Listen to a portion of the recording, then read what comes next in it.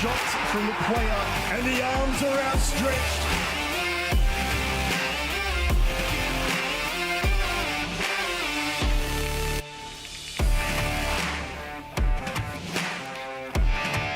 Good evening and welcome to E-League presented by Nivea Men. We're kicking off our 2024 season. I'm going to be your host, Nat T, and sitting beside me, so it's such an honor to say his name. Marcus, you're joining us on the couch this time. Yeah, it's pretty surreal to be here on the other side after not playing, but I'm really looking forward to this season. And lots of good players, big prizes, and just, it's going to be a great season. Yeah, we're going to be info dumping everything about the 2024 season for you very soon, but I've got to introduce the other two people joining us here. Nate, we'll start off with you back again.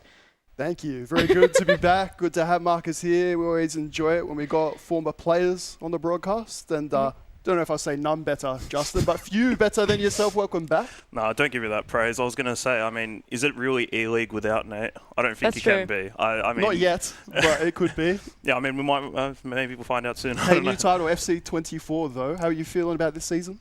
Really excited. All of last year, it was so intense. And then thinking about this year, just wanted to get back into it and just be involved and just, be part of it.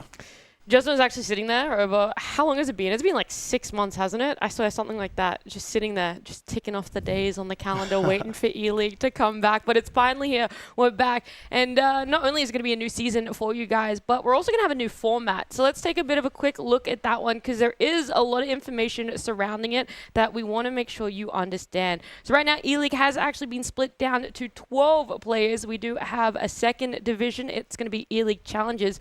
Both of these two are going to be playing 5-week regular seasons, and then after that it's going to be 2 weeks of postseason. That includes the gauntlet, the playoffs, and everything that can come with it, Marcus. But this format change up, it's massive to be going down to 12 players. Yeah, it's really good, and I think just with us focusing on the E-League, I think we can't forget about that gauntlet situation, which is going to be really exciting. I don't want to fast track too far ahead, but that gauntlet of the bottom 4 of the E-League, the top 4 of the E-League challenges is going to be probably my favorite part of this little format.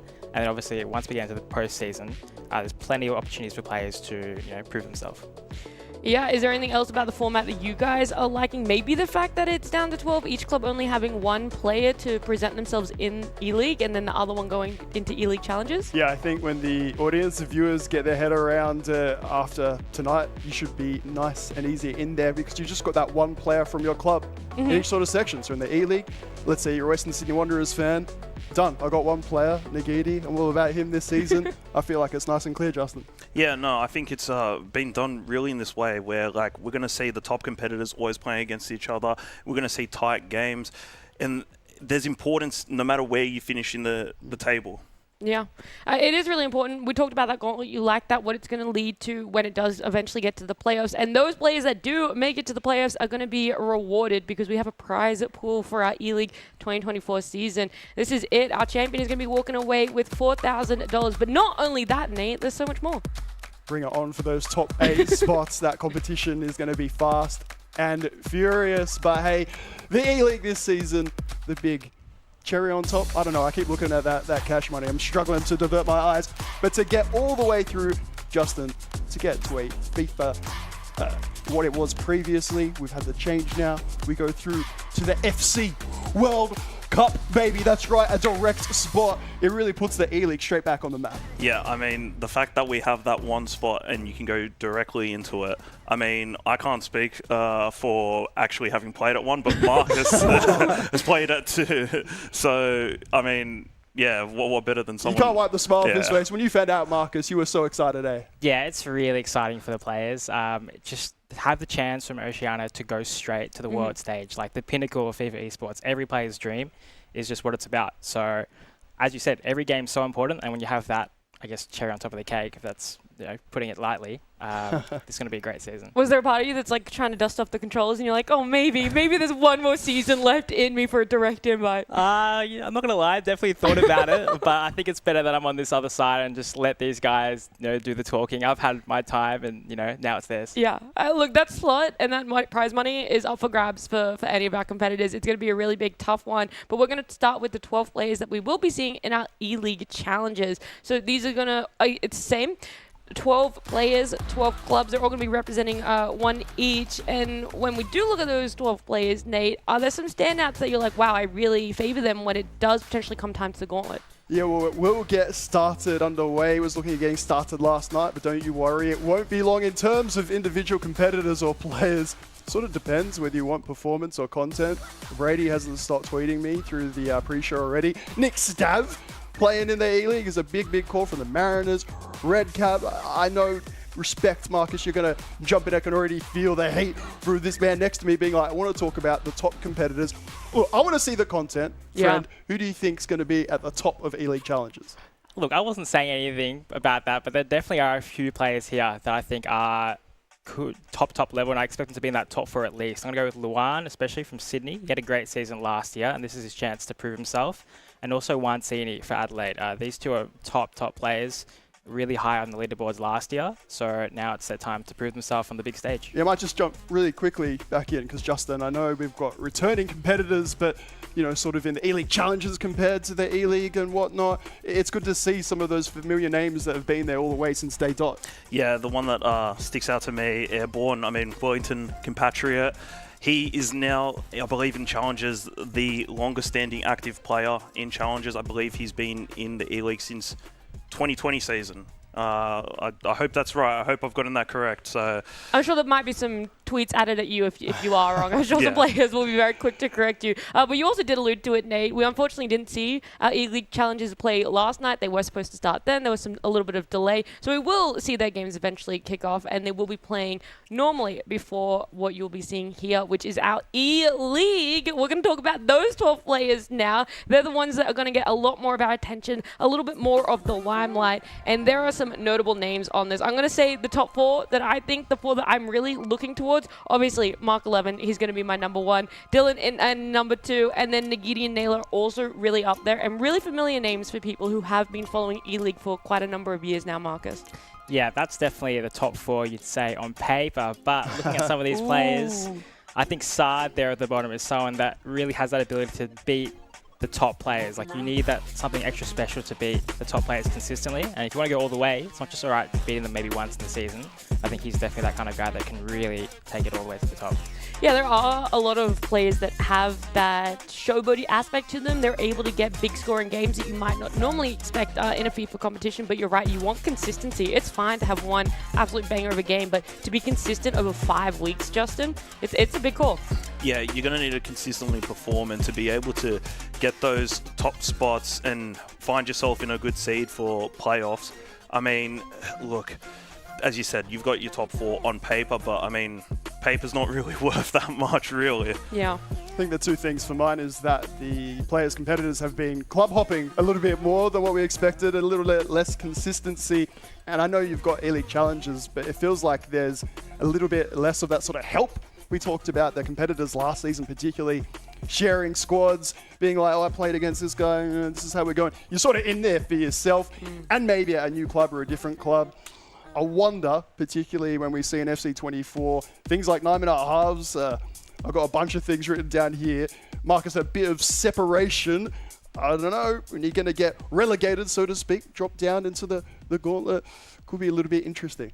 Yeah, it's going to be really tense. I think people aren't really prepared for the 9-minute halves and how tense these games are for such a long period of time. So you're going to see a lot of mistakes, I think, come out of plays and a lot of big moments. And I don't know, I'm just really looking forward to it. I think looking at that top 12, anyone can really make it to the top. I want to circle back a little bit because you brought up something, Nate, that I didn't even really think about. The fact that you still have a teammate, but you guys aren't versing the same opponents anymore. Like, in your eyes, Justin, how much does that change up the dynamic of having a teammate? Are there pros and cons, or do you think maybe just a little bit more cons than it is? Well, look, you lose that aspect of having an actual teammate, someone that you can confide with. I mean, on the weekend, you did see Dylan and Luan. They were basically shown to the Sydney FC fans as teammates, but really, how much will they be confiding in each other about tips and advice? Maybe they will be. I'm not too sure. Yeah, that's something that maybe we can ask today. We can try and see what the preseason has looked like, because I really want to start talking about what's happening this season, and specifically today. Let's check out our schedule, because there is going to be a lot of games for you guys to check out. You could have your pick of any player almost at any time. So there's going to be 6 rounds. Our first one kicking off at 6 p.m. here. I'll tell you right now, we've pretty much picked all the games on the left-hand side of your screen to watch, except for the round 3. We decided we're going to have a look at the Nugy and Nyla matchup there, but there is a lot to catch. It's okay if you don't get all the information right now. When you do look at these, the Marcus, a standout game that you're like, oh, this one could be real spicy. Oh, you did mention the Nugy Nyla game, but I think the standout game for me is that Nugy Dylan round 5 game. You know, we're going to get near the end of the night. These two are, I'd say, in the top 3 of Oceania consistently for a while now. And it's one of those games that we could look back and be like, oh, this kind of decided the position on the table in round 1. So I'm looking forward to that. It's probably going to be the best game of the night, in my opinion. Yeah. And yourself, Justin? Look, I mean, Marcus really did pick the best game of the night. I mean, I let him go first. I let him get the easy one, you know? Yeah, look, I do like Nugy Nyla. I mean, both have been former teammates of Marcus, so, I mean, he would be able to give good insight when looking after that game. But I believe, if I'm correct, Nyla also did play at Brisbane at one point? Yeah. Yeah, so both at different stages in their career playing for Brisbane. Yeah. And then lucky last, Nate, which one is your game that you think is at least an eye-turner? Certainly from last season, I remember every time we do this, we look back and we're like, oh, it's not the one that we expected every time. Every time. There's something, I reckon, with those respectfully like lower ranked competitors or competitors we haven't talked about just yet, and they just have a blinder. Like evenly matched FC for mine, what we've watched competitively so far, with the 9-minute halves and things like that. I will say, Mitch isn't here just yet. When Mitch Austin joins, I'm sure he'll be talking about it. Competitors that weren't taking a time to make a tactical change. Could be down 3-0 really quickly. They just get frustrated. So I'll just keep going. 9-minute halves, Marcus. I'll bring it back to you because we've already had a little bit of a rant of it. These competitors that want to avoid those bottom 4 spots, taking their time, considering it's best of 1, surely. You have to. I mean, like, it's putting it bluntly, but you really need to pause the game. Even in the first half, I think that's something that a lot of players don't do. Is like, oh, I'll pause later on when things aren't looking too great. Yes, you have more time, but you can take that pause in the 20th, 30th minute, change it up. There's so much time before halftime to score and like change the whole aspect of the game. So I'm hoping that players have really honed in on the tactical aspect and really taking their time with these fixtures because it all matters. Yeah, sorry, Nat. To answer then, Sard and Sesto are the two in my mind again. I was like, where are we going with this Mitch one? Austin just would not leave it alone last season. I loved it. Sitting next to him, I think at one of the breaks, it was a little bit of like shudder. I'm like, mate, you've made the point. It's okay. He's like, no, they won't stop. They won't stop. So hopefully this season, those are two to look at to really up their game. Yeah. And that's a little bit then, Muggs, you want at least these two players to try and be more proactive than reactive when it comes to those tactical aspects? Yeah, I think Sesto is one of those players. There's a couple others there that definitely maybe just go with the flow of the game. You can get away with that in past editions, but this year you need to take your time and really think about what's going on in the game and try and make changes and adjustments. Because if you just go with the flow, there are some really top players that will kind of take advantage of that, and then before you know it, the game's over. Yeah, and there's pressure on every game. There's a lot of learnings, big change-ups for this 2024 season. So we're going to see how our first day does play out. We're going to start talking about our first matchup. I feel like that is an important thing to get this day rolling. Sesto and Mark, Justin, you're going to give me all the information I need, right? Yeah, I hope so. No, I mean, look, I mean, it writes itself. Melbourne derby. Mark, I mean, won the E-League last year. He unfortunately, agonizingly so close to being world champion. It's like... Hang on, what happened? I missed it. I thought they just called it a draw, right? Because there's no way they could have possibly just proceeded. I'm moving on. If you haven't seen the video, go watch it, because as you can tell, Down Under, it still will get us tilted for a while. But hey, if we can attempt to move on to FC24, Justin, it's a chance for Mark 11 to really just come out firing from the get-go. Yeah, I mean... If I'm correct, I don't think there has ever been a player in the individual E-League that has gone back-to-back, ever. And we had this chat last year. I think Marco was like, but I kind of did. yeah, So, hey. I know. I literally looked at that today, and I'm like, yeah, but like, Did you? yeah. Look, I mean, This was around the time where it was different consoles, right? That's what you're talking about. There's a lot of changes Yeah. and whatnot. Hey, Nowhere it, near was, as it was streamlined. different times, but you got to put a bit of respect on Marco's name. I think technically he did go back to back, so I'm gonna shout out one of my fellow boomers and just say, hey, I think he did go back to back, but you're right, Mark can definitely. It's like an honorary back-to-back. It We'll is, give it to him. and That's he what had we're the quality for it, but yeah, Mark can definitely go back to back. And as you said, like he wants to get back to the World Cup. It's just straight up. But his only goal is with Melbourne City, get back to the World Cup and try and go one step further. How great to see him getting all the promotion. Again, fully deserved. Anyone that can go all the way to the grand final. Oh, I actually gotta like swallow this like anger there and be like, it was a very good achievement to get to the grand final and penalties. That was a very good achievement. Actually, that riled up about it. He can just really use that as like a launching pad. Justin, although it didn't go his way, what about all the people that got on his side? Everyone on social media getting around it. Everyone all of a sudden was like, oh, Oceania. That's right. That region that's had the like of Marco and whatnot. Now Mark 11 continuing that fine tradition that we got here. some would argue that what actually happened to him would benefit in the sense of being on the, being in the other position of like winning, but like it's controversial. I mean, obviously, I think Mark doesn't really care if it comes out more beneficial. He would have wanted to win. It doesn't matter. He got the giant check. He was pretty happy. Yeah, yeah, that too. But no, look, I think first game he's got to look to win it. That's nothing else. Yeah, he's done a lot, right? The fact that there is that direct invite up for grabs, I'm sure he's maybe not feeling the pressure. I don't want to speculate about that. I don't think that's what's necessary about him, but it's like, this is what I've been able to do. Now I really want to reap the benefits of what we've been able to bring to this region. So it's a big matchup for him as well, Sesto. We talked about it. You've hinted towards what change-ups you would like to see him play. These two are going to be commentating it, so I want to hear a little bit more from you, Marcus, before we're going to be out of here. Yeah, I wanted to talk about Sesto because let's not, just kind of push him to the side here and say he's going to lose the game. Yeah. I definitely think Sesto's a great player, and I've been checking the ladder this year, and he's had some great results in the ladder. He hasn't gotten too far in the qualifiers, but the qualifiers are just brutal. I like to see Sesto kind of build himself into this game. Longer halves. This is Mark's first comp game since earlier this season. Right. So there's going to be natural nerves, and you want to get off to a good start. And, you're thinking, I've got to win this game. Maybe I can try and get some goal difference, this and that. Sesto goes 1-0 up early, and everything kind of changes, keeps the ball, keeps the tempo slow. So I like to see him, it sounds bad, but I like to see him kind of frustrate Mark here a little bit, make it as hard as possible, because the longer this game stays close, the more pressure is onto Mark. Yeah, so you reckon his game plan should be get in there, try and attack early, and then just deny the ball possession from him? Yeah, we'd call it a bit of a park the bus situation. But Sesto has a lot of great attacking talent, I think. I think when people have watched him, he knows how to score goals. Yep. It's more so about the other side in terms of defending. So his route might just be to attack, and just try and outscore Mark. I wouldn't recommend it, but I hope he proves me wrong, to be honest, because, we all love an underdog. Yeah, we really do. Do you think the 9 minutes benefits either or do you think both of them might actually struggle with these new 9-minute halves and it's going to be the first official too, so it's a little bit of everything building up? Yeah, I think I'm already a broken record from my little serving earlier of the frustration. Do you see it any other way, Justin?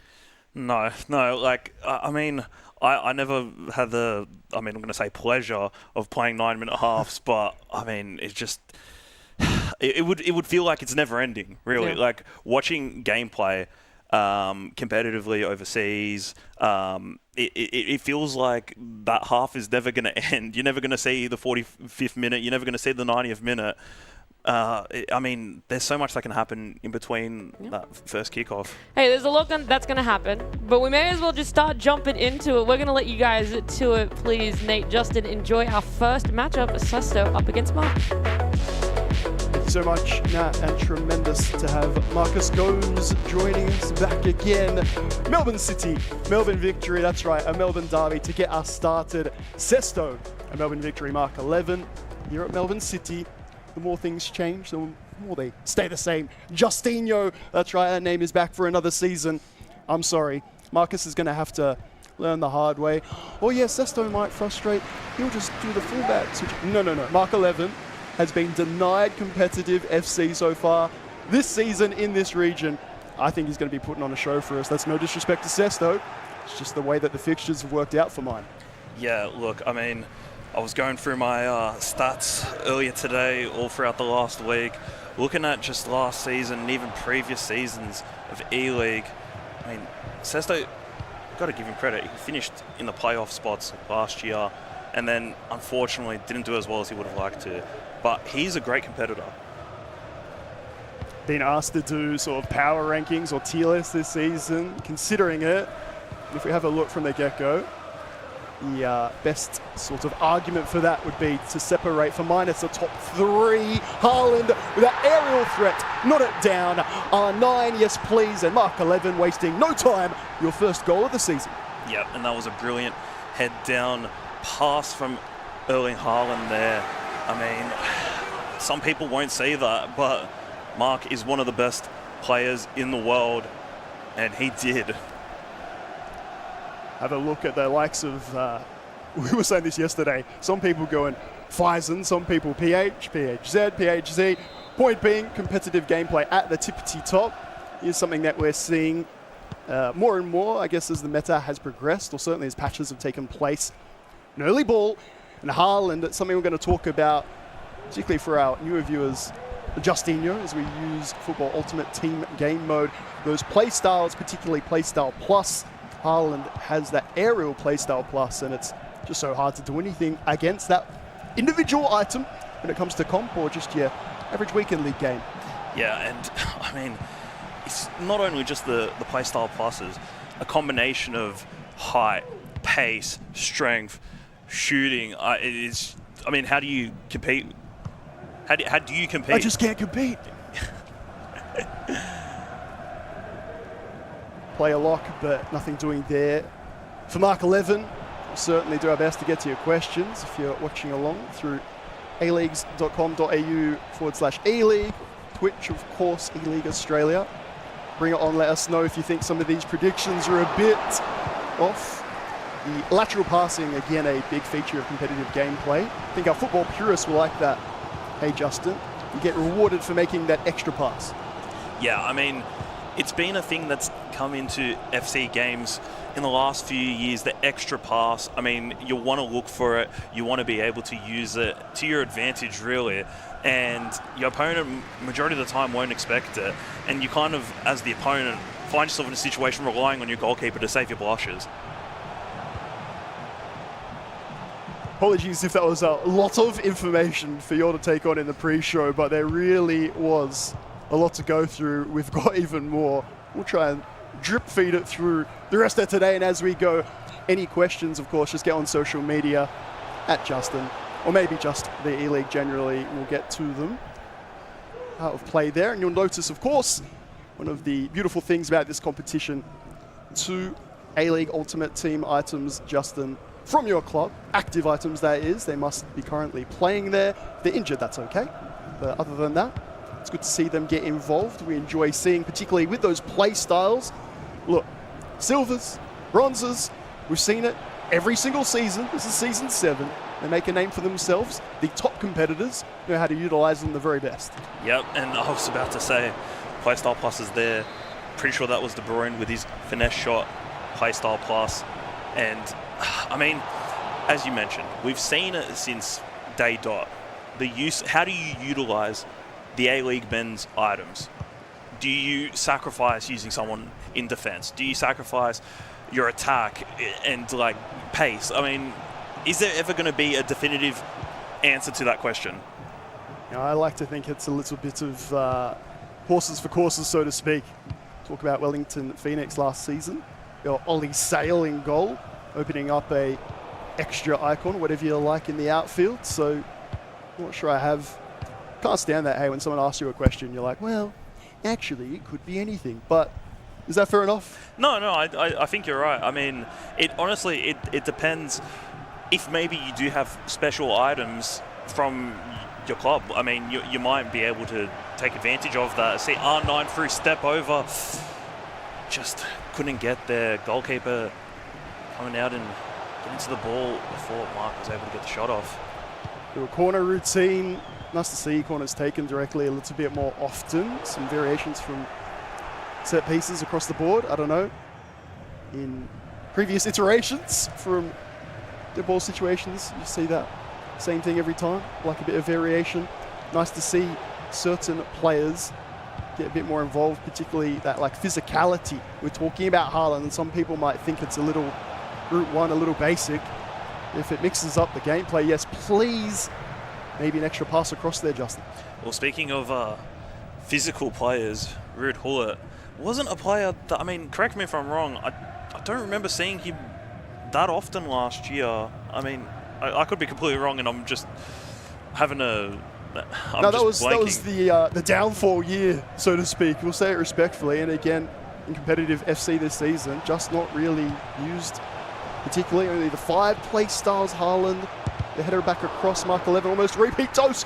Goalkeeper goes to ground, but Sesto will scramble. No, it's just not really been his year. He's got that power header play style plus 4-star, 5-star, but doesn't even have like high defensive work rates, which for a centre mid, CDM, whatever you're looking at, I think it's fair enough to see some of the other players. You got to get used to it, of course. How wonderful to have competitive A-League and women's players, Butelas and friends getting involved. That's a centre mid you might see a bit more in place of it. Will we see Team of the Year Sam Kerr be used by anyone? I mean, I certainly use her item at home, and I mean, the stats on the item, I mean, you can't complain. It's great to see an Aussie with such a high-rated item. Great ball across from Sesto, by the way, but the header abysmally off target. He was a bit bewildered. Great to have the player cams. I was wondering if we're going to see a big finesse there. Rebound and offside as we tick on towards the end of your first half of the first game of the season. 6 rounds of your first match day, so your favourite players and yet involved, your favourite club, won't have to wait too long at all. You heard Marcus in that pre-show, preamble, talking about if Sesto can just frustrate his opponent. Justin, I just don't know if I've seen that from Sesto ever in terms of possession play. The fullback switching, we're not a big fan of. A little bit off-kilter. Shot towards Van der Sar, nothing doing. Again, Sesto, incredible attacker. Scored some of the best goals we saw maybe in the history of the A-League last season. He was that good. But defensively, in terms of that mentality, it's maybe where he can look to improve. Yeah, and he's already had a couple chances in this first half. One possibly here early in Haaland across the box. Just can't find the player at the back post. But, I mean, you need to be taking these chances that you have against Mark. If you're not, you're going to find yourself very quickly down by a few. And then what do you do there? Do you start to panic? And we've already spoken about this before. I mean, when Mitch comes next week, he'll certainly talk about it. Haaland with the header down, Mbappe with the finesse, and that's 2 for Mark 11, and finds himself a goal right before the half, Nate. It's a way to do it. Rinse and repeat, baby. If it were the first time, second time is twice as nice. Haaland in the air. Unbeatable. Mbappe will finish that all day.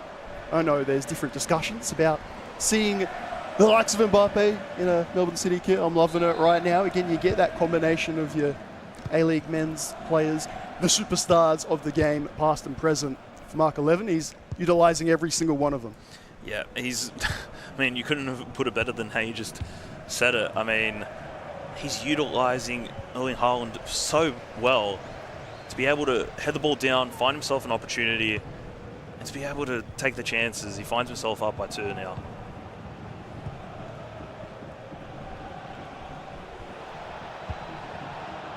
And he gets the opportunity that Sesto, that is, with Hullet before the break. KTB, lovely pass inside. Really good defending. Mark bringing Virgil across there.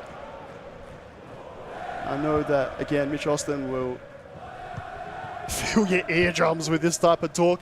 Great defending. Don't worry about the goals that were scored. Loves to see the manual defending and crediting that. That was very well done for Mark 11. Himself might get a chance here. Looking for 3. You know who's in the middle. Doesn't want the cross this time. Hutela still going.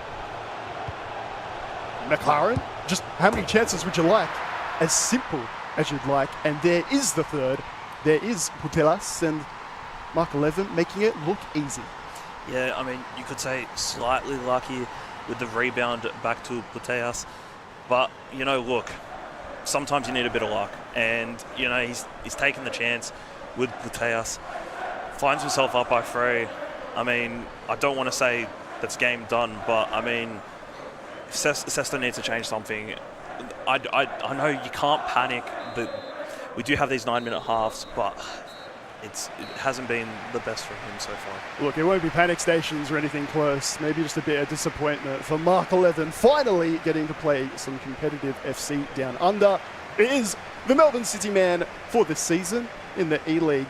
3 goals to the good. Would love to see not just what changes are made, but if indeed they take them. Sometimes, Justin, the halftime break or a pause during gameplay, it's just that mental refresh, if anything. Yep, no, exactly. I mean, I used to try to think of utilising every stoppage in play, every halftime, and just, you know, you got to like refresh. Even if you're down by a couple goals, you got to just calm yourself. Think, look, I may be down 3, but there's every chance. If I take my chances that I had in the first half, this could be a very different game. You can see there as well, of course, those A-League men's foot items. McLaren getting a run at right centre mid. Lecky at right back. And I haven't mentioned formations, Justin, too much yet. I wonder if I will this season, full stop. Because there it is for you. 4-3-2-1. That's what we've been playing against every single game this season. Are we likely to see much else apart from the sort of pedal to the 4-3 at the back in the most alarming scenarios? No, I don't think we're going to see many different formations really throughout the season. I mean, there's a reason why we're seeing both competitors using the 4-3-2-1. I mean, it's so effective. And just something I wanted to point out very quickly.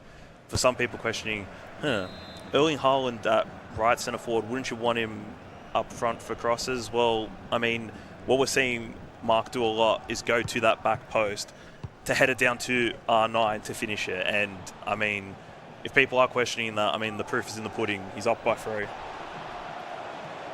Like that from you, Justin. Good mention on the turn there. R9, but still going. Keeper goes down, and that is someone just spamming shoot. Good to know what happens at the top level here, down under as well.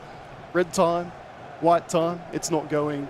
And there have been those few half chances for Sesto, but I don't know, nothing I'd describe as like a golden. Can't believe he's missed that just yet. Yeah, I mean, off the top of my head, the one that stands out is there was a pass he had across the box.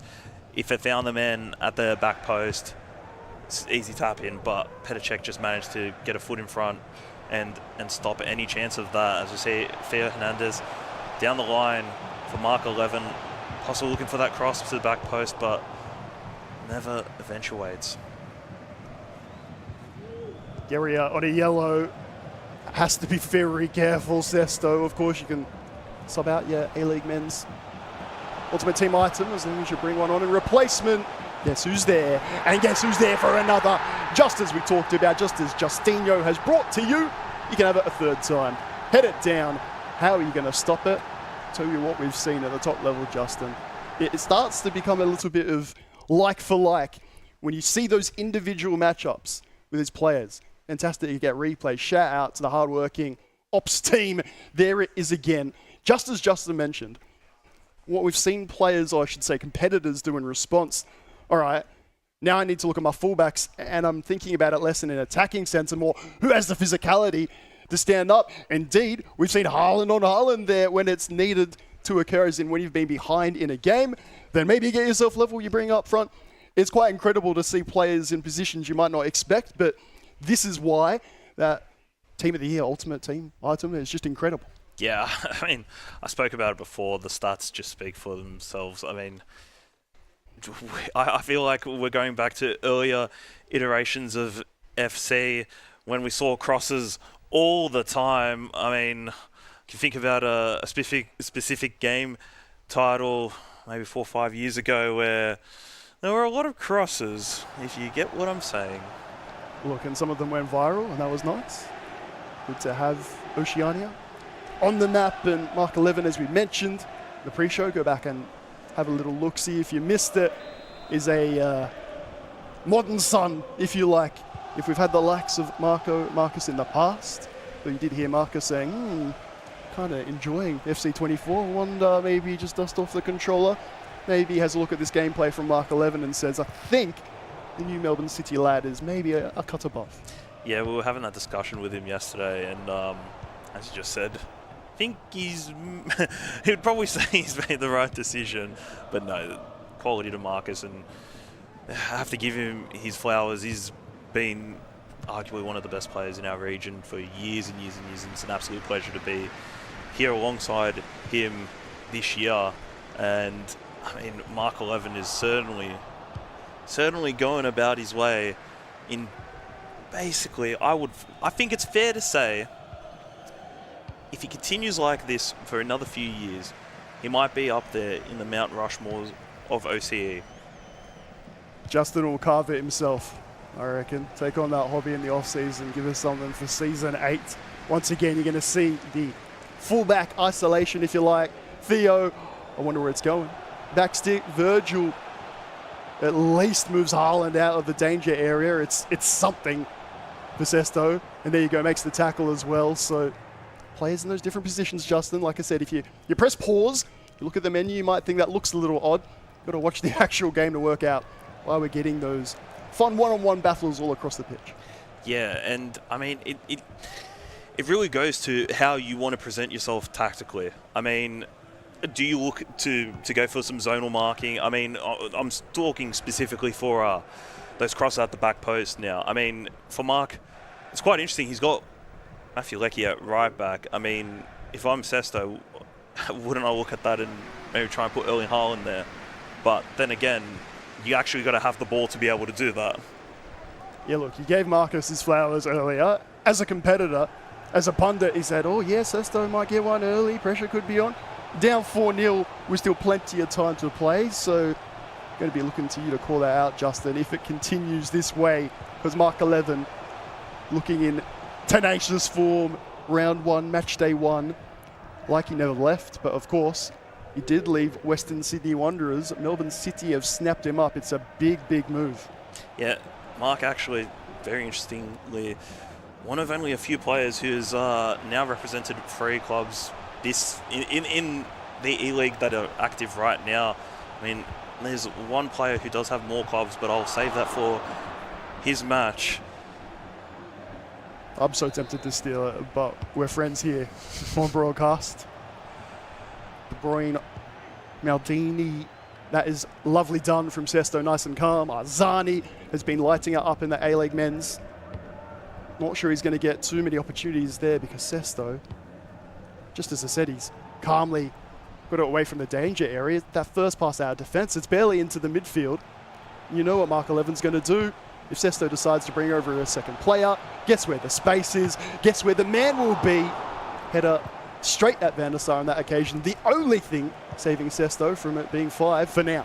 Yeah, and the reason why Mark didn't go for a header down to maybe an R9, that he just wasn't there. Didn't have that option like he would here, and once again, just can't get the ball. Maybe Sesto doing a little better than he has in the past half, being able to cover those crosses at the back post. I'm going to make sure I stick by what I said in the open, and if it's not an official tweeted power ranking can be talked about here. There are tiers, there are grades, and to compete with the very best, I think 9-minute halves, a bunch of other things, the way that the meta is unfolded. We're going to see that separation for mine. Have a look at Mark 11, Dylan, Nagidi. For mine, that's a clear top 3. There is a benefit for the top 2 of the E-League, but as I said, there's a lot of info for you all to take on. So hold on and just have a look at the standings as they unfold. Obviously, to be top, get that top 2 spots, what you're looking at. Don't drop down into that bottom 4. Area doing very well there to stop that pass down the line. And yet, I feel like I've said his name enough. Mitch Austin, the former Melbourne Victory A-League and E-League representative. Is he sitting at home yelling at his screen, being like, you're down 4-0. Why haven't you paused? Why haven't you made a change? You've got even longer to do so this season. Yeah, I have to agree with Mitch. Well, he hasn't said it yet, but we assume so. We assume so. I mean, look, me personally, I do like to try and make subs. I mean, even in a 6-minute half, I try to make subs maybe in your 65th, 70th minute just to get fresh legs out there and to be able to apply pressure to my opponent if I'm down by a couple. Even if I'm up by a couple, you want fresh legs out there. That's why you have substitutes. Something that you can apply, of course, if you're playing your Foot Champs Weekend League. I'm going to call it that forever. I've been played 80 games once upon a time the weekend. It will be Weekend League to me. Cross Verges there once more, and there we go. That player being brought across has worked very nicely for Sesto, and yet, in attacking sense, still nothing, I want to repeat and say clear cut, but sort of, yeah, what's the game plan? Now Virgil at left back has to run down the line. It kind of works out. Unfortunately for Sesto, that pass does not, and he's incredulous. Yeah, you can see by his reaction. I mean, as you just pointed out, it seems to not just be going his way today, unfortunately. But I mean, it's only first game. You're playing with a former champ, so I mean, there is plenty of opportunities to be able to find yourself up the ladder. And green beam, Erling Haaland for Mark 11. I mean, far post, he's done it again. Mark 11 enjoying the longest sip of water I think I've ever seen in the E-League before. Finishes that bottle, finishes off this game, and he does not bottle his opening game of round 1, match day 1. He is in supreme touch and had that little feeling, a little bit more than that, to be quite honest, after talking with these competitors. Just raring to go, Justin, waiting to show after that, I guess, international heavy start. Like, that's the way it worked out for him. Being the runner-up last season means he got direct qualification for FC24 international events, which was fantastic to see. But a little bit rough for him in terms of wanting to develop and find his way through this title, because of course every edition has its tweaks and differences. He's ready, he's uncaged, he's let loose. The driven pass across only finds Maldini. You wouldn't want to be coming up against him next, or maybe ever. To be honest, round 1 is going to be the worst time to face him, regardless of what happens on our ladder, Justin. That's just not what you wanted to see. You do feel for Sesto a little bit. Yeah, I mean, let's just put it like this. I'm happy I'm sitting in this chair and I'm not sitting with a controller anymore. Let's just put it like that. Wonderful to have former competitors with us. Just Man United, as you might have known him. No need to talk about them at all this season, in or out of the league. That was the most pained laugh from Justin ever. Ball across. Haaland, I think that's the outer side of the net indeed. So Mark 11 will get one more chance from the corner. Swings it in. No harm, no foul, unless Sesto can get away with Mbappe, and he cannot. The Melbourne derby goes the way of Melbourne City, and Mark 11, little cheeky celebration there just to let you all know, if you forgot, who is the defending champion. Sesto just gets that webcam straight off. Has another game tonight, of course, Justin. You got 2 throughout. We wanted to talk about Mark 11. Marcus wanted to talk about Sesto a little bit. Let us know your thoughts when you come back, champ, because Mark 11, it was, what, a 5-star performance would be the cliche to roll with, Justin. Yep, 5-star, 5 goals. And a lot of them all come in the same way, really. Utilising, I mean, the height, the strength. I could go on all day about Team of the Year Erling Haaland, but I won't. Oh, we will. I won't personally, but I'll leave that for you then. You can't leave him out of the conversation. Looking forward to seeing what competitors do defensively. The Virgil matchup, when he switched across, again, unfortunately, Sesto couldn't score, but he certainly stopped that tactic midway after 3 or 4 goals. Yeah, I mean, I kind of just wish that he'd realised that maybe 40, 50 minutes earlier, but what can you do? Like, it is the first game. You are coming up against Mark. There are multiple other games, multiple opportunities to be able to, I guess, find yourself further up the ladder. But look, Sesto is a great competitor. And I mean, as you said, I mean, you don't want to be playing Mark first game of the season. So I think for him, he'll just be forgetting about this and moving on to his next game. So it has to. The webcam was off, and of course, we've got those simultaneous games there's sort of little breaks here in the E-League, but the action never stops. Have a look at what's unfolding there. And friends, we'll be back with round 2 after this short break.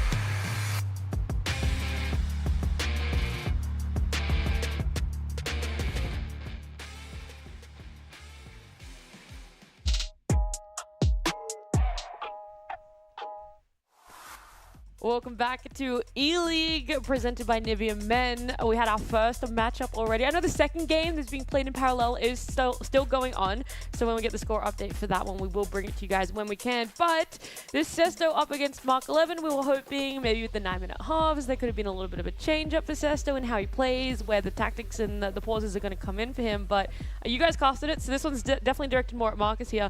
Sesto kind of let you down in that regard, because you really wanted to see that as the biggest change for him with these 9-minute halves. Yeah, I mean, he started the game quite well, but then as he got into it, I think he just didn't take his chances. And then, well, Mark took his, and then he made some defensive changes, I think too late. He moved his Van Dijk to left back, but it was already 3-0 at that point. I would have liked to see him start Van Dijk at left back and just try and see the game out, because Haaland, as always, is going to be a continuing factor as the X factor in these goals. And I just would have liked him. I know he had that idea, but I just wanted to see it executed earlier. Yeah, well, look, Mark 11, his execution, though, absolutely flawless. And because we did get a victory with him, he is going to be joining us. Going to get to have a bit of a chat. So, Mark 11, bring him on for our interview. Mark, hello. How are you doing? I'm great. How are you? Yeah, I'm really good, thank you. I want to ask, it's been a while since I've talked to you. Obviously, a lot's happened, but kind of run me down the past 6 months of what's happened and your lead up to coming back into E-League here. It's been, I wouldn't go as far as depressing, but I do think about it every day here and there. It's like obviously $250,000. It's a trophy. It's a lot of stuff that goes with it, but yeah. What can you do? It's the game. We're here again. Try hopefully make it. That's it, really. Yeah, I mean, you had a fantastic game here. Was this the beginning that you expected? Were you expecting it to be this 5-0? And, I mean, it looked like a very easy game from your half. To be honest, I don't think I've played that well. Like, I'm sorry for people that watch this play style. It's not my fault. It's the game's fault. Like, if you don't play, you're not going to win anything. So, like, unfortunately, this is what you have to do. But yeah, it's not like you guys saw last year. I was very skillful. People play far at the back. I played forward at the back. But now it's cross and hope you score. So unfortunately, you can't do much about that. But yeah, I didn't play that well in my own opinion, to my standards. Hey, I like that you have higher standards, because it means we're just going to see more progression from you throughout this season. But speaking of this season, do you like the split up, the fact that there's only 12 competitors for who you're going to have to go up against in this regular season? Yeah, of course. Obviously, it'll be a lot more competitive. Obviously, no disrespect to the other players, but this will be the games will be a lot tighter, which is obviously a good thing for the viewers, especially for the players too, to like focus in more and not just like lay back when they're 15-0 up in 10 minutes. Yeah. And is there a specific player that you think is going to be the toughest challenge this season for you? Oh, I absolutely hate him, but it's Nugy. He's just good. Like he's just good. He was my teammate last year in Wanderers, and also we did it at the LAN event. We were both good together, but he's very good this year. As much as I hate to say it, but yeah, he's good. Hey, props where props is due, And before I let you go, I have one other question: is how has it been coming over to Melbourne City for you? Good. It's my first 4 years. My first team that I've joined in Melbourne. I was with them for the game on the weekend. They had a nice facility, nice hospitality. So I'm grateful for that, and hopefully we can bring in the trophy home. I love it, Mark. It's always a pleasure to speak to you. And look, congratulations again. First on the board for you. So thank you so much. Thank you very much. See ya.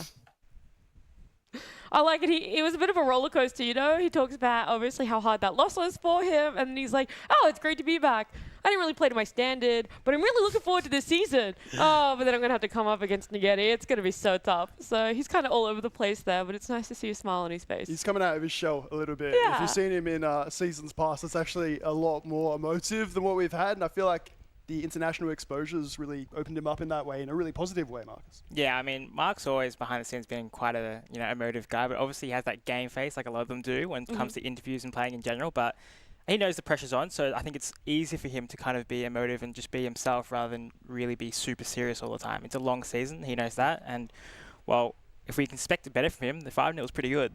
Yeah. Yeah, we talked about how, maybe E-League Challenges was going to be where the content is. I don't know. The way Mark 11's interviewing, the way he's playing, there's a lot of content there. Do note with our other matchup as well, Paddy and James King, that's going on, I think it was 6-6 was the final score. So Wow. you were right, Nate. At the start of the show, you said it's always the game that we least expect is going to be the most impactful, the spicy one.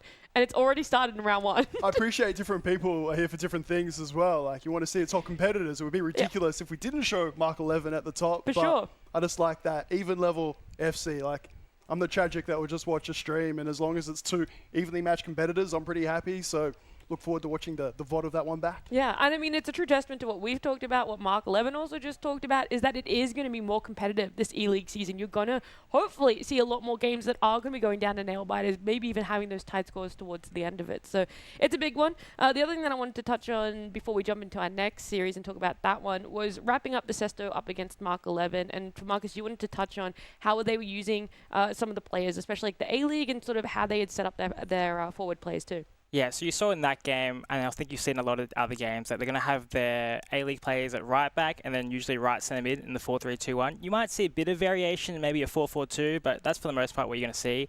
So you're going to see a lot of mismatches. You're going to have Mbappe running right on that left side in a lot of these games. So it's really going to come down to a skill battle and who can really defend the best and really help out the A-League player against, obviously, Mbappe, probably the quickest footballer in real life. So it's going to be tough, and I want to see what Nugy and Fardy also do with these next matchups as well. Yeah, well, then let's start talking about them. I mean, Mark 11 already gave his testament to how good of a player Nugy is there. So how do we expect this match specifically to be going, Justin? Look, they're two brilliant players. I mean, they both went to London last year for the OCE. They won they both qualified through the OCE Pro Open. I don't think they. I mean, correct me if I'm wrong, anyone. I don't think they did particularly well. No, they did all right. Nugy was close. Fardy struggled a little bit, but they didn't get out of Swiss. But, I mean, when you go over there, it's really tough. You're going over with not much practice compared to the Europeans. And It depends if you mean results versus sort of gameplay and how they competed. Nugy certainly looked like he was at the level, if that helps. See, this is what I want Marcus this year to correct me if I'm wrong, as I did to Nate multiple times last year. We now just defer to Marcus. Yes. No, You say something and then you just look at me like, right? Yeah. No, but really, I mean, I think they're two of the best competitors. I mean, Nat, you were talking about that top four, Dylan, Mark, Nugy, and Nyla. I think Fardy is just around there. I think he's just in that 4-5 possibly. You could even switch him out for a couple players. So Top of the middle pack is what you're saying. Is exactly. Where you place him. Yeah. All right. Well, then that's gonna be good. Do you think they're gonna be running anything different in terms of setup, players, squads to what was present in the first series? No, not at all. I think it's going to be pretty straightforward for a lot of competitors this year. I mean, as Mark spoke about, he spoke about the meta of the game, and I think you're going to see that for a lot of competitors. Okay. All right. Do you want to do bold predictions? Because we didn't really do it for the first one, but I want to know where you guys are laying, if you think it's going to be very heavily one-sided, if you think we're going to see maybe more of an even matchup, because the first round was very one-sided, and then the other game was dead even. So are we going to get something a little bit more in the middle of the pack with these two competitors? Go on, Justin. What are you thinking? Put yourself on the line, mate. Just say it. Don't say don't be like, oh, I think, or maybe just full send it. I'm going to Fardy win. I think Fardy's going to win. I'm going to go never mind about Justin's predictions. 0 for 1. Marcus, you were saying that Sesto was going to compete. I was saying, what are you talking about? Mark 11's going to fire up. I'm 1 for 1. I'm saying again here, Nugy has increased in quality as the season's gone throughout. Fardy started on a blinder, but I think he does drop down into that middle tier. Yeah, I mean, Nugy has won every qualifier this year in OCE. So if we don't pick him to win this game, it's kind of like a testament to, I guess, we don't really rate him or something. So Nugy's going to win this game. So you're saying that Justin doesn't rate Nugy? No, Justin, how did you say that? I'm surprised you didn't do that. No, I didn't represent MacArthur last year, and I really want Fardy to win this game. And he's definitely got a chance, but I think Nugy's quality is going to shine through, especially that last maybe 20 minutes of the game, if it's still close. I think Nugy's got the experience and what it takes to really ice out the game. But I expect Fardy to have a good start here. I think he's not going to be nervous. He's just going to play his game, and he's also a great attacker. Yeah. Do you want to quickly finish out your thought on why you think Fardy's going to take it, even if it is a close one? Well, we're talking about bold predictions, and mine just got shot down. So, I mean, what else do I have to say? That's true. That's the only defense that you really have for yourself. But our round 2 game is already good. Nugy up against Fardy. Please, Nate, Marcus, takes away.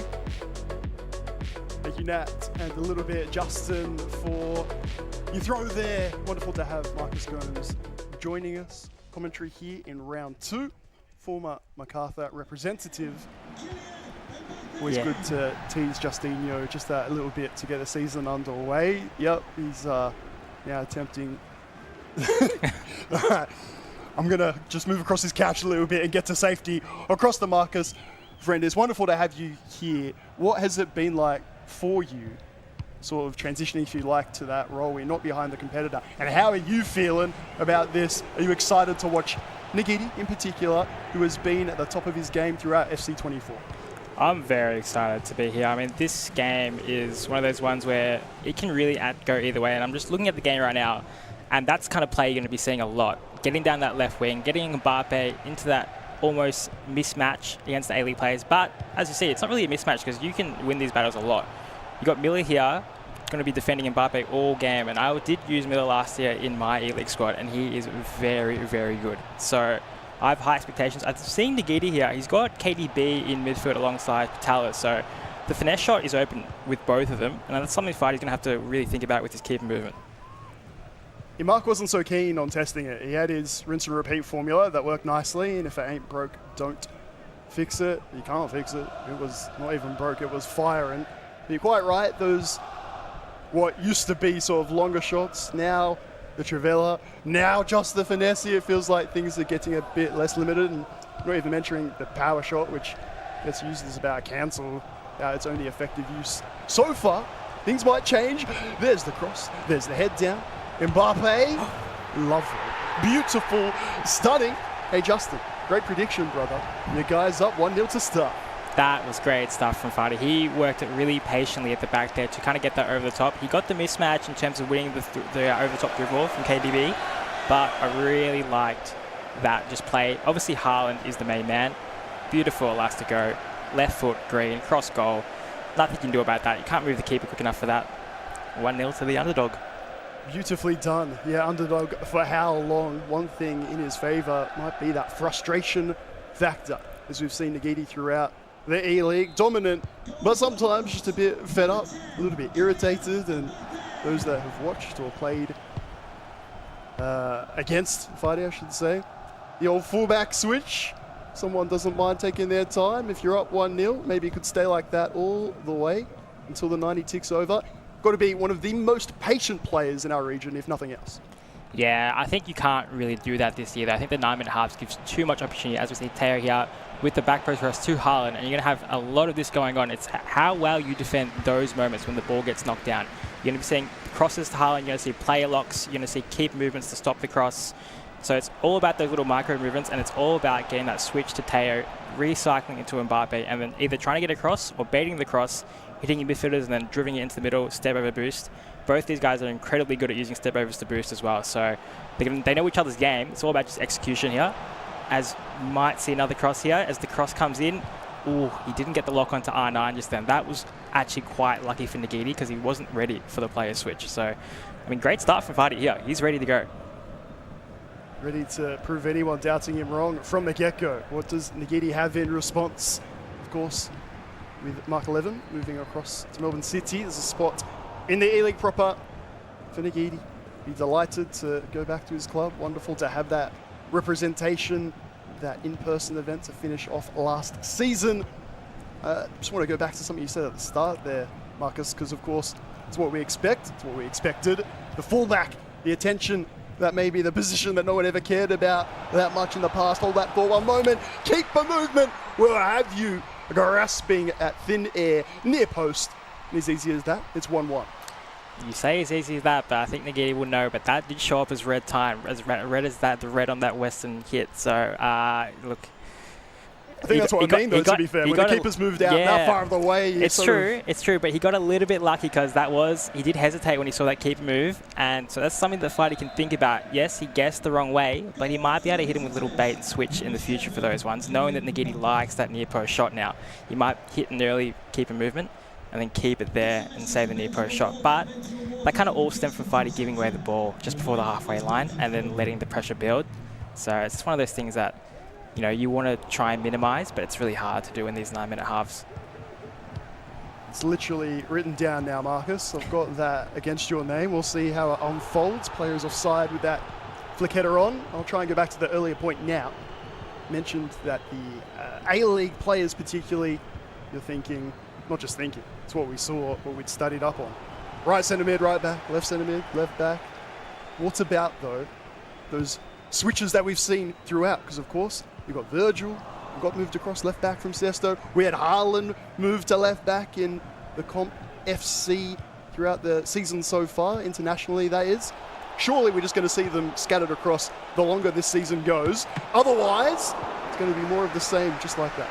Yeah, I think that's a great save from Czech. You're going to see a lot of that, and I think both these guys are going to just almost ego test and say, I'm not moving Teo Hernandez from left back because I can score more goals than you, and they're both thinking the same thing, and you're going to see a lot of that all season long. I don't think you're going to see switches to Van Dijk to left back and such until later in the game. I wouldn't be surprised if these guys have basically mirror matched the tactics and have another setup where Van Dijk is left back, so they can transition him maybe before half time in big moments of tension and not needing a pause. But you're going to see a lot of this. Teo Hernandez is going to be very busy on the ball all season long, and so is Haaland with these knockdowns as Arnon gets the ball in the box. Elastico, that was unlucky from Vardy. He elasticoed straight into one of the AI defenders, but in saying that, that was perfectly blocked off. I mean, there was nowhere to go there. He was kind of hoping just to find a little bit of space and probably hit a green across, but that's twice now he hit that normal Elastico too. So that's something for Nugy to think about, that Vardy likes hitting that L1 stop Elastico. I want to see if Vardy hits a reverse as Teo heads the ball out of bounds, unfortunately. We're talking about that as an eventuality, though, that the cross is going to come in. Before that, you mentioned Vardy with some excellent pressure. Is that something for Nugy to look at in this game or for other competitors throughout the season? Don't let it get there in the first place. If you want to sit back, if that cross is going to eventuate, is it better to try and get that second man across, do anything you can to try and prevent it? Definitely, and it's really interesting as Haaland gets busy on the defensive end. It's really interesting that Nugy is using Rio Ferdinand at left centre back too. So you'd think you'd want to use Van Dijk there to try to help out Haaland, but maybe there was a bit of a switch up in tactics of what Vardy's doing, and he was going to play on the other side. As you're also going to see that Teo can jump. He may be only 6 foot, which is definitely tall enough, coming from a 5'7" guy, but Teo Hernandez has 99 jumping. He can definitely jump, and he can also pass, but that's unlucky. But obviously Haaland is Haaland with aerial plus, so you're not going to be seeing Teo really bail you out a lot. As one of the first players picked, of course, for this A-League season, unlocked accounts, and then you're using 2 A-League players from your club, but different events throughout the international season, that drafts and whatnot. There's that little near post beta Marcus was talking about, but there is the poison class of Nugy. All right, I've got other moves. Back stick and across. This time Haaland will finish it off. No worries there whatsoever. That's just unbelievable vision from Nugy. I mean, to borrow, recycle, and then most guys are thinking he's going to step over boost, maybe go for a shot, try and dink it into Haaland, get a knockdown. That vision to see this back, to not shoot there initially, to reverse, to not pass it to R9, and then to cut it back. Assist from his A-League player, then Barallo, and I think that, correct me if I'm wrong, could be one of the first assists of the night from an A-League player. And you're going to see them getting busy from right centre mid, because most of these guys will have them at least on balance, not on stay back. They'll probably have them on get in the box in the 4-3-2-1 instruction, and well, there's your get in the box instruction right there.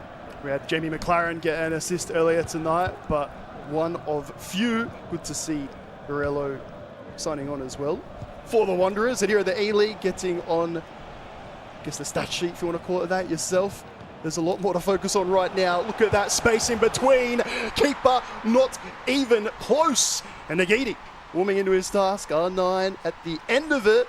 It opened up like the Red Sea. Yeah, and this is where the experience comes through, because Vardy's obviously just copped a goal after having a couple of chances before and early in the game.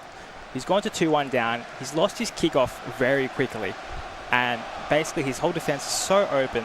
There's basically stretched the pitch on the left-hand side.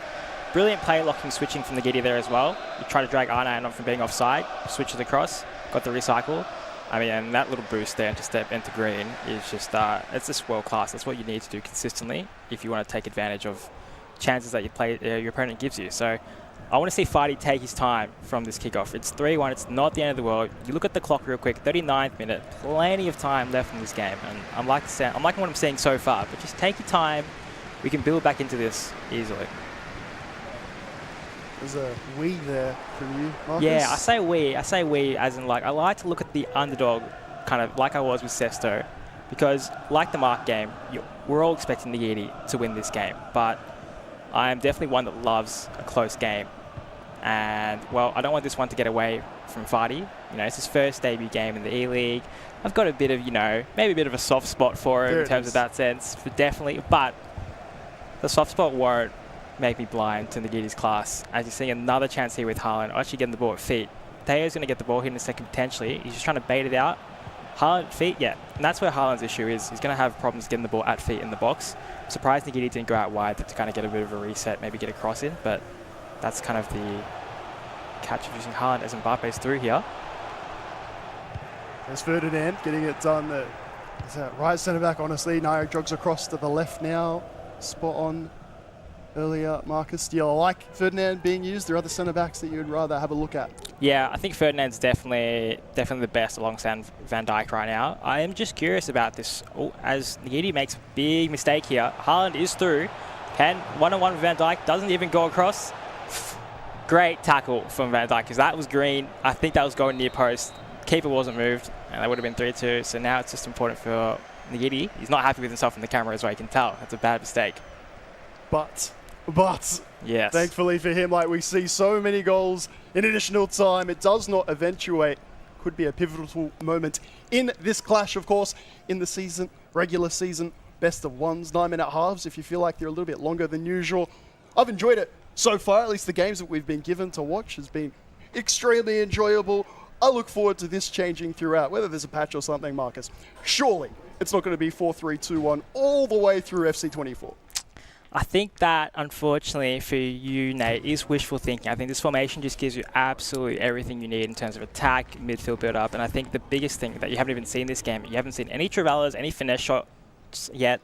So when these games get tight, this is when you're going to see Patalas and De Bruyne hitting those finesse shots and just testing whether they're going to green them or not and move keeper. So it's one of those things that I would like to see Fardy, especially with Patalas from that recycle, I'd like to see Fardy hit a Brawl Travella and see if Nugy will move keeper. And if Nugy moves keeper, you can also hit it near post as well. So if you're struggling to break down or you're struggling to kind of get that quote-unquote easy goal with the Haaland knockdown, you need to bring this variation into your game. It's obviously still plenty of time, but you do need to find 2 goals here without conceding.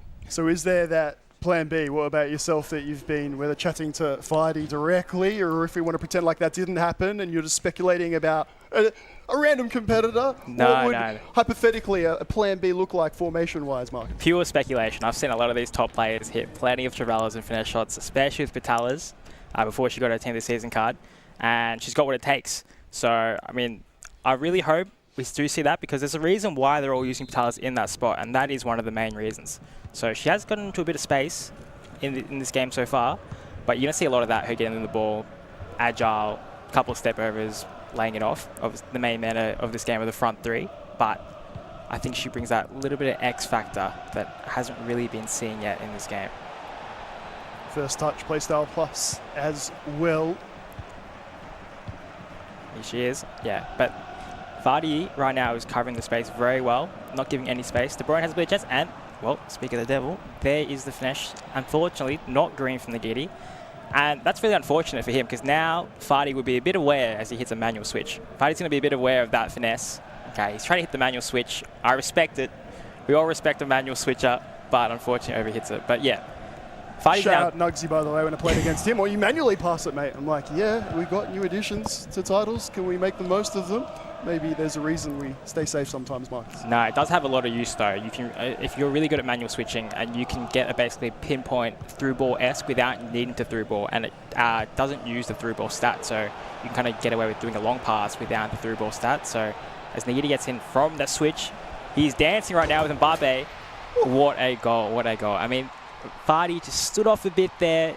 Giddy's giving a little bit of a celebration. 4-1. This is where I need to see something from Fardy to slow it down, because it's getting away from him now. He got sent there with Van Dijk. He tried to read the pass into the middle, and the Giddy's like, okay, if you're just going to give me the space towards goal, I can hit this across goal with Mbappe, no problem. So, and I think he was too scared to move the keeper because of that near post shot early on. So. I told you I wrote it down there, Marcus, as well. Didn't think it was going to bother him, not one bit. 4-1. Plenty of time, of course, for those changes. Maybe not from a formation. It's not what we're expecting. You're right. It was very wishful thinking from me, even at this stage, wherever the margin is. But what about individual items? Players, we were talking about yesterday, can change it. And with Playstyle Plus in FC24, they really can break the game wide open, just give you something different to look at completely. Yeah, I want to see what Fardy potentially has on the bench here, because it's obviously quite hard. You've got your best XI out there. I know these guys got Ronaldinho in the wings. Great card. Some people don't necessarily like the way he moves as well in the game. They prefer like of likes of Palais build and such. But if the Harlan kind of Route 1 action isn't working, I think, especially for a player like Fardy, who I know is quite good with the ball on the ground and good at skills, I'd like to see him bring on a third attacker that maybe can get the ball on the ground, because most of these attacks from Nugy, as I was about to say, speak of the devil, he's done it again. He's done a little cross, but most of these attacks have been on the ground. You've got one cross each, but I think the fear of the cross is really what's getting people right now. And as you're overcompensating for the back post cross, you're getting these little recycle passes, and you're just kind of not used to defending these areas as much anymore in this game. As Vardy makes a little bit of mistake here, he needs to win this. Okay, so we'll see. I mean, 58th minute, it doesn't look like there's any sign of a pause, because I think if you think of a pause, you'd hit the pause button now if you're Vardy, so when the ball goes out, you've got it ready and it's out of your system. But nothing so far. In terms of those substitutes of players, might make a difference. Dino is indeed there for him. Trickster, Quick Step, if that's what you're looking for. And Hansen would be his other attacking sub. Look, Alfonso's there as well. Maybe is a little bit of a bonus wild card. Surely not your plan A, because this is Route 1. And there is Harlan missing the target completely. Good defending from Fardy there. He kind of gave him, yeah, you can shoot a near post if you want. I'll move keeper, and then didn't move keeper. Kept the defender kind of close, and he was like, you're going to have to shoot this left foot and just pick a side and then hope it goes in. I'm not going to give you an easy goal like I did earlier on. Which for me, though, is the one time maybe where you would power shot it. With Harlan there, that's your chance where if you're not really sure, like, we're not surprised that that missed. No one is really that surprised. If at that case, that moment where you're not scoring near post at will, like one Mbappe, Nagiti's like, can you move on, friends? I'm done. There will be the pause. You know what? Power shot, chances in the past. We'll just go back to Mbappe, Marcus. Don't even worry. Yeah, I mean, that step over body feint there is just classic Nugy, classic just FC build-up with Mbappe there. I mean, he moves quicker than anyone on the pitch in that left forward spot. And this is like the unfortunate part, because Fardy's hits this pause now, needing 4 goals, and Nugy can adjust his tactics here, maybe puts his Barallo on stay back at right centre mid, maybe looks to kind of switch things up. If he's having trouble with Theo losing headers, he'll probably move Van Dijk out there as well. So, I mean, this is just beautiful though, because he hits the step overs initially going straight, and you're thinking there's some kind of ball roll, and then he's going to drive line, and he just hits such a tight angle, and Fardy just kind of overcommitted there again. That's twice now with Van Dijk. His agility's not the best. Obviously, big guy, but you move him one way, doesn't move back the other way super quick. So, I mean, and you can't move keeper for that. That's just too quick there. So, but as we've seen now, Nugy loves that near post finish. So I think a lot of people think maybe you're going to shoot far post. Just something to think about for future competitors, that he's hit a couple near posts with Mbappe there. Just something to think about. If that message hasn't sunk in after this broadcast, I'm not sure you've been listening to or watching. 5-1, and we have had a few 4-goal comebacks in the history of the E-League throughout its now 7 seasons. We've never had someone score 5 to then go and win it. It's just to say that this has been done. And there is the Trivella. There is the post. Don't know, Marcus, just never quite looked like it was going in. Yeah, I don't think that was green time. It looked like it was white time there, and that could have been all the difference. But that's what I mean. That is that X factor that I wish Fardy kind of brought into the game a bit earlier, but it's not too late. He's made a couple of changes here. Davies, speaking of, here he is. Davies, great cross. Most people would take that down. I would take that down. Probably try and hit the cross goal with Davies, and then hope it goes in. He hesitates and just hits a little square dink into Mbappe, just like that little tap, and it heads it perfectly into the corner as well. And this game is on. Like, we're on, because that pause, if there was a little 10-minute period of no goals, Nagiti's got it in the bag, but that changes everything there. And, well, the change made the difference. Davies getting forward, it's just super, super quick. I'm not saying Teo isn't, but Davies is very quick in this game. And I want to see when Vardy goes for it, because 3 goals is still a bit, but he's got plenty of time to sit in shape. Expect Nugy to keep it away from this right-hand side, his right-hand side, as much as possible. Of course, Vardy will be aware. Closes down the middle, but not quite quick enough. Have a look again to this left-hand side, and the space available. Nugy still comfortable. Another one, and it's nearly done. Player lock, no thank you. Towards the back stick, off the back of the ponytail. He can do it all. Apart from finish that one, stays 5-2. Yeah, and this is where you can see Fardy there. He hit the offside trap before, so obviously that bit of desperation. He's trying to speed up Nagiti's game, and Nagiti's like, all right, I'll speed it up, and nearly scored. So it's this risky game where Fardy's going to start offside trapping, trying to bait Nagiti into giving him the ball back. But if he does it wrong, that's what's going to happen every single time. And it's getting to that point now where you start have to think about, do I want to press out the possession loss, maybe even a heavy touch? But Nagiti can comfortably keep the ball here forever, and he can switch it. He's keeping it in tight spaces, but there's the switch. He's like, come chase. There's the offside trap. He's like, come chase again, and he's gonna bait the switch, pass it back, and same thing's gonna keep happening over and over again until he wins the ball. But time just keeps ticking.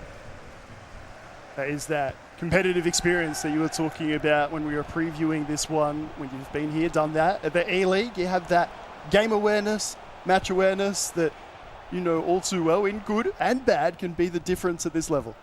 Yeah, exactly. And this is, I thought he was going to try and hit a Trevally there or a finesse, but that is a great cross. Oof. That is unbelievable from Fardy. Nagiti tried to move his keeper, and we got a game on our hands here, Nate, because we were looking at 5-1 into a pause, and okay, maybe Fardy's done and dusted, but he's just hit 2 goals, very well-composed goals too. No luck involved, great crosses. Davies, 2 assists now. And I want to see right now, because it looks like Nagiti moves his keeper out to get to the cross a little bit, just a little bit, and there was a great cross there to Haaland. Well, he doesn't really have to go for a press now because there's plenty of time. These extended halves, 9 minutes, you've heard us say it enough, but if you're new or returning, be, I guess, a little unfamiliar, we want you to be fully educated, expertise, meeting experience here. And Marcus Gomes letting us know what Fardy's got. Mbappe, we know what he's got. Top bins, 5 goals to 4. Game on indeed. Making it look, dare I say, simple. That L1 heel-to-heel from Fardy there was clean. He sent Van Dijk back to Netherlands just then. Nagiti couldn't even get the switch off. He hit a tackle with Van Dijk. That's how flustered it is. I'm surprised Nagiti's not hitting a pause now because he had to kick off. He kind of went forward like, yeah, I've still got this game in the bag, etc. He hasn't moved his Van Dijk to cover Haaland.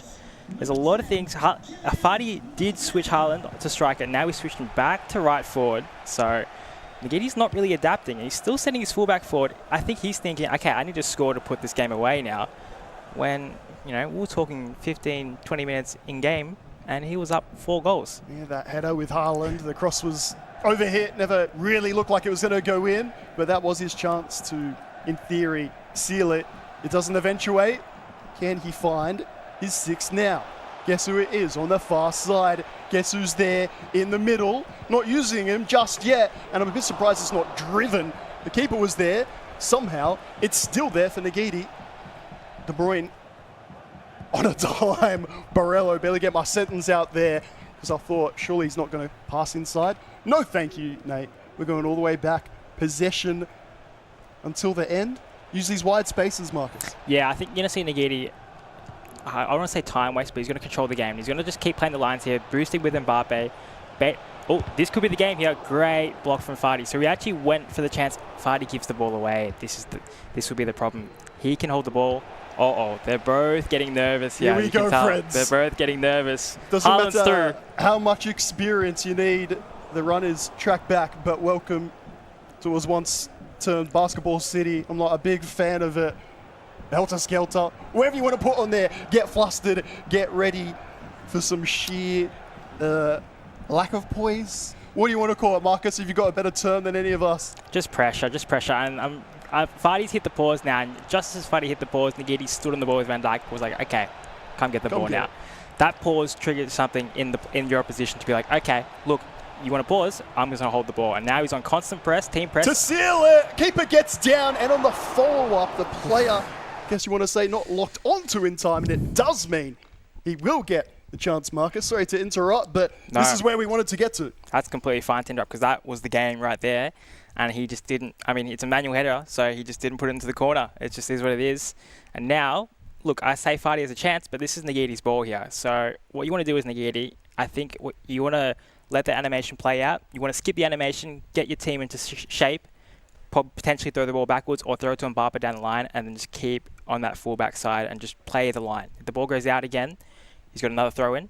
And if he loses it there, it's not the end of the world. You play middle here against a constant press. All it takes is one bad touch. Vardy's through. So I want to see what he does from I can't see anything other than forward when we get there. I appreciate what you're saying. Middle, no thank you. I can't say I've seen that at almost any level.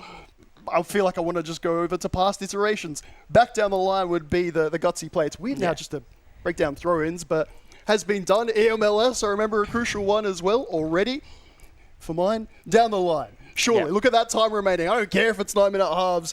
Is that the safe option, Marcus? Or? Yeah, but there's another pause being here. So it's like now you're thinking as a player, okay, how is my team going to press from this shape if you're Vardy? He's thinking, my team will press in the 4-4-2 shape because you've got your forward to come back. He might be having them on stay forward right now to really press the front three here and activate constant pressure. He's got to try something because, I mean, we're about to hit 90 and the ball's not in a great spot. Indeed, Mbappe have it straight back. Might seem like a peculiar thing to be talking about, but it is massive in the, you know what, night, the round, the match day, who knows, for the season. Finally, he gets to finish it off. The poise under pressure, that big game experience looks to have been the difference. Vardy battling so well, but Nugy just that little bit ahead. Yeah, I mean, Nugy was a cut above the whole game, and I think he just let his concentration go a little bit, and it got a bit too close for comfort. But as we expected, Mbappe on the ball here, just kind of dancing down the line, say, come get the ball. It's really hard to get the ball from Mbappe down the line. It's a simple cut back to R9. I mean, look, this game should have been easy for Nugy, but he will be very happy that he didn't throw away such a good margin early on. 12 players in the E-League. We've got the E-League challenges, but as you heard from Mark 11, you heard Nat talk about, it means every game we're going to have the very, very best. And both of these competitors talked about here on broadcast, top of show, could they be the champion of this season? Nugy, well, survives the test, Marcus. What an effort from Vardy to bring it back for his debut E-League showing, I should say, for your first ever game up against these experienced competitors. It was superb. Yeah, he's done really well, and he should be proud of himself because, yes, he kind of didn't have a big, you know, second half in terms of his performance, but then he did. He just turned it on. He didn't give up, and you know, he should be proud of himself because most players there would kind of maybe throw in the towel and just cop more goals. We were talking about some of the competitors that have, quote unquote, been there, done that, and they don't make those changes, those pauses. For Vardy, is there anywhere that he can look back and say maybe there's something I could learn from, or is he happy overall? I think you can look at those goals that he conceded, and of course you can always defend better, but for him, I would look at the positives and say, okay, I got it back to one goal. I should have hit a pause then and prepared to press, because when he hit that pause later on, it was too late, 87th, 86th minute. Should have paused then and be like, okay, what happens if I'm still losing with 5 minutes to go? Let's go change my ultra attacking tactic. Let's use this time. You got 90 seconds. Hit another pause if you need. We're in no rush. So I think that's something he needs to take, because that's going to happen against the good players, that you're going to get close and you need to be prepared for all situations without letting the ball go out. What about Alfonso as well? Glad I had that sort of on hand ready, because you never know what's going to happen this season. What about for Nugy then? Is that the settler? Is he going to feel like he's passed his first serious test? Would he have expected it to come in his first game? I think he would have expected a test from Vardy for sure, and I think maybe he got a bit too comfortable once he got that lead, and he thought to himself, ooh, Vardy's going to press here, I can put in some more goals. I know these guys think about goal difference. I know they do, because the table could end up being so tight that the goal difference could be one of the factors. So he kind of got a bit comfortable with the game, and Vardy scored some great goals, but I think as the season goes on, if he gets that lead again, you're going to see more of a lockout performance, come get the ball, they're going to press, and he's just going to put them away like he did there at the end. Yeah, a bit of a laugh here, because when we asked him in the interviews, don't really think about it. Next game, 12-2, 14-1. You never know what you're going to get apart from premium gameplay and entertainment. Don't you go anywhere. We will be back with round 3.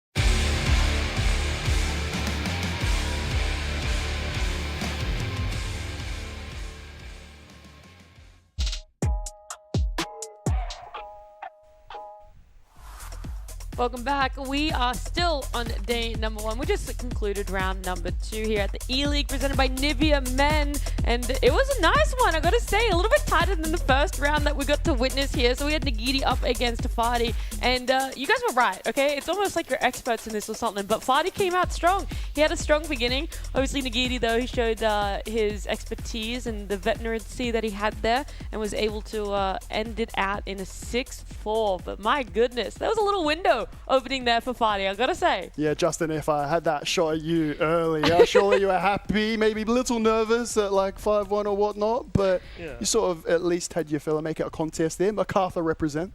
Yeah, I mean, this is MacArthur contingency over here. No, look, I think Fadi did well to like try and get himself back into that game, but once Nugy had control over it, like, I mean, that's what the top players do. They hold the ball, they make sure that they put it into uncomfortable positions that your opponent's not going to want to like face, and just run it down the byline. As Marcus said, I was overhearing it all as you guys were commentating, but yeah, it's Marcus put it perfectly. Get it down that line. Don't bring it into the middle because it's one touch and that can cause for an opportunity for Fadi. Well, I feel like I actually opened up the middle. I'm going to disagree with Justin again, even though I probably shouldn't even be speaking right now. But 3 of those goals where then he started bringing the second man over and just waltzed through the middle, right? Yeah, he had Fadi committing a lot down the line, but I think Fadi's just going to be disappointed with himself in that little 20-30 minute period where he let the game get away from him, because the overall level of the game was very even. So I think Fadi's going to look back at that and think, okay, if I can just take that out, defend a bit better, lock the game up, I can definitely compete and be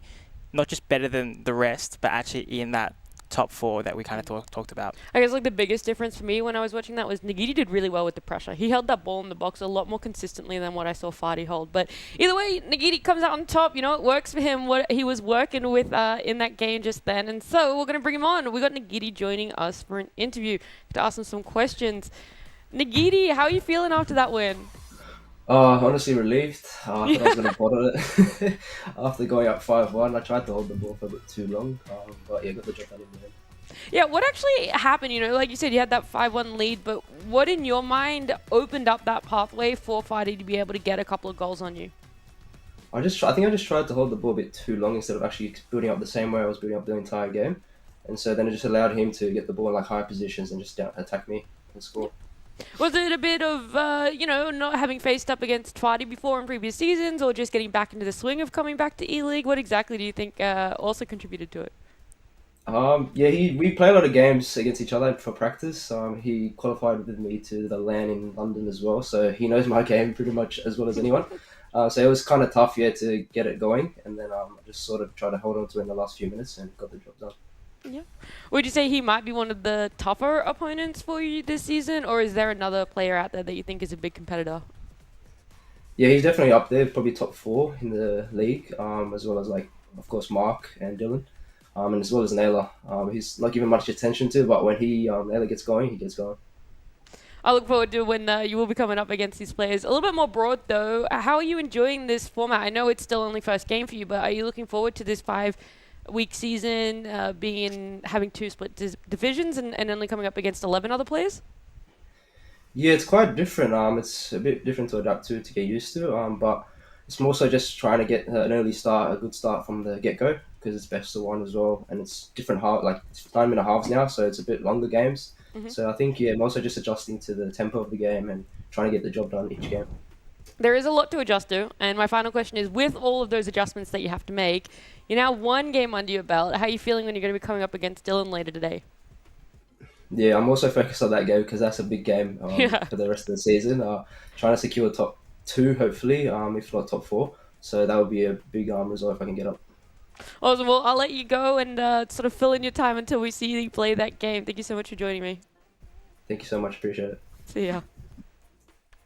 I was wondering how much that game was going to play on his mind. You know, when we looked at today's schedule and who would be playing what, I see him come up against Farty. Maybe a couple of goals that he didn't want to let through, but it's just like, okay, how do you, recollect yourself and look towards Dylan, who really is going to be one of those top 2 competitors that everyone's kind of looking towards. He said relief, I think, and a big smile to get started. It's like good to know that even when it is remote, we've sort of picking up on those same vibes. And, and yet with Dylan to come a Sydney derby later today, Justin, surely, you heard it from the man himself. I don't need to say surely. He's like, all right, big relief. Now kind of stressed. You know what? Because I've got a Sydney derby to play, and that game last season was pivotal in those standings. Yeah, I know playing E-League games, it's very exhausting, especially when you're at home. But it's going to be a very exhausting day for Nugy. He's got Farty just beat him. Dylan now. I mean, those are as he said himself, top 4 players like Dylan, Mark, Nyla, Farty himself. He's playing 2 of the best competitors in the first day.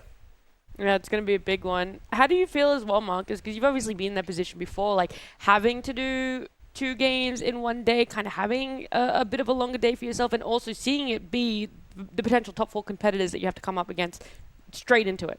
Yeah, it's definitely mentally taxing, but I think the good thing for Nugy is not only did he get that win, but he's got time now to prepare for this Dylan game. Dylan also just played as well, so they're on this kind of same time split in terms of preparing for this. I'm sure he's going to have some VOD footage, some game notes for Dylan, things he needs to remember, prep himself for. And I think both of them, it's just such a big game. Like, they just have so much history, those 2, so I can't wait for it. But we shouldn't get distracted because there's plenty of good games. There is. We've got another one, right? Everyone keeps mentioning Nyla. He's a name that, whenever I think of E-League, especially here in OS, that's exactly one of the players that comes to mind. He's going to be coming up against Nugy, Nate. Bring it on. I think it would be the funnest game? That sounds like so simple. I don't know. I don't like that now. Again, Marcus, we delegate all things to you for better adjectives and whatnot. But you know what I mean? The characters, we saw Nugsy last season get fired up, had a good chat with him beforehand. And Nyla, you would know probably better than almost anyone. He's just cheeky boy. Before you jump in there, Marcus, I'll say our goodbyes, all right? You guys are going to have the floor because this round 3 game is ready. So you guys are more than welcome to jump in. It's Nugsy up against Nyla. Nugsy, Nyla, as Nate said, a pretty fun contest. I like to think of this as the Marcus Gomez former teammate derby. Nugsy, having played with you at MacArthur last season, Nyla, you played with at Melbourne City. I mean, what insight would you be able to provide just knowing both of these guys? Well, yeah, I do know these guys both quite well, on and off, I guess, the virtual pitch. And as I just want to stop myself here, because Messi's in the box here, and this is a big chance. But, yeah, these guys, they have a lot of history. Ryan Nyla's been one of the top talents in our region for a long time, and he had his kind of breakthrough in recent years. And then Nugsy, honestly, has kind of had Ryan's number a little bit last year. He beat him in a big qualifier last year. I know there's a bit of a slight, not ego battle, but I think Ryan will be out here wanting to prove that he is one of those top 4 that we keep mentioning. And Nugsy, I think, when you look at the table, would be in that kind of best the rest with Farty situation. So there's a lot to prove here. And I think the one thing that Nate said about being a fun, cheeky game, but Ryan is definitely a cheeky guy, but he will be dead serious for this one, especially because his season hasn't been his best. As we have a chance here, Messi's not going to win that as being 5'7". But yeah, Ryan's season hasn't been the best for his standards. So as much as we joke about him, being a funny guy, I don't think he'll be messing about tonight. No messing about at all. First round game, you want to be looking to pick up the points straight away. I mean, how important is it to be able to get a good start at the beginning of E-League? I mean, it's pivotal, especially when you're in this new format where you're matching up against people that are the best. And these games can make all the difference. You could look back at the end of the season and think, man, that game in the first one, as Ryan makes a big mistake trying to square clear it with Van Dyke, didn't tap it hard enough, tapped it at the wrong time. Nugsy hits a little bit of a bicycle kick situation there. I'm not sure if he was holding L2. If he was, don't want to say it's also a big mistake, but that really was basically an open goal. So, Ryan. So, I mean, it's just one of those situations where ex-teammates, but I've gotten the colours mixed up, but it's one of those situations where it's a big mistake there from both of them. And I think for Nugsy, I think he would be, I wouldn't say pleased, but I think he would agree. It's fair to say he's going to have to take his chances today. As we see Mbappe step to the box, Haaland, and that is the first for Nyla. He's taken the lead, Erling Haaland, and that was a brilliant step over there, Marcus. Yeah, that was just too easy. I think Nugsy needs to have his defence tighter. I'm not sure what his defensive width is on, but if it's around the 40s, we can see when this replay pops up post-pause that there was just way too much space to driven it into Mbappe. But I'm pretty sure he sent R9 for a run to push the defence back. And this is an early pause as well from Nugsy. So something's wrong, or he wants to slow the tempo of the game down, but you don't pause this early unless something is wrong. So you're either checking your controller settings, you're checking your tactics again. We can see the lineups here as well. Interesting situation here from Nugsy. He's got his A-League player playing central centre mid as well, and he's using Messi at right centre mid instead.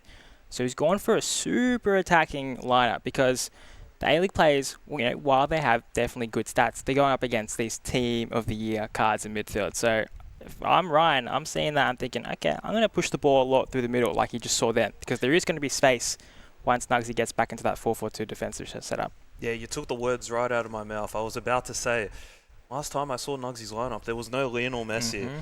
He's switched out Putellas for Messi, and I mean, there's been a couple of situations already where he's gone for the dinked cross at the back post, and it's been Messi in there, and that's the last player you would want. Yeah, and I think that's because he might have him on get in the box. He might even have him on get forward. And if Haaland is not staying wide, like he won't as a right forward all the time, he's going to get into those situations. There's also a great finish from Ryan, just to kind of take it on the right foot straight away and not let any keeper movement decide it. And that's the kind of confidence you get when Ryan's playing at full speed. But I want to see how Nugsy does from this kickoff, because this Messi is the X factor here in this position. I'm also wanting to see if there's any bit of a quick sub or some situation going on, or if players moving around. I wouldn't think so. I think once you come in with your game plan, you definitely give it a bit of a run first. But you see O'Shea picking up the ball very deep there. So I want to see how he does on the ball for the full game, because that's a lot of pressure. Yeah, no, you're spot on again, Marcus. Back post cross, and it's directional heading. Erling Haaland looked to find the far post, just couldn't place a good save from Nyla. And I mean, It's the first step to getting back into this game. I know it's only 1-0. It is early days, Marcus. But he's gone for that cross again. Petacek coming to claim it for Nyla. One thing I did want to draw attention to is, we were just talking about Nyla. He's been around for many a year now, and something I found out with a bit of research is, if you go back, look, I don't know how I found this, but Ryan Nyla was actually in the very first draft for E-League 2018.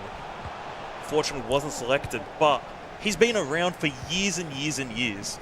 Yeah, Ryan's a bit of an OG of the scene, if people know, but he's gone with lots of different names, and he was also quite young back then. So I think he's one that, in a different world, he kind of pops off earlier and gets known in the scene. But, all good things take time, and he's here right now, and he's got a season to prove himself. Speaking of proving himself, he's going to get techie with R9, ball roll, scoop. He sent Nugy to the shops then. And that's great goal from Ryan, 2-0. That's the Ryan Nyla classic. If you know Ryan, he loves a ball roll into a 7-0 boost, into a ball roll away from the goal, scoop. And I think Nugy looks frustrated because he knows that too. But his Rio Ferdinand basically just got sent automatically. He got switched to his Van Dijk, and by then it was too late. No time to keep a move, just left foot shot, R9, obviously 5-star, hitting that in every corner. And Nugy, he's looking across, he's, scratching his neck, and he's thinking, this is not the ideal start. 2-0 down before 20. I have to say, he was absolutely sent. You hit the nail on the head. I might have to message him after, ask him what he got from the shops, because... And Nugy's my boy, by the way, because Ryan's done that to me plenty of times. So that's coming from someone that's happened, as he's giving away the ball again from kickoff. This could be 3. Wow, great blocks, stop, and then to get the rebound. He needs to compose himself here. Does. I think settling it might be the best thing you can do. Try and hold possession for a little bit, but the problem is Nyla's got a really good press going on. He's able to collect that ball very, very quickly, and that's a great pass to Fer Hernandez. Looking to find his way into the box, possibly looking for that little pass. He has found R9 to the near post. Nugy possibly finding himself back into this game. It is still early days, Marcus. 24 minutes in, but that's exactly how you want to respond. It's a great goal from Nugy. It all started from the O'Shea switch out wide, which is what I was worrying about. Does the A-League player have the consistent quality to hit that? But when you get that switch off, you benefit from having more attackers in and around the box to have these Team of the Year stats. So, I mean, great, just recycle, pinpoint pass, one more pass across. Obviously, we just spoke about Arna on the other end. He's not missing that. Ryan's going to have to think about that, maybe bring in an offside trap, maybe lower his width for the recycle, as he's got R9 on a bit of a hero run here. And this is also another Ryan special, where he gets the ball from kickoff and just runs straight, and everyone's like, oh, I don't really want to tackle him, because you don't want the ball to go out, you don't want to give a deep throw in, so you just kind of let him get a bit of territory. But KDB, unbelievable pass, 5-star weak foot, hitting that every single time. And this is another big chance here. I don't think he meant to recycle it that far, but big build-up incoming here for Nugy. Yep, spot on again. As he finds Erling Haaland, just can't find that pass. Nugy, I mean, he's done a great job to get himself back into this.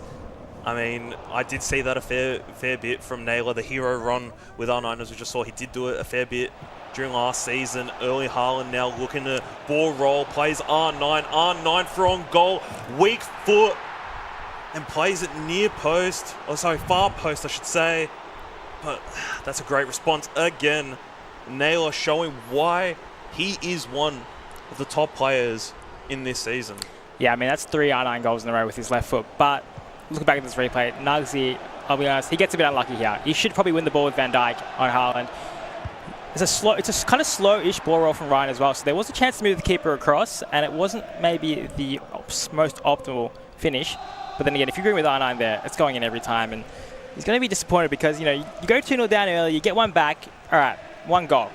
And then you just kind of cop I wouldn't say an easy one, but you kind of cop one where, I got to be unlucky. But again, at the end, he's giving away the ball from kickoff again. I think this is, if he concedes from here, I wouldn't be surprised to see a little pause here. But as we know, Ryan, he is definitely a chaotic player, and he's giving it straight back to him.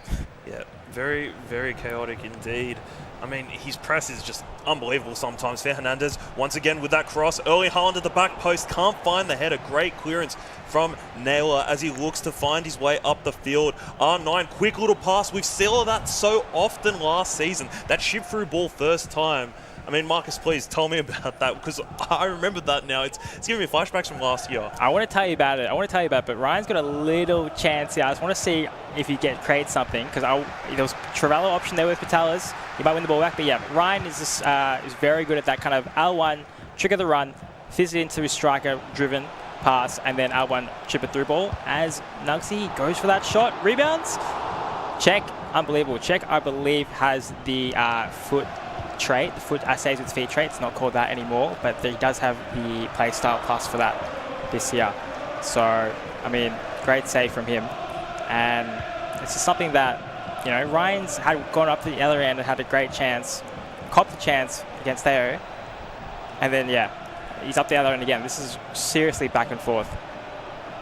Yeah.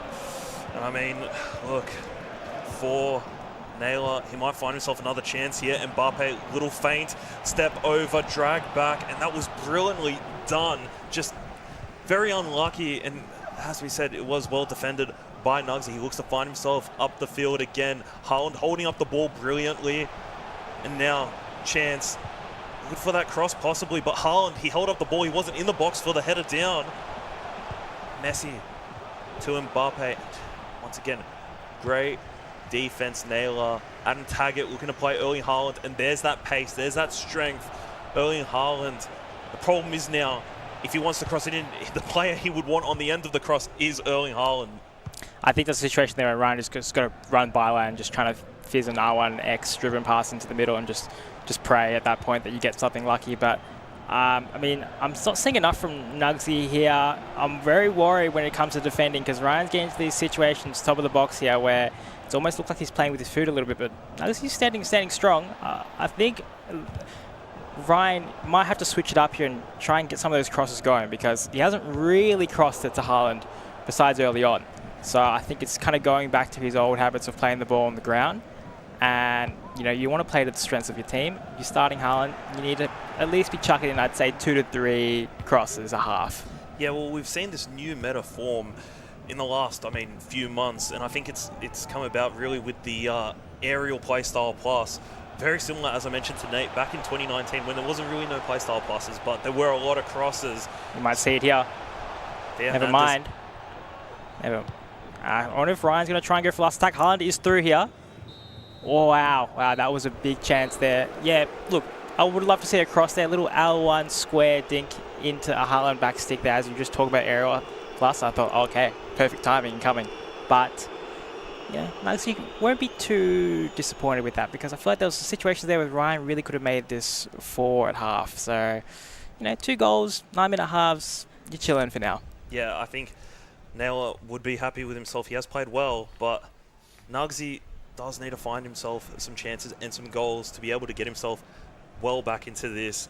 And just touching on what we were talking about before, I think we both played in that 2019 not Trevella crosses, the El Tornado crossing. El Tornadoes, first time finesses. Yeah, that was a crazy time of gaming, but these games are much tighter. You don't really have that space anymore, and that's why I think Nugy's gone for someone like Messi in that right centre mid spot. But truthfully, and I think he'd be thinking the same, you're not seeing enough from that card there. He's not hit a finesse, he's not hit a technical dribble, he's not really getting any 1-2s going. He's on the same side as Haaland, so he's close link-up players of Haaland and then surrounded by 2 A-League players. Doesn't give him the options to really create. Now, you could obviously switch your whole team around in terms of have your fullback going down the right-hand side, full switch, get Messi to left centre mid, hit those Trevellas, let him link up with Mbappe. That's a bit of a drastic switch though. I think for now, he's going to stick with it. I wouldn't be surprised if we see Messi get subbed off though for someone that's right-footed, so we can have more of an option to Trevella and also to a bit of a bigger body, like a Ronaldinho, to kind of bump through people. Well, that's what I was about to say. We spoke about that change. It must have been very late because when we saw the lineups, Putellas was in that position for Messi. So it's safe to say it hasn't worked yet. Maybe that sub does need to come now for Nugy. We do have 9-minute halves. There is a lot of time, so there's plenty of opportunities for Nugy to get back into this. As we see kickoff, Nyla looking straight away to get down the line. The problem is there's no one in the box there for him. He's got to hold it up a little bit, plays it across to Erling Haaland, and looks to just play it around the edge of the box. Great step over, R9 looking for... That is outrageous from Nyla. A little rainbow flick in one of the most interesting positions, Marcus. I want to say I didn't mean to do it, but that would be coming from me because when I do a rainbow flick, half the time back in the day, I used to want to do a heel to heel. So I don't think he's meant to really kind of showboat there, but he has executed it. He didn't cancel it, and he's won the ball back quickly again. This is a big period of the game because, you know, 4-1 versus 3-2 is just massive on this game. And Mbappe gets in the box again, expecting a Borrell scoop. No Borrell scoop. He borrowed into Virgil van Dijk there. That's ambitious. Haaland on the defensive work here as well. Mbappe step over boost. Should be near post. Saved. Great keep movement from Nugy. That is something that I think they would know playing each other so much that Ryan, just like we saw with Nygy, loves that near post finish. Haaland's going to get up here. Green goal aerial plus. That's a 6'4" guy with aerial plus. I mean, he's just going to win those headers. Yep, green beam indeed, as Treaders would have liked to said back in the day. But I mean, we play an FC title where you do have this directional heading. Sometimes you can get it wrong. It's manual. It's all manual. Back in the day, it wasn't really manual. Now we find ourselves, you have to make sure you get those right, especially when you're playing so focused around crossing.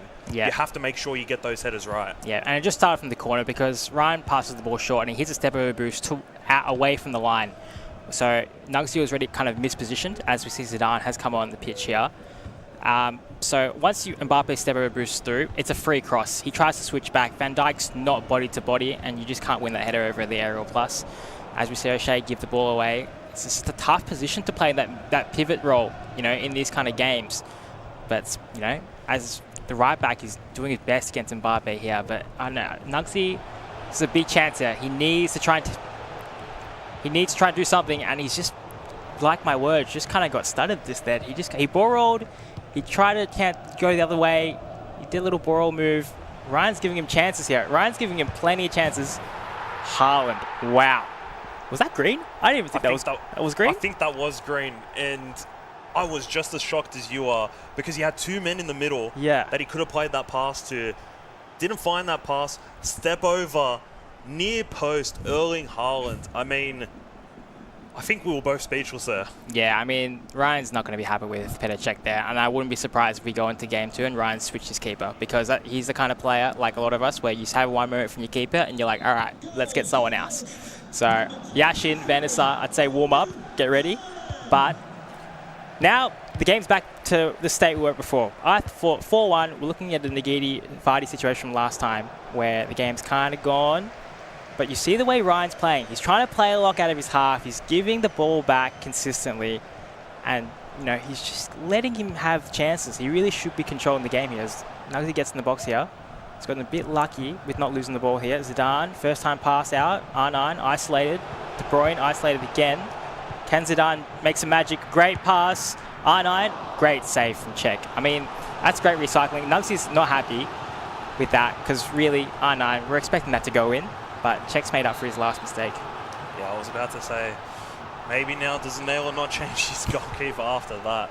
But look, I mean, I was going to start talking about how this game might have been sealed for Nyla, but Nugsy's found himself a chance to get back into it. Keeper rushed out there, and it has to be said, that was good defense. Being able to basically get 3 or 4 players around Erling Haaland just to make sure that doesn't really have a chance of getting that header. And now he's going to look to build out of his box, but a pause has been cued. Do you think maybe we're going to see some subs from either players? I know we just said before Zidane coming on for Nugy. Maybe we might see some more subs. Yeah, I think we're going to see Nugy take off Kevin De Bruyne here because he's in that kind of attacking spot where he doesn't need the extra defensive kind of stats from a centre mid going out to right mid and defending in a 4-4-2. And he needs a bit more pace, needs a bit more dribbling. So I'm definitely going to say he's going to look for an attacker here on the bench, but it leaves his midfield extremely weak when it comes to defending. Because Zidane, especially being subbed on with no boost, is not going to have the best defending stats. It has the size, of course, but you know the midfield's going to be, as like it was before, quite open. Ryan, Nyla, I'll be honest, knowing him, he's going to make no changes. This guy doesn't like a sub. When we used to play 2v2, he would never want a sub. If I paused the game, he'd be like, who paused? And I'd be like, mate, your teammate paused. We need a sub. So I know he's not pausing. He's not even looking at his monitor right now, this guy. So No pauses going on. It's definitely, as we saw, Nugsy's pause. He's the one thinking, deliberating. He's much more of a tactical kind of player. So this kind of pause is smart from Nugsy. You can tell he's taking his time. He's doing what we talked about before where, look, it's important games. Pause. Take 50 seconds. Take 60 seconds. Make your changes.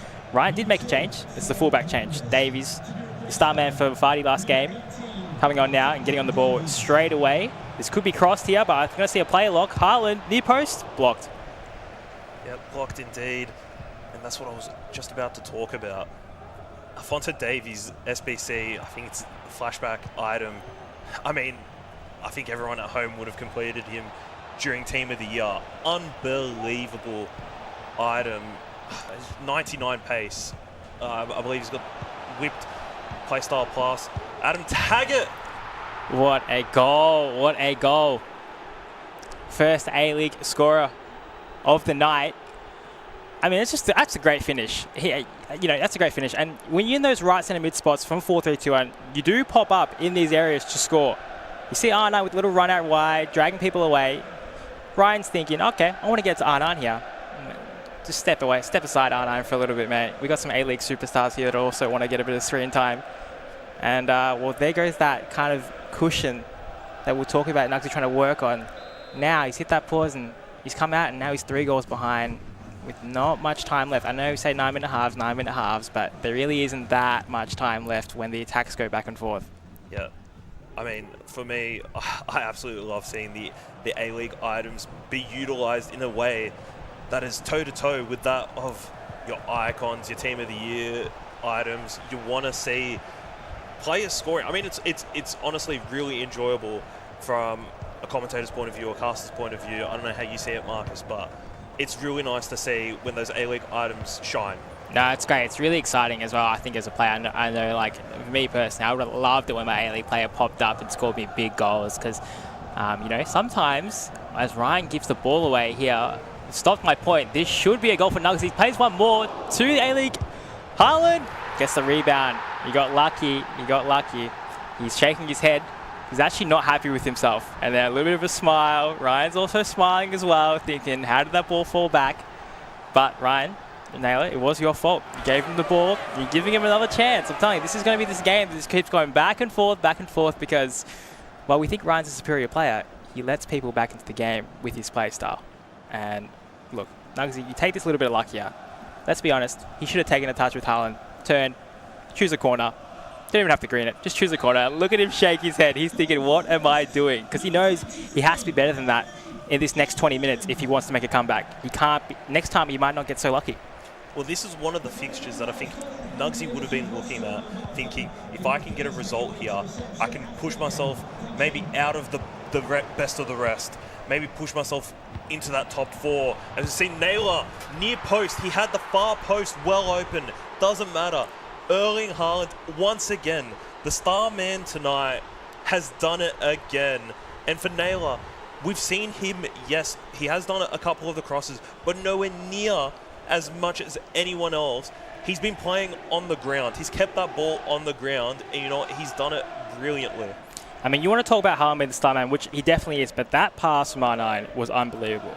I don't want to just give R9 credit, because Nyla did have to see it, but that pass, I was like, ooh, offside, VAR check, but great pass from Ryan. And this has been the situation with this game for Nugsy. He calls him back, 1 goal back, 2 goals back, okay, cool, and then he just gives one up. I'm not saying it's his fault or, it's an easy goal to give up, but he just hasn't found a way to shut Ryan out this game. And I'll be honest, if you can't do that, you can't shut Nyla out, you will lose. As we see a great little drag back there. Haaland, is he just going to go byline and cut it to R9? I think that's what he's going to do. Player lock green. Wow. Most people will just run line there and just fizz it into the mixer. Hope you get lucky. He settles his dribbling down with Haaland, a big build. Manages to get the play lock, switch down to R9, get the pass in with the right run to not get it blocked off, run across, and then he greens it as well. Far post, not near post.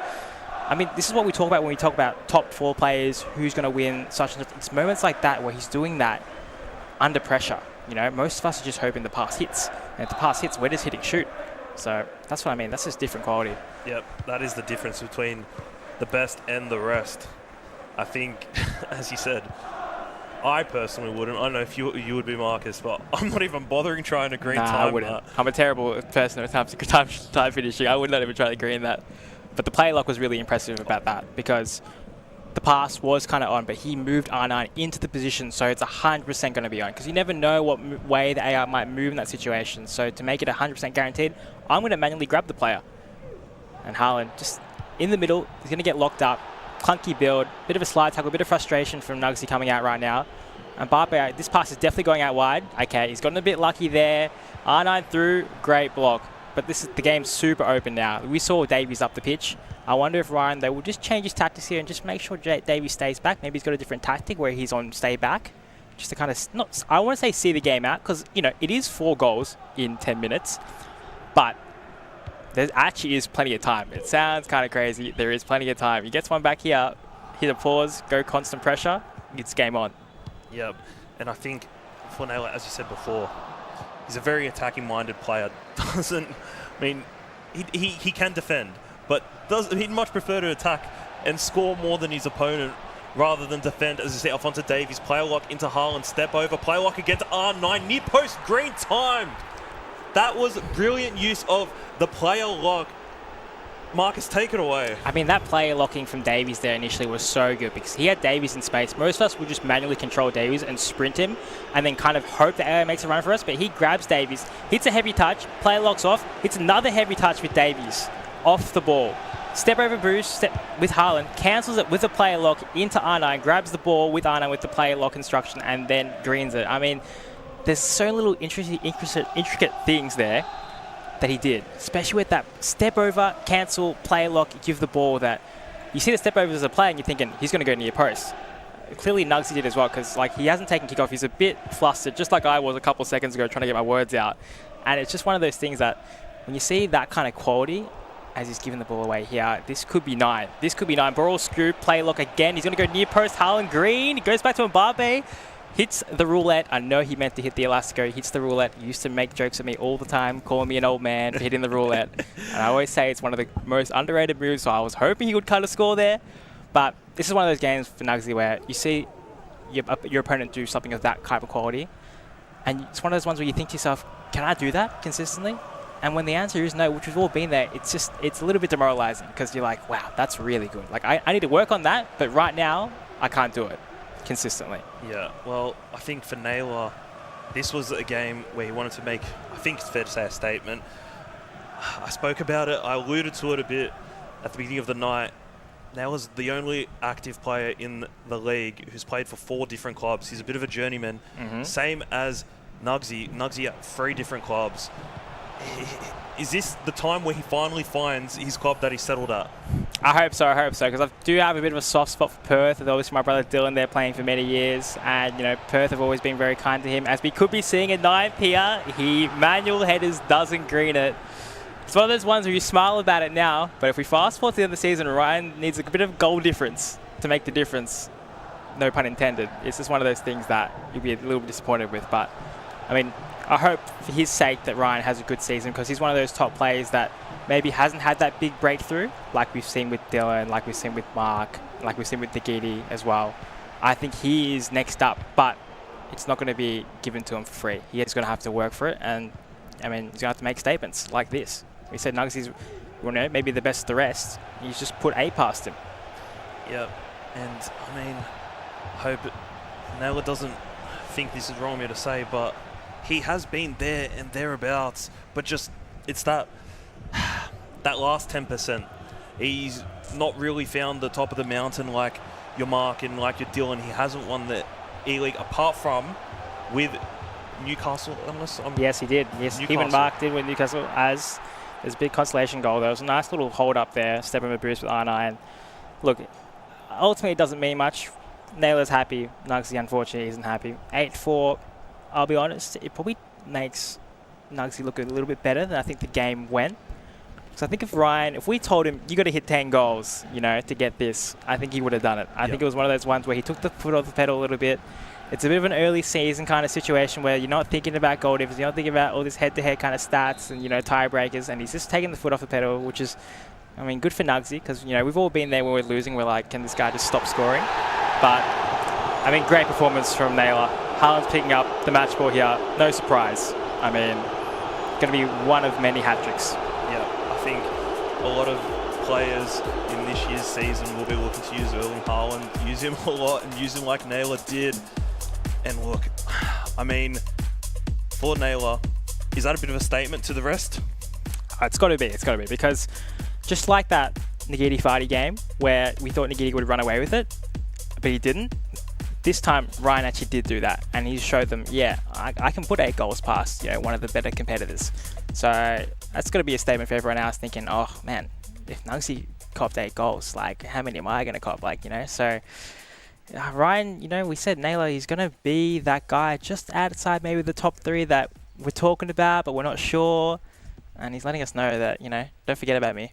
Yeah, well, I think for a lot of the players that are in the rest, they're going to be looking to maybe change their game plans, but we'll find out more about that after this short break.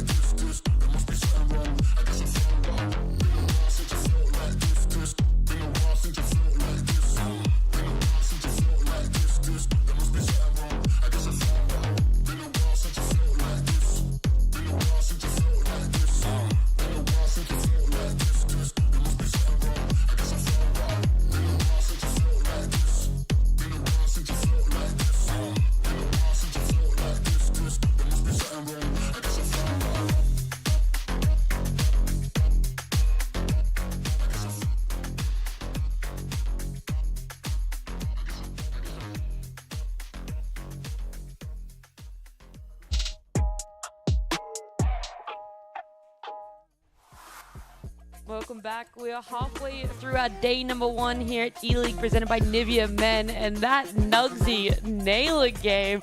Look, I know in the end it was very heavily favored towards Nyla. He ended up doubling the score of Nugsy, but I did like how back and forth it really was. At any point, it felt that either team could have been scoring for that one, so it was a massive props, but Nugsy just couldn't really convert anything. You know, he had quite a lot of ball possession still for himself, but at the end it was getting there and then just stopping just over the midfield. So it was a bit disheartening to watch, Nate, but nevertheless, still a lot of fun. You said the final 10% or something there, Justin, where it's like he's in there, and yet when Nyla's pulling out the rainbow flick, where and when he is in that type of mood, that's the cheeky Nyla that we enjoy in the E-League throughout the season, surely. Yeah, I mean, look, I don't know Nyla very well. Like, I never played alongside him or played against him. But look, all I've heard from people is he's very cheeky. Like, as Marcus has said off stream, he's very like technical. I mean, it was evident there with the double player lock off that Davies goal. Yeah, I mean, I can't really think of much more to say about Nyla. Yeah, well, look, it's all right. You might not know him that well, but Stream, we're going to get very well acquainted with him because Nyla's going to join us for an interview. We're going to have a chat right now. Nyla, do you think you live up to the cheeky reputation people are starting to give you, by the way? Maybe more outside of the game. I try and be a bit more normal now in the game. But yeah, probably, I guess. All right, well, maybe this is your space to be a little bit more cheeky here, but how good did it feel? I mean, you came out quite dominant and quite victorious in this first game, you know, first one under the belt. Yeah, Nugsy's good. It's like, you don't want to burst him, so it was a tough game. I wasn't as locked in as I hoped to be, but it was a tough game. I feel like some of the goals were a bit unlucky, but I mean, the win is all that matters, so yeah. Yeah, it is really important. How do you stay locked in now that it's 9-minute halves? You know, is it tough to kind of stay in that aggressive state of mind and constantly be pushing for more goals? I mean, it's pretty hard, like, with an 18-minute game, like, maybe a couple slurpees or something like that. But, I don't know, you make one mistake and it can all be over. So, to stay locked in for 2 9-minute halves is pretty hard. Yeah, you still did a phenomenal job, and even if you weren't always locked in, the entertainment value was there for us. But are you liking this 12-player format as well? I've kind of been asking everyone, but the fact that you're only going to be competing against 11 other players, does it make it easier or harder for you, do you feel? No, the format, I think I told one of the admins, the format is a lot better. Like, it got rid of a lot of the dead games that probably didn't, like, no disrespect to others, but probably didn't need to be played. So, every game's tough now. Like, every time you get on, it's going to be a tough game, so it's a lot better. Yeah, I like that it's always going to be a big fight, whatever game you're going to be doing. And the last question before I let you go is, I see, you know, you've moved clubs yet again, so how is it being over at Perth Glory? Perth's good. The guy's looking after me pretty well. The kit's pretty nice, I think. So it's been good. It's been nice and easy. Awesome. I love to hear it. Nyla, thank you so much for joining us, and congrats on the win. Thank you. See ya. I tried to probe him a little bit there, Marcus, see if we could get some more character out of him. That's good. That's about the loudest I've heard of him in like 4 or 5 seasons, Marcus. Yeah, that's good. He's just warming up into it. Like, you can tell he is like that. He's just warming up into it. He doesn't want to say anything that can, you know, be too cheeky early on. He just want to get the result. And as you said, like, it's a new club. He wants to kind of maybe just, you know, not say anything too silly and, you know, embarrass them. But if he keeps performing like that, I'm sure he's going to have some words to say. Yeah, look, I mean, it's day one. I'm not expecting anyone to come in with like this big ego with big words that they're going to have to back up over the next 4 weeks, 5 weeks. So I'm not expecting any of that. But I do expect by the time we get to week 4 out of 5 that it will be those words and that we can try and have a little bit more of those players really sort of backing what results they've been able to pull out for themselves. But it was a big result for him. I really liked how aggressive we saw. I feel like neither team really went massively on the defense, which we might have seen in round 1 or 2, Justin. Yeah, I mean, as Marcus and I spoke about during commentating, no one really was trying to defend. It was just try and outscore your opponent, score as many goals as possible.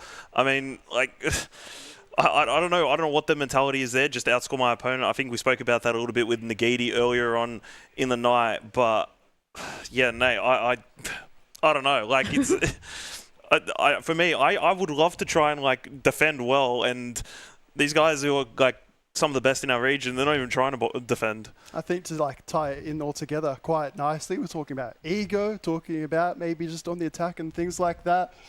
We got Paddy next up, so if you want an introduction to ego in the best possible way, might see a little bit of that in terms of the attacking gameplay. Damn, I wouldn't expect anything less from Nyla. Nugy, I think last iteration of the game, last season of the E-League, there was a time and a place to lock it down. So far, I haven't seen anything to suggest like going all out defensively. It's not in Nugsy's toolkit to be aggressive like that, to put on the pressure. So look, if it's a lot of goals instead of a lot of defending, I'll be perfectly happy. Yeah, hey, look, we've already seen one of the upcoming players already today. We've seen Sesto play. We'll see if he's able to make those changes, try and be a little bit more proactive in his game. But right now, it is going to be Sesto up against Paddy. So let's see what round number 4 has in store for us. Thank you very much, Nats. Thank you, Marcus. Myself, Nate, and Justinho here. And don't even wait. Don't even worry, because that man, Paddy, he was with Adelaide last season, now getting the gig at the Mariners. Justin, based on the interview performance, if not the gameplay, you have to say it's warranted. Yeah, I mean, we expect it from Paddy now. He has that about him where he's, how can I say it? I think it's fair to say loves the camera. And he would say the camera loves him. yeah. And you know what? There's nothing wrong with that. We love showmanship. We love personality in the E-League. So, you know what? I want more of the same from Paddy this year. Let's have a look at the old TikTok if you want to know a bit more what we're talking about. For now, put that to rest as the chances for both competitors very much alive on match day 1 of the new E-League season. Sesto, not quite right to bring that up. It's a wonderful opportunity for him to hit back. Is the type of competitor really you want. If you had to start the night against Mark 11, just to remind you, if you just joined, was a 5-0 loss. Now, Melbourne Derby, hey, maybe Paddy's the game you want to end your night, Justin.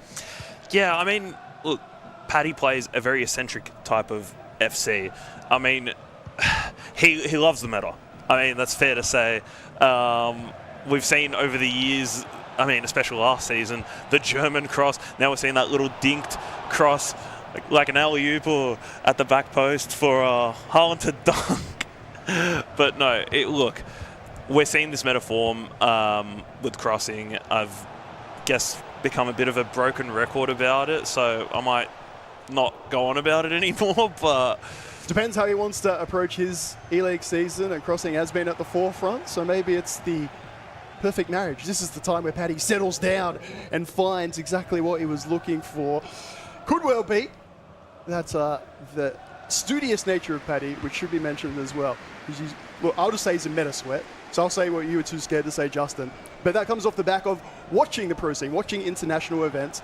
He's someone that takes pride in his craft, and fair play. I mean, I couldn't agree more with you. That's what you want to be doing. If you want to be the best, you should be watching the best, seeing what they're doing, adapting, being able to find, I guess, maybe your spin to it and do something differently from everyone else so you can find yourself on top of the mountain and find yourself lifting that E-League trophy. Hey, you've gone to that mountain twice, a little bit. I've got it written down. I'll see how many more times it gets mentioned. I missed the first utterance, Justin, but there's a mountain to climb. And there's an E-League trophy at the top of it. Is that the gist? Yeah. I think that's the idea I'm trying to go with it. Much obliged. We're getting some different player usage as well from Paddy, which is good to see. Of course, as mentioned a little earlier tonight, is the first time that we get women's players in Ultimate Team. What a wonderful addition they have been.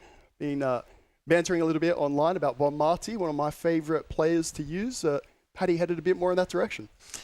Yeah, I mean, you see he's got Caroline Graham Hansen, and I'm going to try and pronounce This is the moment, Justin. You practiced as well, so there's no pressure. Honor Batiel. Beautiful. I think. I mean, I should hope I can try and get that right. Former Manchester United women's player. So it would be disrespectful if I didn't get that right. But look, I absolutely love the inclusion of women's players in FC24, in Football Ultimate Team. I mean, like, probably should have happened a while ago, but it's good that it's here now. Wonderful to see the women's game, talking football now, getting a lot more exposure. A lot of people, where players that might not have been, talk about Women's World Cup that happened down under. We are excited to see that develop down here in OCE as it takes flame across the rest of the world.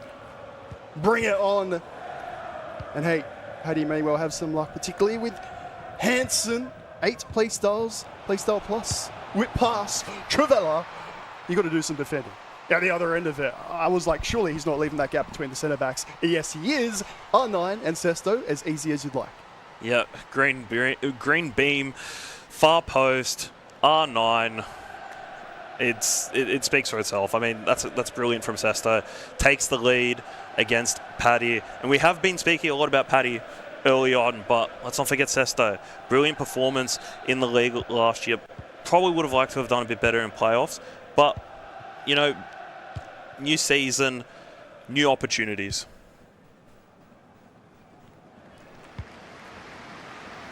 I have Sesto very much as the favourite in this clash, but Paddy earlier tonight showing he belongs in this top 12, the E-League proper, if you like.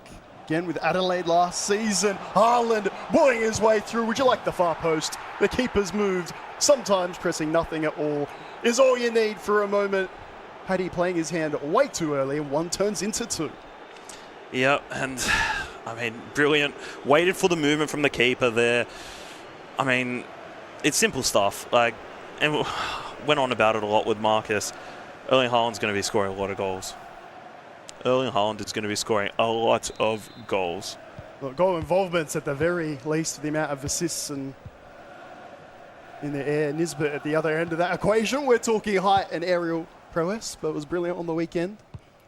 Again, just to remind you're watching 2 A-League men's players from your club that, of course, are active on the pitch at all times. So if you sub one off, bring one on, please. And we've seen them score. Yeah, assists tonight. What have we had? Barella, McLaren, Taggart. Am I missing anyone, Justin? No, I think that's about right. I could be wrong, but I'm happy to be corrected. All over the top. Guess who's in space again? Excellent header across. Is that dribbled past the post? Deflection off the defender. So Sesto goes again. A brilliant goal scorer. Questions never been about that for Sesto. More about mentality, making the changes. Hey, when he's in form, no need to worry about it. De Bruyne there heard me getting a bit overexcited because he has that finesse shot play style plus, but helps to green it, Justin. Yeah, it definitely does. I mean, I think when it first got introduced, a lot of people didn't like it. I personally did. But I think it kind of creates that skill gap between players. I mean, if you're able to green Talking time... about time shots, sorry? Yes. Yep. Yeah. Like, it creates a difference between players that can and can't do it. I mean, we did see there was an instance, I remember in Nygy's game, where he red-timed it, however, Fadi had moved his keeper. But, like, things like that, it sets you up from the rest of the pack. I said it to Marcus, I think we both said it. Nyla scored a goal where it was a cross goal tap in, but he went in green timed it. It's that extra effort that like guarantees you're going to score the opportunity. Yeah, when it was first introduced, I remember everything off like a step or a half turn. I had some with Petrados that I could do no-look 180s. As long as you greened it, it was happy days. So, in my opinion anyway, that seemed to be more of the issue now. Is very much skill gap. You can leave it there. Verge in the way for Paddy. It's been a little more solid in defence just in these last 5 or 10 in-game minutes, but passing through midfield, there's not many options. We said that the fullback switching and the chill might be on. You're 2-0 down early. That's not part of the equation, and there's no way through the middle at the moment. Yeah, he's struggling in that middle area, middle of the pitch, not being able to get the ball up the field, and then once he finds it there, he's looking for that, how can I say it, that cross situation, that German cross that he's always gone for. Sesto again, Paddy moving his goalkeeper all the way back. I absolutely bemused there. I know what he's trying to do, but it just hasn't worked. I reckon chat would be loving it, Justin. People moving their goalkeeper at any level, let alone back inside your goal. Yeah, we've seen it work. Yeah, we've seen it work on the big stage when it doesn't. Again, I'm not going to say I have an opinion. I just think the chat would be a little bit happy. Look at that. Any further back, you'd be part of the net itself. 3-0 down, and Sesto making it count here in his second game of the night. I feel for Paddy there a little bit, just because I do that myself. Moving back the goalkeeper, Haaland again near post, 4-0 in an instant, Nate. It is. You can see the frustration on Paddy's face, and the enjoyment on Sesto's face. I was going to say, have a look at Sesto on the other side. He's like, you can take a pause. I'm just going to soak it in even more. This one is going to hurt. In fact, see you, Sesto. You know what? We'll see how long you can get away with that until Paddy gets 1, 2, 3. That would be the epitome of arrogance. And as someone that prides myself in knowing the rule set, I'm not sure what I understand is the equation if someone just doesn't sit there. How much you actually need your hands on the controller. Hey, at 4-0, we can speculate about such fun things. Of course, they are best of ones. We used to do the 2-leg thing. Now we've got 9-minute halves to talk to. Rather, you've heard the competitors talk about. But what about the finishing? Haaland electrifying and Sesto enjoying his trade. Yeah, that was brilliant. I mean, as I said, it's probably unfair. We've spoken more about Paddy than we have Sesto, and we should be focusing more on what's going right than what's going wrong. Sesto is clinical, really clinical. I guess, yes, it was a different competitor against Mark earlier in the night, but he really could have done with this type of finishing earlier on, because it might have been a different game against Mark. But then again, Mark is a different monster to Paddy. Like, as he goes on attack again, Sesto, it's just unbelievable. Really, every chance, every opportunity, he's just so calm on the ball. Driven past in R9, looks for the pass across, just can't find it. We see Erling Haaland look to take it up the field for Paddy. I don't know if Ronaldo was onside there. It seems to be he is. Ball roll, little step over feint, taking it wide. I don't think that's exactly what he wanted to do, but Sesto calming it down now. Yeah, just nice to see him be able to go on the break. A little update for you, of course, a simultaneous game, so that when we have ad breaks, quote unquote, there's not really anything to stop you from leaving. You gotta stay here forever until the night is done. It is Mark 11 ahead at the half against JMK King, returning to the Wellington Phoenix. Here and now is Sesto, love and life, and mean it in the nicest way, Justin, but Sesto a vibes merchant. When he's happy, when he's on song, he's quite literally on song. Bit of a dance that we were talking about last season, saying if I was enjoying sort of the music and the good times, then I'll play some good FC. Yeah, and not only that, he's a former Western United teammate side as well, with a bit of a dance, a bit of a move. The boys were loving it. Yeah, they both really got into that vibe of enjoying their gameplay. And it's been dominant from Sesto, really, from start to finish.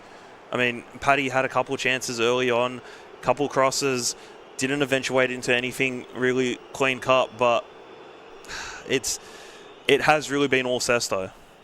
Maybe a fun one for Nat if we get an interview with Sesto after this. What are the tunes? What are the vibes? Because he's did it last season a little bit against Sard as well. Well aware we had the, what we call it, the interview and some promises being made and whatnot, but it's just good fun, and at 4-0 for Paddy. Maybe you're looking to a bit of fun, Justin. What are the highlights? What are something that he can do? A change? I don't know. Give me something as a former competitor. Friend, what could he be doing here? As I said earlier tonight, 4 goals is the maximum comeback we've ever had in the E-League. It was to draw, not to win, but means it is possible. The first thought were maybe subs, but it's too early. It's too early maybe to make subs. Yeah, look, I'm not sure. I'm not sure if anything Paddy can really do right now will get him back into this, because Sesto's just playing too good. He's playing too good. It is something that I think Sesto knows he has the ability to do, but just hasn't consistently. And is, once again, I think with Nugsy, one of those sitting just at the best of the rest and needs to find that consistency. Belting down that byline, no one getting close. Here comes Sesto, looking for 5. Mbappe, wonderful manual challenge, nicely done from Paddy. Maybe a bit more intensity with his defense is the answer. And there is Lam, by the way, who is one of the 2 changes made for this second game. Shout out BK, the Wadmin, keeping us on top of what's going on. As for Paddy, I was going to say, cross into the middle. Justin doesn't even get past Verge at that front post. Yeah, and it's just not going right for Paddy. Early in Harlan, now for Sesto. Looking to make a break, looking to find that pass. Finds a pass, R9, can keep the ball. Little faint, little step over, just doesn't eventuate. Now, Paddy looks to counter the Central Coast. Finds the pass. But it's just... I don't know what it is. It's just not working. It's not. It's just something that's just not working yet. And I really, really wanted to be wrong there. I wanted Paddy to score there, so I was wrong. But there's something that's not working. There we go. Commentator's curse. Thank you. The offside trap for mine, Justin, had been that thing that's been putting Paddy off. That time, it was just slightly off from Sesto. Paddy, play out rather onside. Yeah, why not celebrate like that? Why not? He's off the mark for the Mariners here this season of E-League Australia. Harland talked about the power shot. There's an option. You can also just hit it like that. No worries and no keeper in the game is stopping it.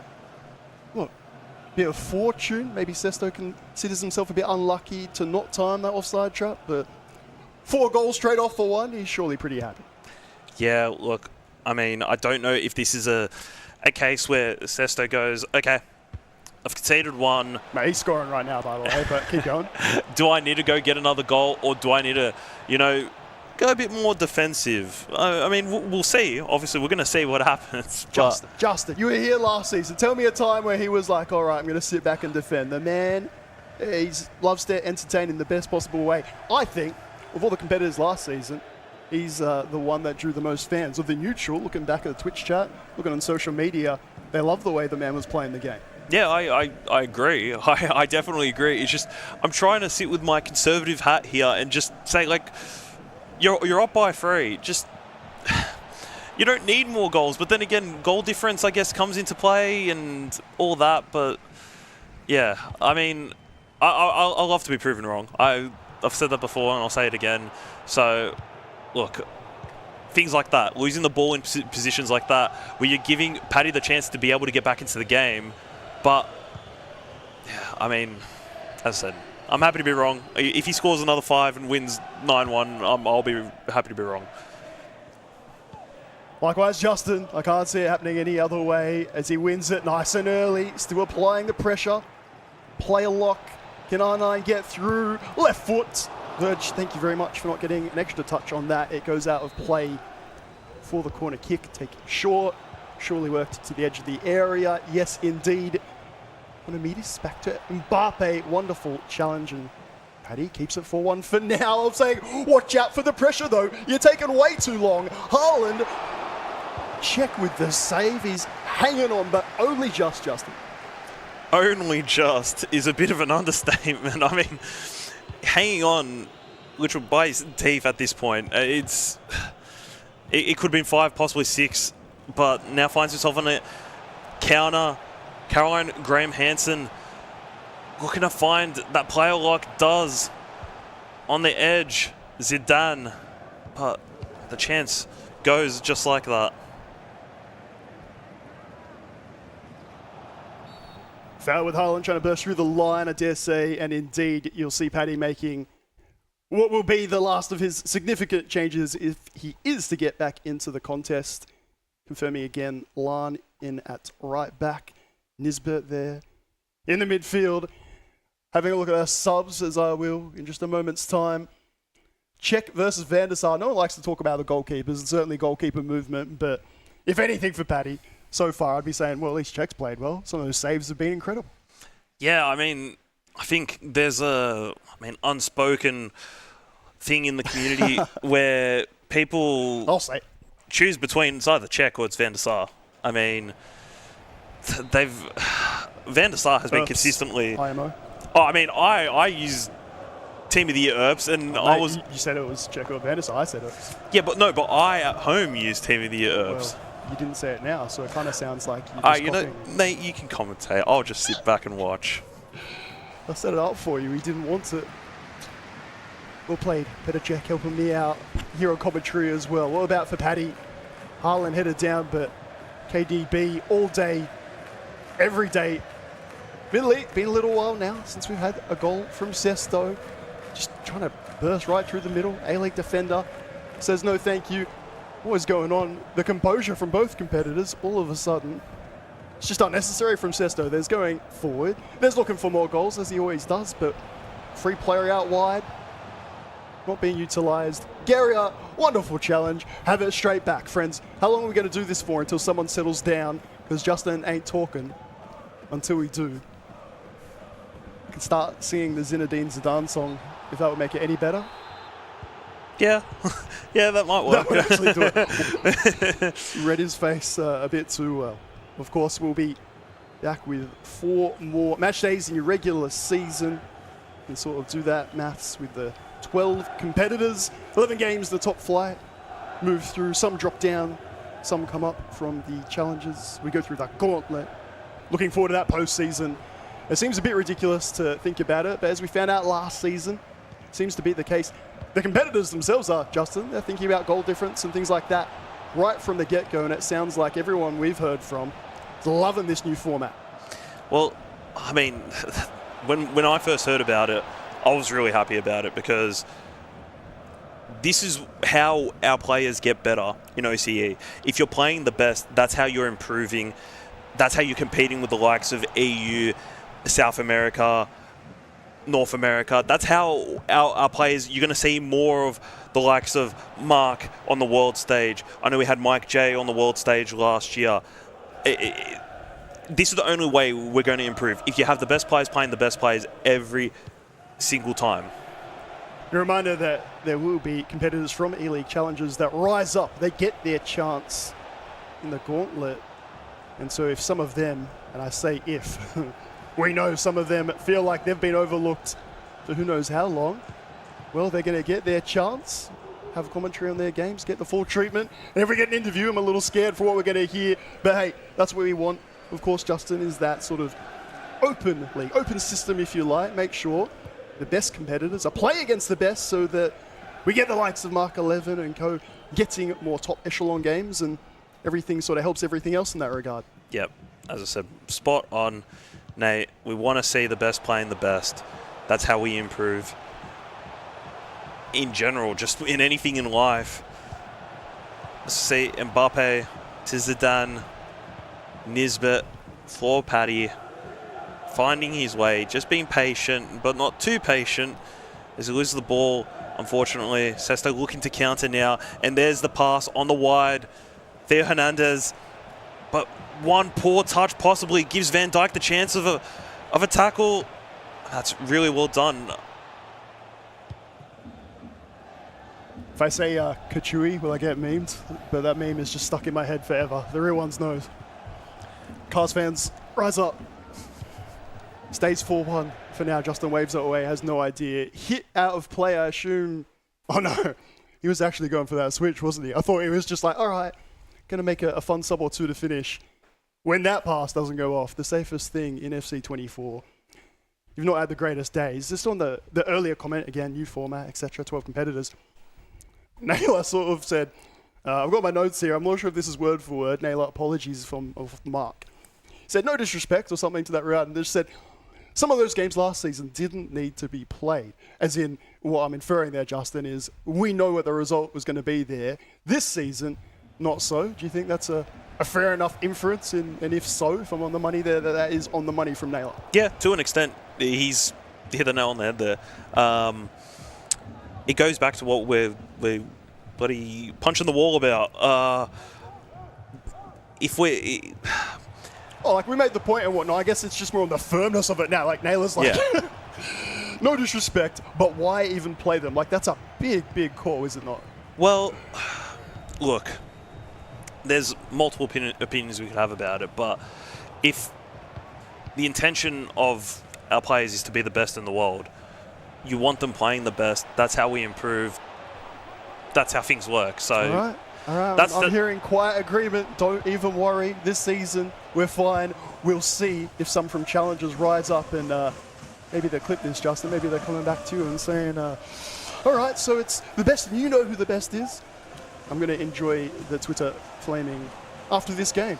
We've waxed lyrical about that point because it has stayed at 4-1. It feels like this is locked in. We get belly goal on, but we do not get our belly goal on the first or second attempt. Have your little tap in, and have your sealer, Sesto, finishing it with Haaland. It's been a little scrappy here in the second half, but for Sesto, it is job done, and that goal difference we talked about, it's one of those where we may well go back to tonight, Justin, and say, remember when we got that fifth? Remember when he subbed on Jude and got that extra to maybe keep him out of the bottom four, maybe even get him into the top two?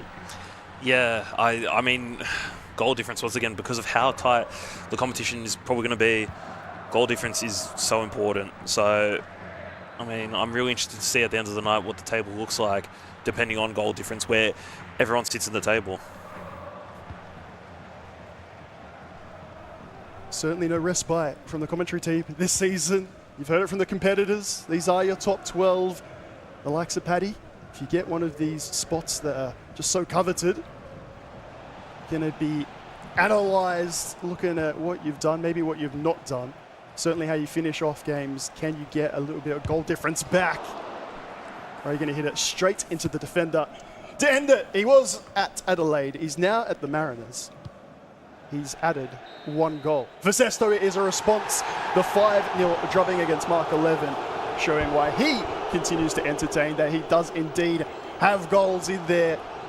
I look forward to hearing about the tunes, Justin. I know you're not vibing, but we like the vibes here at A-League Australia. Surely you like that from Sesto, at least in terms of the professionalism of the performance. You do say professionalism. He left halfway through the game and just went for a walk. So, were we watching two different games? I was seeing a man in his element know that the half, if not the game, was wrapped up. He's allowed to go have a break. I'm sure you've been watching the international competitors as well, doing their own celebrations back at them. It's evolving, mate. Yeah, look, I'm happy to be wrong, like, especially if any competitors do come up from challenges. And correct me if I'm wrong on the previous point, but no, look, I mean, you do what works for you. If it means you're going and taking a breather and stepping out of your room, having a walk about your house, do it. I mean, I have no problems with it. I'm just really questioning your point about professionalism. And look, job done at 4-1. I thought maybe there was a window back in there. Defence was shored up. We're going to continue to debate. Justin might get a punch on with me. In the break for you, you enjoy the simultaneous game. We'll be back with you shortly.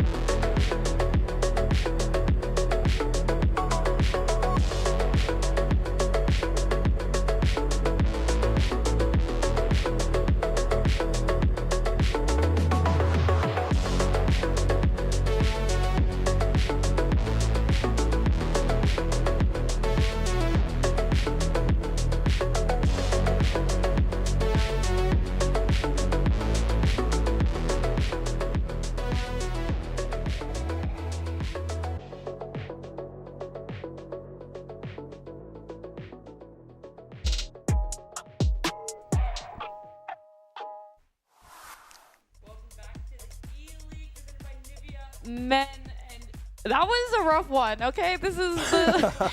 I'm just gonna say it out. The Sesto Patty matchup. It was really rough. We're not too sure what was going on with Patty in that first half there. Marcus, you though went back and had a little bit of a look, and just before coming into this one, Patty actually had a big change up to his squad.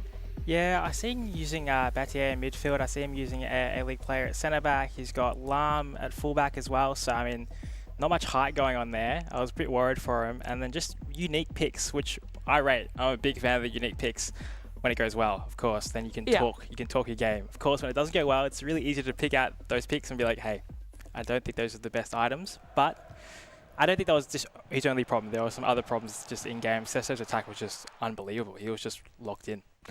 We did see that in the first game as well, that Sesto played early today up against Mark 11. He was trying to be aggressive. He wasn't able to score anything against Mark, but he was still very, very aggressive in that game. No success. But in this one, the aggression really paid off for him. The defense just wasn't there at all for Paddy. So big props to Sesto. And it didn't feel like there was a lull at all in his gameplay. With this change to the 9-minute halves, the players have spoken on it. We've seen it sometimes in how they play as well, that there might be this little dip in the start of the second half or towards the end of the first half. But there wasn't really that for Sesto's gameplay, Nate. Yeah, look, Justin and I just decided to keep fighting about what it was that was happening, what wasn't happening, and what not. And sometimes it do be like that. Hey, we just want to see the changes. We like the unique picks. And Marcus, you and I spoke in depth, in length, about this exact type of thing. We've seen it in seasons past. I'm trying to think of like a Berg camp. I don't know, Aussie FIFA had a few back in the day as well. Sometimes even using like the gold item over a better one. I've seen that once or twice already. Some of these squads with Ronaldinho, and I'm like, doesn't make any sense to me. But hey, if you scored one goal against Sesto, who again was continuing to attack, you got to answer some questions, surely. Yeah, I think he's definitely going to go back and change his squad, but it's more so about the way Sesto was attacking that was the real big problem. There was a lot of dink balls, a lot of aerial balls, knock-ons to Haaland and from Haaland, and I think Sesto just had that in his locker, and maybe we didn't see it against Mark because of Mark's quality, and I think that also caught Paddy off guard because Paddy would have been watching that game and be like, okay, this is how he's attacking, so and so, and then he's just coming with a different kind of style in the first 20, 30 in-game minutes, and I mean, after that, it was pretty much game over. Yeah, it really was. And we get to talk to Sesto right now, actually. He is going to join us for an interview after that great win that he had. Sesto, congratulations. How important or how much relief were you feeling on getting that win after losing earlier to Mark 11? Yeah, thanks. Look, I just wanted to get 3 points on the board. I know obviously the Mark game didn't go great for me, but you know, that's you play Mark, you kind of go in there kind of trying to like nullify the scoreline. And then I don't know, because I created a lot against Mark, and even though I lost 5-0, I was still kind of happy with aspects of the game, and I tried to take that into the Paddy game itself. And obviously, the goals are flying in the first half, and obviously got to see out the game in the second half. Yeah, overall happy. Yeah, well, we said a very similar thing, you know, despite the scoreline for that Mark game, it didn't really reflect just how great you were actually playing. So big props to you. Did you expect, though, this first half to be as dominant as it was for you against Paddy? Because, like, you were up 4-0 when it came to halftime. Yeah, I've played Paddy a lot in the last week or so, and kind of it either goes either way. Like, he either goes 3 or 4 up, or I go 3 or 4 up. So I guess kind of the luck was on my side that first off. That first goal I think is really important. Once I got the first one in, it kind of spurred that confidence in me to kind of push on and then just kind of stay relentless and trying to build that lead up. And then obviously once that lead is then built up, I can slow the game down a bit and just control it from there. And do you also think that the 9-minute halves was a little bit of a attribute to being able to be 4 up, or you think even if you were playing 6-minute halves, you would have been able to have such a dominant start? Well, it's a bit hard to say really. I kind of just try to be aggressive as quick as I can in any game I play, whether it's 6-minute halves, 9-minute halves. So I don't think it made too much of a difference. But obviously with the 9-minute halves, there's more time for them, like for Paddy, for example, to get back into the game. So that's when kind of the game smarts come into play, and you have to try and slow it down a bit. You know, kill a couple pauses. That's probably what I wasn't doing against Mark, especially when I was on the back foot. That's kind of what I tried to do against Paddy, even when I went a couple goals up, just kill a pause, slow the game down a bit, kind of compose myself and go from there. Yeah, well, it looks like even just in day one, you've done a lot of learning. So, Sesto, thank you so much for joining us, and congrats again.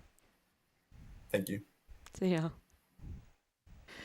There you go, Marcus. You even heard it from the man himself. He's It's like, happened, everyone. He's done become it aware. after all of last season. Mitch Austin can sleep well tonight.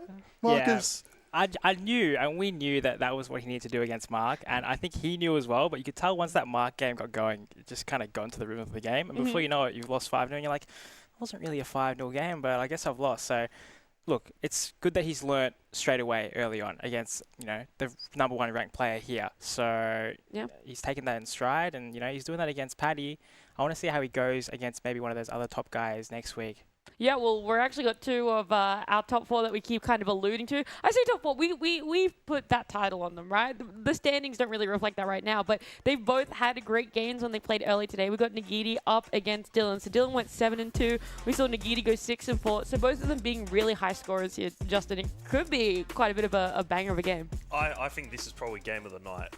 Yeah? Hands down, I think we spoke about it leading up into broadcast tonight. This has to be game of the night. Former teammates as well at Western United a few seasons ago. So I think this could go either way, really. Yeah. Do you want to put out a prediction before we head off, Nate, about this game? Well, I You got guess time. we haven't been blessed with seeing Dylan just yet. True. It has been like the season almost for Dylan.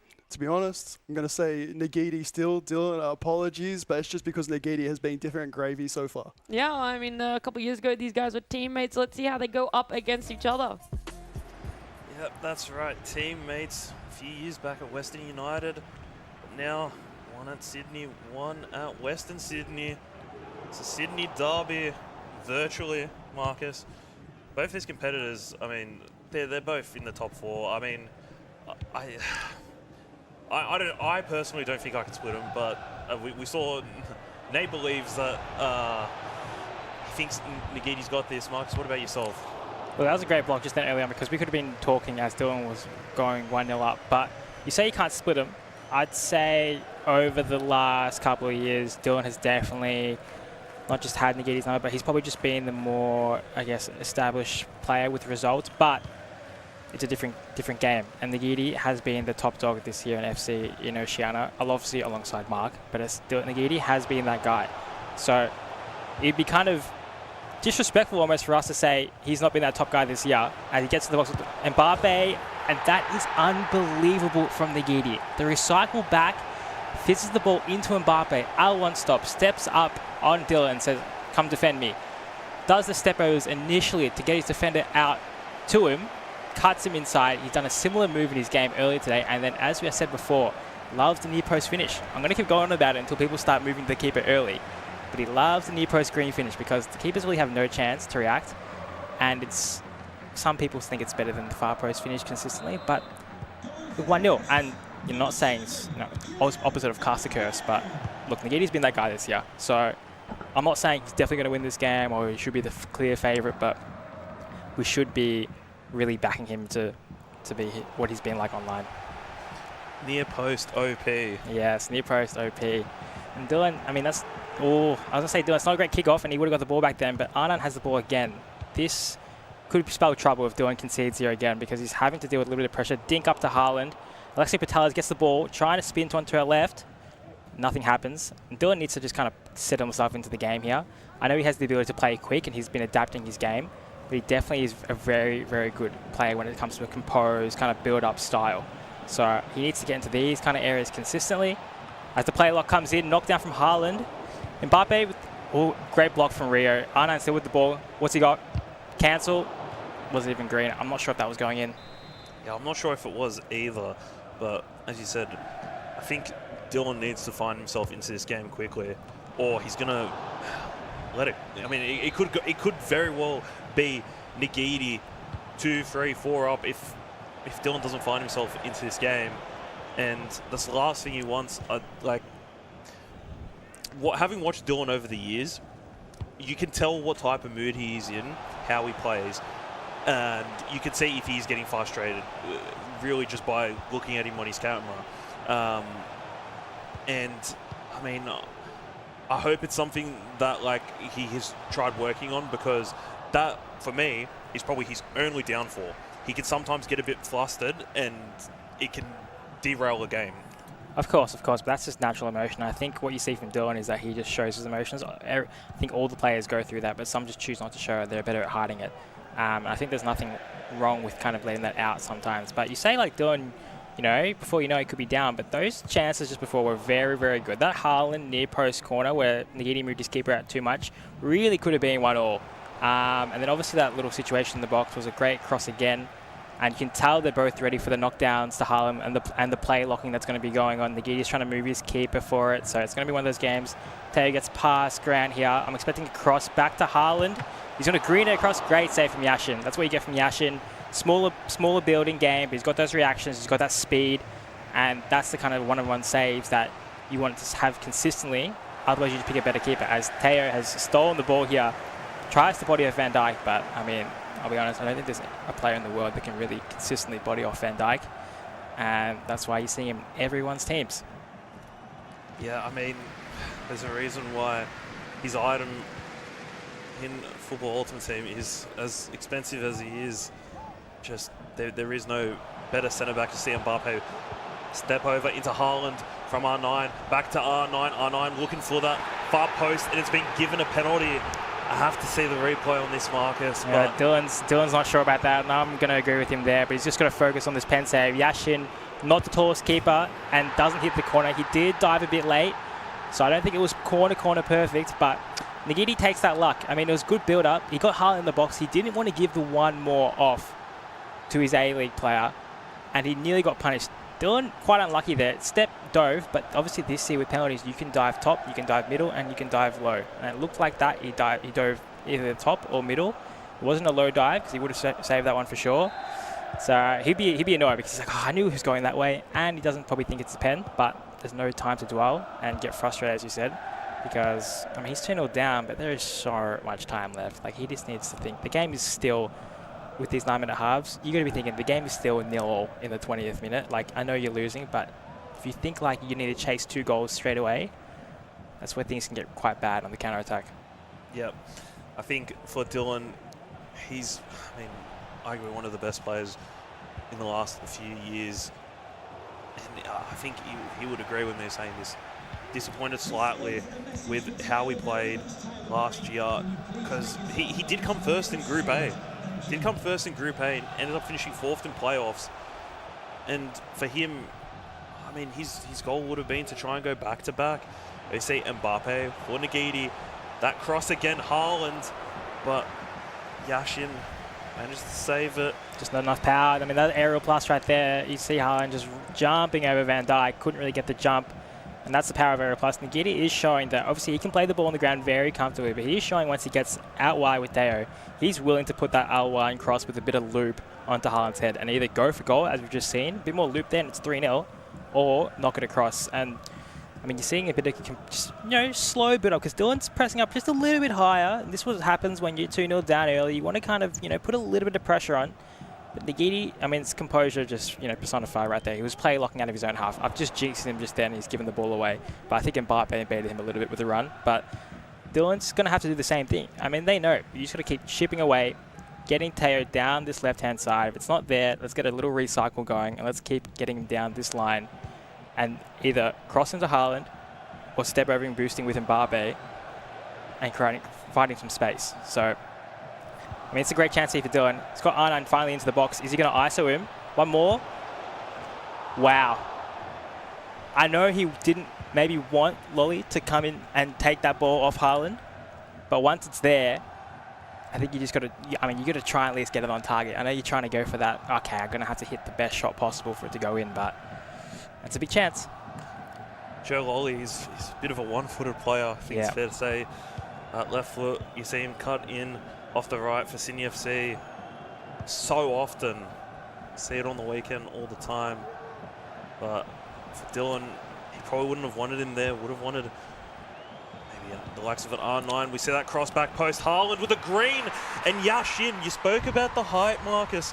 I don't know if that might have anything to do with it, but that was a poor attempt at a save from Lev Yashin. Yeah, it's not the height there. It's like a situation. You need to get a bit of water on the gloves, get the grip up, because that's just more of a grip situation with the gloves there. He's just palmed that into the net.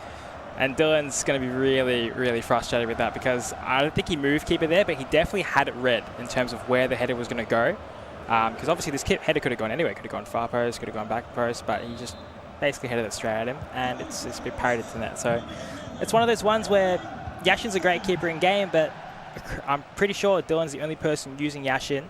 Everyone else has pretty much gone for check with a couple of Van der Sars in between. So it's one of those ones where, it goes wrong, like we talked about Paddy's last game, and you think to yourself, maybe that's the problem. But quick reply here, unbelievable from Dylan. Unbelievable. You can talk about this one all you want, Justin, because that was a great fake shot to just bait the defender and then perfect finish. The Sydney FC, man. The Sydney FC fan. Nivea, man. Dylan Campbell. That was a great use of just patience. He let Nagidi run across the defender there. The attacker. And just finessed it. Green timed with Kylian Mbappe. Brilliant. Brilliant from him. He's got himself back into this game. There's still plenty of time with these 9-minute halves. And I don't know now if Nagidi's looking to just calm down, keep the ball a bit, look to just hold possession and just not give it away too easily, because could find himself in a situation giving the ball to Dylan and Dylan might score it again. It's 3-2 before the half. That's true, but as you spoke about in the Fardy game, he doesn't want to just play around the back consistently because you will eventually lose the ball there and you lose in bad positions. He wants to be like this, bit of build up and then let's drive to the byline, push Dylan's team back so there's no threat of a counter, and let's try and find Mbappe, find Arna, and find Harlan in these half spaces. Speaking of the little chip, that was going back post. I don't think that was going to Harlan though, but if he wins this ball here, now he's got Dylan pinned in for a good time. We're in the 40th minute here, so there's 5 minutes towards half time, so you got to start thinking about last attack and things like that. But Nagidi is fizzing the ball around right now, and he was going for the same step over move where he step overs forward and then cuts hard across to the right, and I bet you that shot was going near post. But as you said, 42nd minute now, Dylan's thinking, do I play for last attack? It's a bit longer now with the 9-minute halves, it's not the same, so you got to really kind of take your time and not go forward too early, because, that's under a bit of pressure there, but you've got to take your time here. See, we're only in the 43rd minute now, so, let's imagine there's a minute added on. You've still got plenty of time here, but Teo cutting inside here into I9, slips to Mbappe, should be a finish. He tries to Trevella at far post. I think that's a mistake. I shouldn't think that should have been a near post shot for Dylan.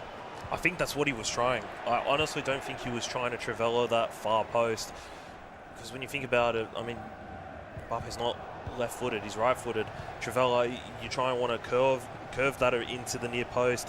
But speaking of Mbappe, Nagidi down the left side, player lock, and I'm not sure if that's exactly where he wanted it, but he still has the ball here. Mbappe step over again, looking for the pass. Ryan Grant with the tackle there, and it's been what has to be said, a brilliant half from Nagidi. Dylan has created chances. There's been some situations where you thought he'd score. That one being said of that Trevella that went far post instead of near. Chances like that could easily see this game maybe 3-2, but the same can be said for Nagidi, Marcus. Exactly, and now I'm just looking at these lineups here, and you've got something very interesting where Dylan has his midfield switched around from the usual meta. Usually you'd have Patellas there left centre mid, Lolly right centre mid, but Lolly being really left-footed, I think helps him being on the left. Of course, he missed that chance, and he's probably thinking, if Patellas was there, I've probably scored. But I think he's definitely put Patellas there to have that finesse shot. We haven't seen one yet. I think she is getting to half spaces, but obviously it's much easier to see from this angle compared to when you're playing of the half spaces. And I want to see if Dylan doesn't get desperate, but of course, when the game's going on and you're down a couple of goals, you start to think about other options besides the standard stuff. And Patella's finesse is definitely not a weird option, not a non-meta option, but something that you don't see all the time. As Teo gets down the line here, little dink was going into Harlan, but we're going to get a corner. I wonder if Dylan's going to go near post again and bait the keeper out, or Nagidi's going to move his keeper out and then move him back onto the line last second. It's going to be very interesting. You see Harlan? No, he's gone. Wow, great save. This is a game of cat and mouse here, because now he's gone short. Now we don't know what's going to happen. He's going to go near post and maybe dink it back post. Mbappe gets the ball near post, blocked. Nagidi doesn't clear though. R9 blocked again. Mbappe's going to get the ball into Harlan. Great tackle. That's good, great defending from Nagidi. I think Dylan would be a little disappointed in that just last chance there. I felt like he had a little bit of time in the box, but there was a lot of numbers there. There were a lot of numbers surrounding Dylan there. Not much space to play with, but it was another chance. I thought he was unlucky not to score off the corner, actually, because it was a fantastic save, as you said, Marcus. We've seen Nyla utilising probably one of his most important players, Fia Hernandez, because he's constantly going down that left side and just finding his way into the box through different ways. Nearly receiving that ball down, R9 with that near post volley. Great save, Yashin. This one's going to go back stick. Harlan headers that out all day, every day. Got a slight counter-attack, but R9's been held up and Dylan's going to build up again. But you're right, it's just one of those games where you're going to have chances like that, and it's really about who's going to take him. You see Nyla consistently using that little dink into Harlan, even in midfield. He's very close, and he's just dinking it because he knows he can get a different angle from the header compared to a usual passing move on the ground. And I wonder if it's something that Dylan's kind of caught on to, and he's maybe going to... It's really hard to stop. I just wonder if he's going to bring it into his game here, because it's not one of those things that you see and you're like, oh, let me try and stop that. It's more of like, oh, I should do that as well. So we'll see here as Mbaba gets down line. I'm expecting a Boral scoop here in a second. Boral, no scoop, into R9. Cancel. Yeah. That move is really nice to cancel, but as it's come into fruition and into meta, people know how to stop it. You just basically don't dive in. It looks really nice in the eyes. Probably my favorite move, but doesn't really have the same effectiveness as it used to. Yeah, I believe, correct me if I'm wrong, it's a McGeady cancel. Yeah, I think... I'm not sure if the word is technically McGeady cancel, but I know it's from McGeady from the old days, and I always call it McGeady cancel. Dylan is very good at the McGeady cancel, even the advanced one. I wonder if we can see it this game. As Teo gets down the line again, I'm seeing a square to Haaland. He doesn't shoot it first time. He doesn't shoot, which is lucky for Dylan. And what has happened there, that is very, very unfortunate for Dylan. The ball has just kind of bounced back from the semi-clearance. And we have to see on the replay here what's happened. But I think Dylan's going to be having some close words with a lot of his players, including Van Dijk, who just got absolutely bodied there for Mbappe. I'm not surprised to see the pause there, because that's one of those ones where it's like, oh, I don't want to tilt, as you said, but you see Dylan there leaning back on his chair. He's just taking the time to breathe, get some water in before you even think about assessing the situation of how to get back in this game, because I mean, that stuff happens, Justin. That stuff, you know, it goes your way, it doesn't go against you. It seems to always happen at the bad time, but Patala's there, just kind of leaving the ball, which is, I mean, very, very unfortunate. He's got first touch, you know, plus. Dylan's obviously not happy about that. But we can always remember this moment because, you know, the luck will turn in this week, the next week. It just ebbs and flows. You're right. It does. I mean, sometimes you get the luck, sometimes you don't. Sometimes it goes completely against you, just like it has for Dylan there. And I feel for him because that is one of those that there's nothing you can do. There's simply nothing you can do. All you can do is try and respond as best as you possibly can. I mean, Marcus, from your own experience, how would you deal with it if something like that? How do you respond? Well, I mean, the first thing he's done is perfect. He's hit the pause, and he hasn't really gone about changing things and this and that, because the reality of the game was going quite normal. People would think when you concede a goal like that, oh, I need to change everything, something's going wrong, this and that, when in reality, that was just a bit of an unfortunate situation. He can easily score 3 goals in this game and get back into it without changing much of his personnel. As we see right here, Mbappe, he's red-timed it. But Haaland, no, again. I mean, Dylan now, he really needs to score soon, because now the pressure's building. He's had that unfortunate goal. He hasn't scored a one-on-one with Mbappe. He's red-timed it. He's got the ball top of the box here, trying to dance with R9. Haaland green across with the right, and there we go, 4-2. It's such a big goal. Nyla's frustrated, but he shouldn't really be frustrated because he just had that luck before. He got a bit lucky there as well. It's a great finish from Haaland. People are kind of disrespecting Haaland's right foot as well. I think they all know it's 4-star, but I feel like with his shot power, it's like a 5-star. If you green it, it's just going to fly in. The keepers don't really have any chance. So, I mean, you asked how I deal with it. That's the perfect example. I think Dylan's has shown us how to deal with things going wrong when you're playing. Another thing I want to ask you about actually is the use of the L1 stop there. Brilliant, in my personal opinion, from Dylan there, because you kind of just stop the game and you kind of analyze what's in front of you. And I mean, he's used it expertly there. I think I think it's fair to say I haven't seen him use it much this game, but I know it's something a lot of the top players do use, just to kind of like see what they have in front of them, see what their opponent's trying to do, where they're running their players, and just kind of stop and look at the chances. We see Fia Hernandez cross back post. Haaland looking to head it down, finds R9, and R9 can't finish that. I don't know if that was offside or not. But nah, I don't think it was offside, and he's done it. Correct correct me if I'm wrong, I'm pretty sure he's done a little chip animation. He was trying to get R1 to get the switch off somehow because he didn't have the ball in that little commotion. And he's been tapping R1 for a reason, and he's unfortunately chipped it. So, I mean, Dylan did get the goal just before, but you can't be red time, you can't be doing those little mistakes if you want to get back into this, because I'm not saying he can't score 2 goals, but there's a chance of it's just about not conceding.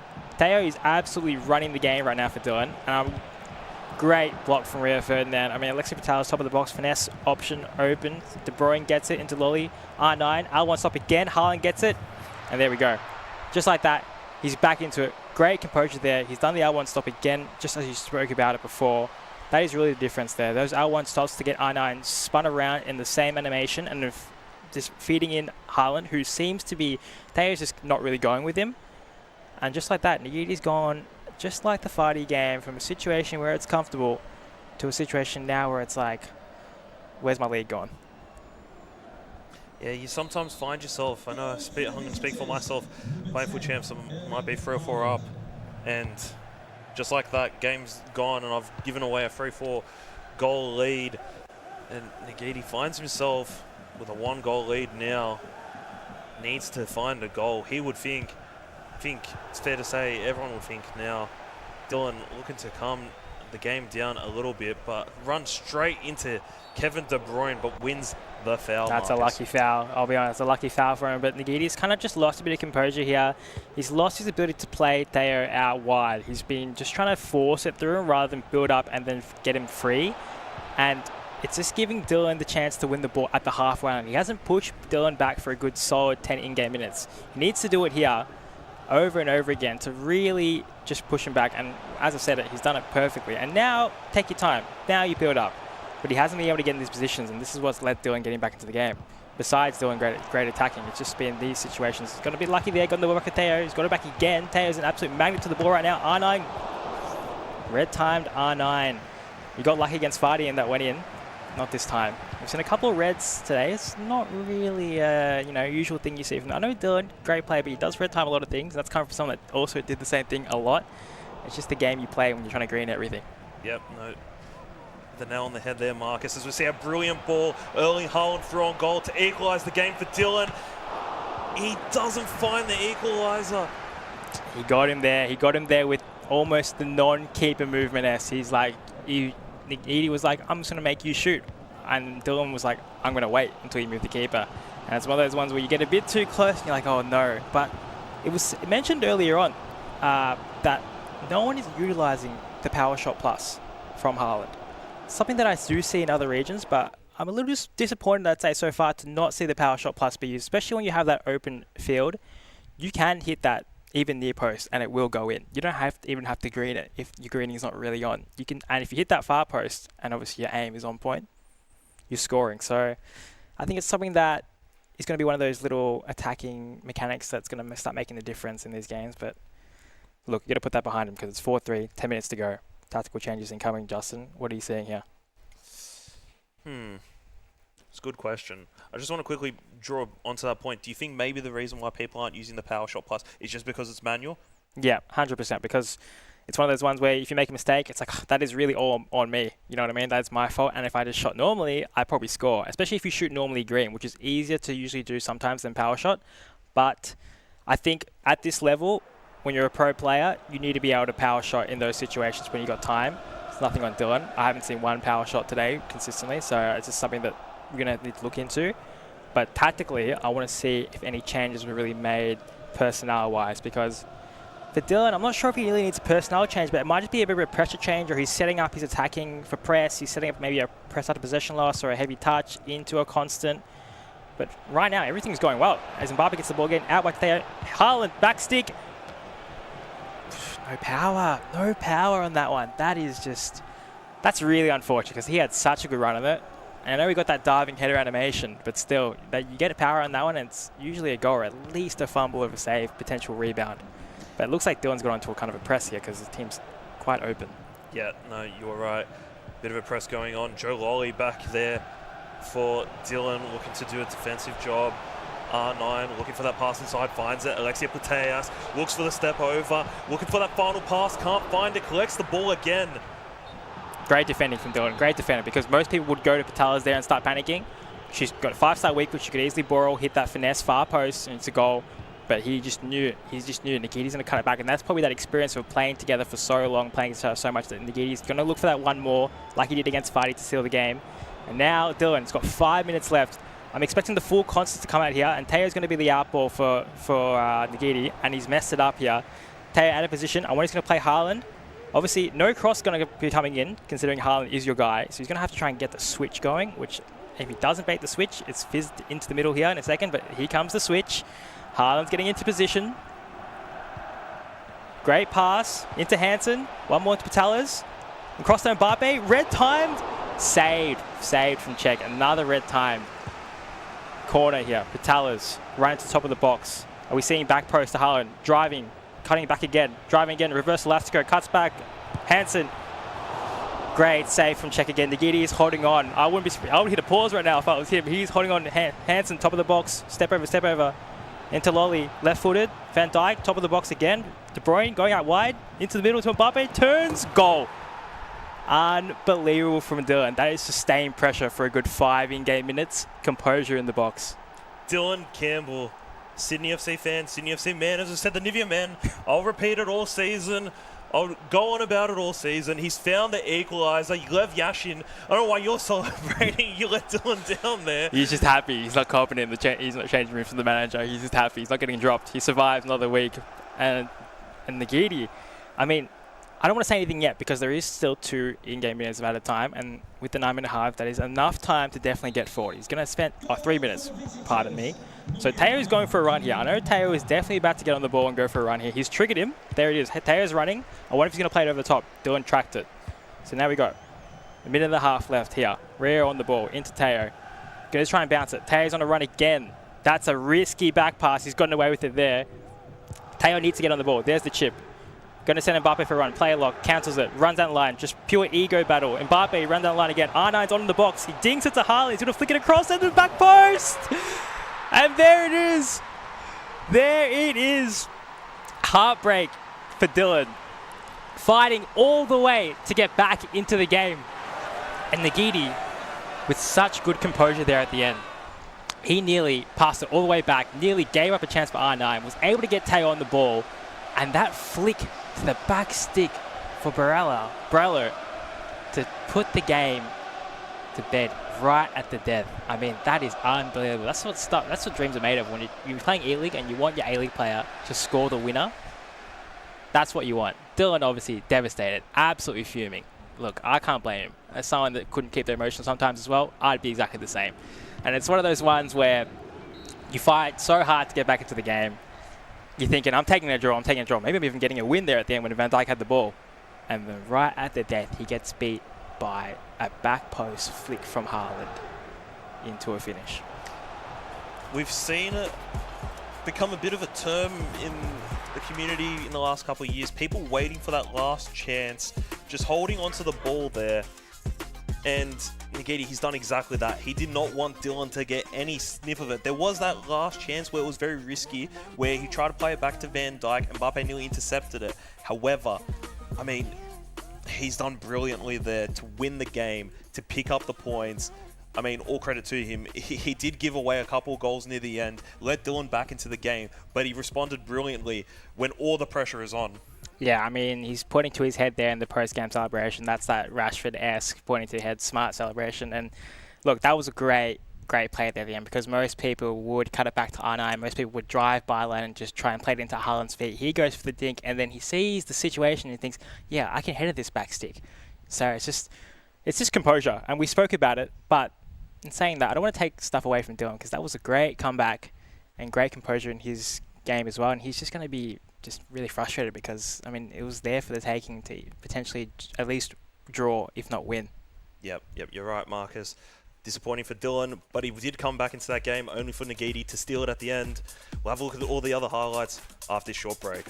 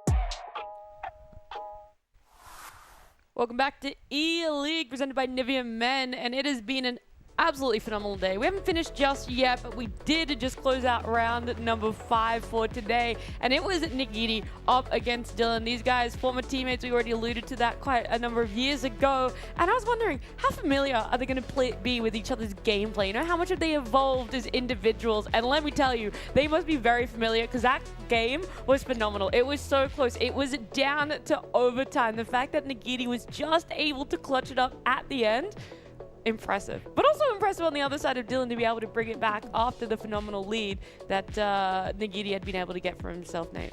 Look, we were happy for the contest. I think that's what we wanted with Yeah. two competitors of this caliber. I said that Nygy had been different gravy this season. Look, that fight back from Dylan, so impressive. And if Wanderers fans, it's not maybe been the night that you wanted. And the A-League men's here in the E-League is a happier story indeed. Look, if you can't get Mark 11, didn't want Mark 11, who knows what happened there. If you got Nygy, you're delighted with the day that man has had. Yeah, he's had a really good day. Since some replays here, Dylan did get a little bit hard done by in the game, but overall there were a lot of chances for him to tie up this game a little bit earlier in that second half. I think I can count maybe 3, potentially 4 missed opportunities, missed goals for himself, but the fact he's able to keep the ball down there so consistently, I want to know what actually happened in that second half for him for it to be able to switch so quickly, Marcus. I think it was a combination of Dylan maybe upping his pressure a little bit and his build-up, but also Nygy was giving the ball away pretty carelessly with his Teo Hernandez in the second half. But you say there were chances for him, but I think it's going to be really hard for him to look past everything that happened with, you know, his keeper, the penalty, and the other goal. I think there's just a lot of situations where he's going to be like, that game was there for the taking. Yeah, it is still early on in the season, though. You know, there's 5 weeks, so there's still a lot that can happen for these players. So it's not the end of the world, Justin, that he picks up a loss here, but a massive thing for Nygy, because these guys are very, very evenly matched. Yeah, I mean, I wish we could interview both players. I know, right? I thought about it. I thought about asking. At the same time. Oh, well, I mean, that would be even better. But no, like, I mean, they're going to be both there at the end of the season. They're both going to be vying for the top position. And, I mean, as Marcus said, I think Dylan was just a bit unlucky with what happened with some of the things. But as Marcus also mentioned in the game, he'll probably get a bit of luck later on in the season for something else. There's always a balancing act when it comes to luck, when it comes to your play style, and we can't balance 2 interviews, but we can balance 1. We can get Nygy in here. He was the victor in this matchup, so Nygy, congratulations. I mean, you clutched that up. Surely, like, your adrenaline must be through the roof right now.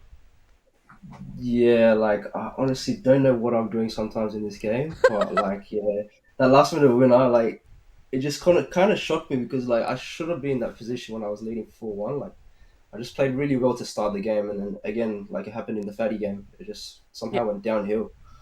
Yeah, let's break it up a little bit into the 2 halves. That first half, you had massive momentum. So how much is getting this first goal a momentum aspect for you, or do you think you were just on a different level than Dylan in the first half? Yeah, I'm not sure what was going on. Like I'm usually a slow starter. Like I start games really slow, and it takes me a while to get into games. But today, like I started really well. Like I was scoring a bunch of goals, and then ended up like being too conservative with how I was playing, and then just somehow just kept giving the ball away recklessly, and then just giving up too many chances and opportunities for them to score. Yeah.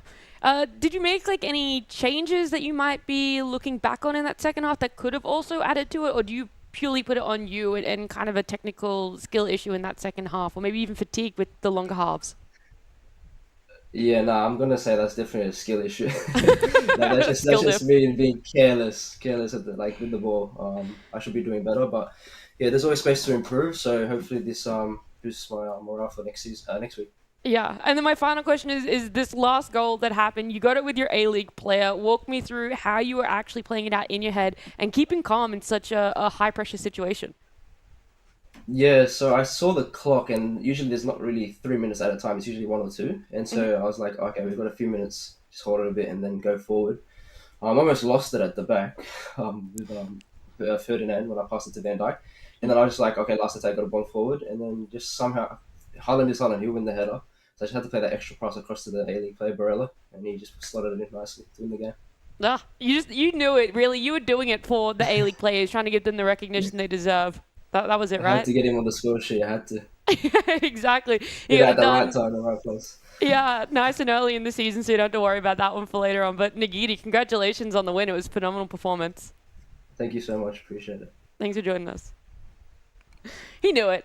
That man, he's way too calm to not know exactly what he was doing. Let's be real here, Nate. We've got like the Iceman known internationally. I think it's fair to say that's what he is to us locally. Like, kept his cool and didn't give a lot away. I always just take like a few notes when we're doing things. And it sounds a little bit like cliche, a little bit cheesy. But he's someone that's grown not just as a competitor over the seasons, as a person. If you remember back at the start, I think like an interview to him was honestly just like frightening. And to a lot of people, fair enough, it's a bit nervy. Yep. Look at him now, winning games in the last minute of the A-League men's play. Being like, oh yeah, Nat, thanks for that little tee up. Yeah, I just wanted Brillo to get in the score sheet. Like, it's just great to see what the E-League can do.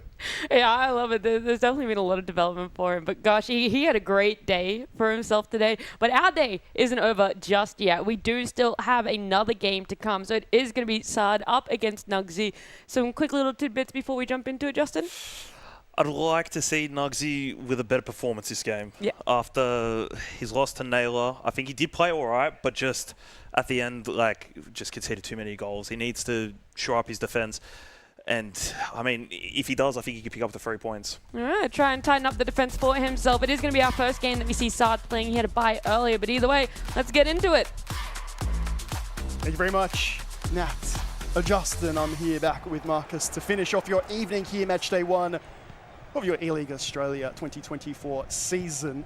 We get to see Sard ball. Sard, we'll be saying that a lot later, I'm sure. Nugsy returning. Marcus, had a few questions I wanted to tee you up with. I mean, fire away. I'm looking forward to Sard ball. He was my kind of prediction outside this top 4 we've kind of made up in our head of who I think can really, really push those 4. Elaborate for me then. That will probably answer like 3/4 of my questions. What is it about Sarball that does it for you? Well, I think he's incredibly good at using step overs into the round of the box, as well as using keeping the ball on the wing. And that's like, it sounds weird, like, oh, everyone's good at keeping the ball on the wing, but he's incredibly good at keeping the ball on the wing to drag out your back 4 and then create space for these kind of situations. And you'll see it if he gets into the lead, that he will drag you to the touchline to come and get the ball. And if you don't, he will just keep going until the byline. So I know Nugsy will be aware of this. These guys are definitely good friends. And Nugsy will be trying his absolute best to, see if he can bring something different to the table, because I know that Sard's had Nugsy's kind of number over the last season or even 2. So it's definitely, I know these guys are good friends, but, when you get on the pitch, what a pass from R9. Wow. Lucky Wales, Lucky if you Wales. don't mind. By the way, the A-League men's players on fire this evening. There's another goal to add to the tally, and there's the first of this game. Your last for the night for Sard for Western United. And I say R9, but it really was R10, because Sard has some different picks here on the pitch that I'm just seeing. Lots of plays that really we're not seeing from everyone else. And, I mean, that's an unbelievable pass, through. That's it's one of those things that you see it and you're like, oh, that's a nice goal. Because it's just a simple through ball pass. You've just tapped it in. Sard, very happy about that one. Very happy, as we know. Very emotive once he starts playing. Can be quite the reserved character off the pitch, but very emotive once he starts playing. And I mean, Sard is one of the only people that I'm seeing right now that is not using Haaland. He's got a front 3 of R9, R10, as I've just mentioned before, and Mbappe. And he's also got Paddy V in midfield. So he's gone for a bit more of a defensive central centre mid setup here. And as I've just said that, Paddy V makes a great tackle. Was playing the 4-4-2 flat and defensive variants, last iteration of the game, and played exactly as you described. However, in FC 24, I dare say it's much more favoured. Reckon he would have, out of anyone in OC, Marcus, had the biggest smile on his face when he saw as the meta was developing. It feels like it's tailor-made to it. You say that. I think it is tailor-made to him, but he's also one of the only players that really has never got the 4-3-2-1 down pat and wanted to push it.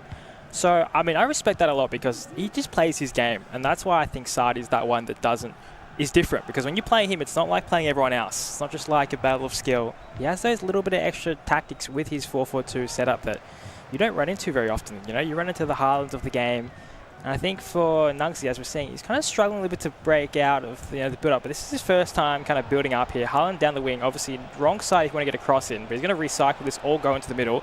Recycle, KDB finesses on. Portales gets the ball into R9, bounces off. Cafe wins the ball. So I'm surprised these guys are not going for these finesse shots top of the box. They must have either played a lot of friendlies against each other and know that the keeper's going to be moved, or they're not a fan. It's a big chance here as well, because side is building up so quickly and getting the ball into the box here. And here we're talking about the ISO 2-0. I was just about to say, you saw that what makes side so good. I forgot to mention his use of the reverse elastico. It is top quality. And it's one of those things that you know, but it's so hard to stop. I mean, you got those two up top together. It's just really, really difficult. He reverse just perfectly with Mbappe there. Perfect finish. And it's one of those games that just hasn't been looking good for Nugy so far with the build-up and how it's going. You can see him conceding a lot more goals. Yeah, welcome to why Haaland is not being utilised. Well described. Marcus, dare say that could be a little bit of a plan B, considering it's everyone else's plan A, but when you're as good as he is, one-on-one battles, for all his wing play and whatnot, you still need to get past the defender at the end of it. And look, I'd have to go back and watch back. We're saying minimum 1-on-3, if not a 1-on-4. It doesn't matter. When that flat four standing there,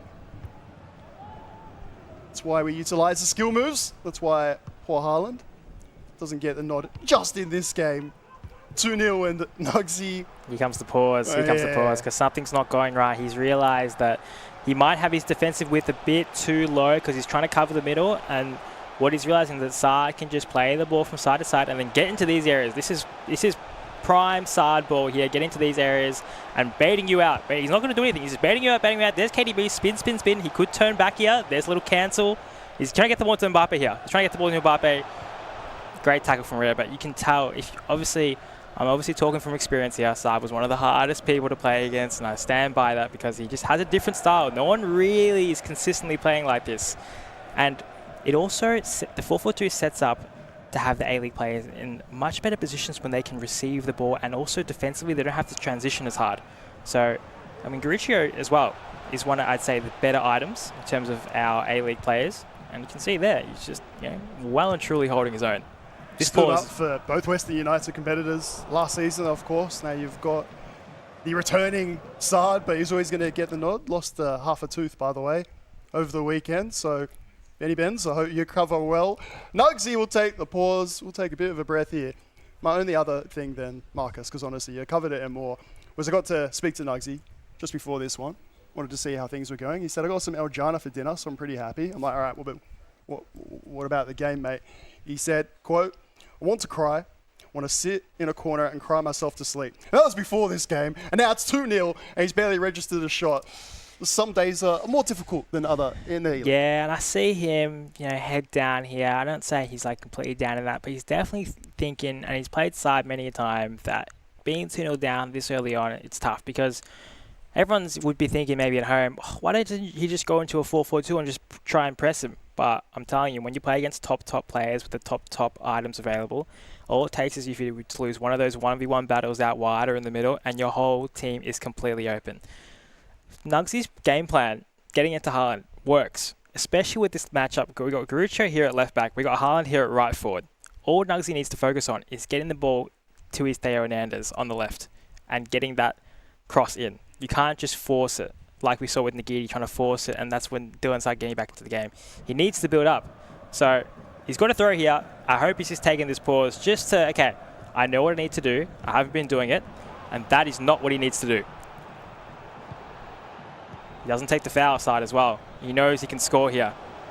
He senses it. He smells blood. R9 spinning. Nugy is really standing off here. Gets the tackle. Okay. Take 2 of Nugy. This is a great pass. Haaland's got that mismatch against Gariccio. I'm not saying you can run past him consistently, but you can definitely take up territory here. Yeah, you're saying mismatch, and I totally get why. Like every knowledgeable reason why that would be. Again, here in FC24, I will say, Marcus, Gariccio just one of those that fights for the badge. He does fight for the badge. It doesn't have to make sense. He does. You just use them in game. I know we got obviously Red Cap in our Challengers division who will tell you the same thing. Weirdly, just some of these lower rated 4 items are like, you know what? I know you've got this. Facade is up front with our 10 extra pass. Mbappe, is he having a bit too much fun with it there? I feel like that's now 2-3 times. He's almost trying to make it more difficult for himself. Nah, the Boral cutback was good, even potential Boral scoop, but he just didn't really take the space once he had with Mbappe. He kind of just thought, if I just green this, I'll score. But it's just one of those ones he'll look back on and be like, I should just step over boost and gotten closer to the goal. But he's spun him again with reverse Lasco. Mbappe gets the ball. He's looking for that space. He's going to step over into it. He's going to green it far post. There it is. I mean, it's classic side ball. I know I'm just sounding like, a repeat on record and repeat, sorry. But it's much easier, of course, to watch when you're not playing. I feel for Nugsy right now because, I've been there. A lot of us have been there where you know exactly where he's going to attack the space with Mbappe there. But you are so worried about him going across goal, passing it to someone else, and then going the other angle that you just overcommit to one side. And he's just waiting for you to overcommit. Beautiful reverse. Let's go from R9. He's going up, up, up. Rio's out of position. See you later. Gone. Great finish too because near post wasn't on there. Nugsy didn't move keeper. Keeper nearly got to it as well. So Nugsy's hit another pause here. So, it's 2 pauses very early on here. It kind of doesn't leave him options to pause again in the second half. I don't think he's worried, Marcus, to be quite honest. I know that we're still not even at half-time. Judging on what I heard from the man before it, I think he's like, all right, maybe we do something for the culture. Maybe we have a bit of fun with it. Maybe it's just do something I've never even done before, which we don't get a lot in the E-League. Normally it's something that's being practiced or rehearsed, a bit like Sard's dance routines. It's one of these for me anyway. I've had the pleasure of just looking defensively. What would I do? And I'm sure a lot of people watching along are doing the same thing. If I want to improve or if I was in that situation, what would I do? And I feel for Nugsy. You have a look at that blue marker. The first 2 times, first and second goal, manually in there. The second one he even tried a manual standing challenge. You get that big step animation. Then he had success stepping off. The last 2 chances, Sard didn't score, so he tries it again, but Sard's like, all right, well, I understand that this time. I've got that space to go into. It feels like you're just trying to survive out there. Of course, but respectfully to Nugsy, as we've seen here, his problem has been with build-up. He hasn't gotten Teo into this position consistently. Great. See, this is what I mean. He needs to get Teo down. I know it's harder. Haaland has a little chance here.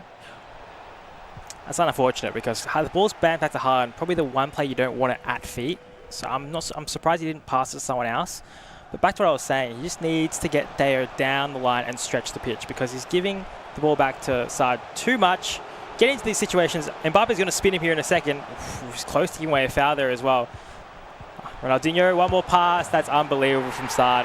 This is just a absolute clinic right now. I know I was talking about Nugsy's build-up, but obviously you can defend better. He's giving a little bit of a celebration here for those that have played comp games. This is a bit of a, I'm going to let you watch this. I'm going to let you just enjoy this one and don't bother trying to come back kind of situation, because it's just one of those ones where he's dancing, Sard's having fun, Nugsy's worried about kind of what's going on. I know you said he's not really, feeling it, but this has been an absolute clinic. He hasn't even gotten close to the goal. Like, it's one thing losing 4-0, like Sesto was to Mark. It's another thing not getting close. It's the same in FC as it is in football. You can have a look at the results and be like, oh, that was one-sided. Fam, we're here to tell you, if you're looking at that result, the opening game, New Melbourne Derby, 5-0 on paper, but paper only.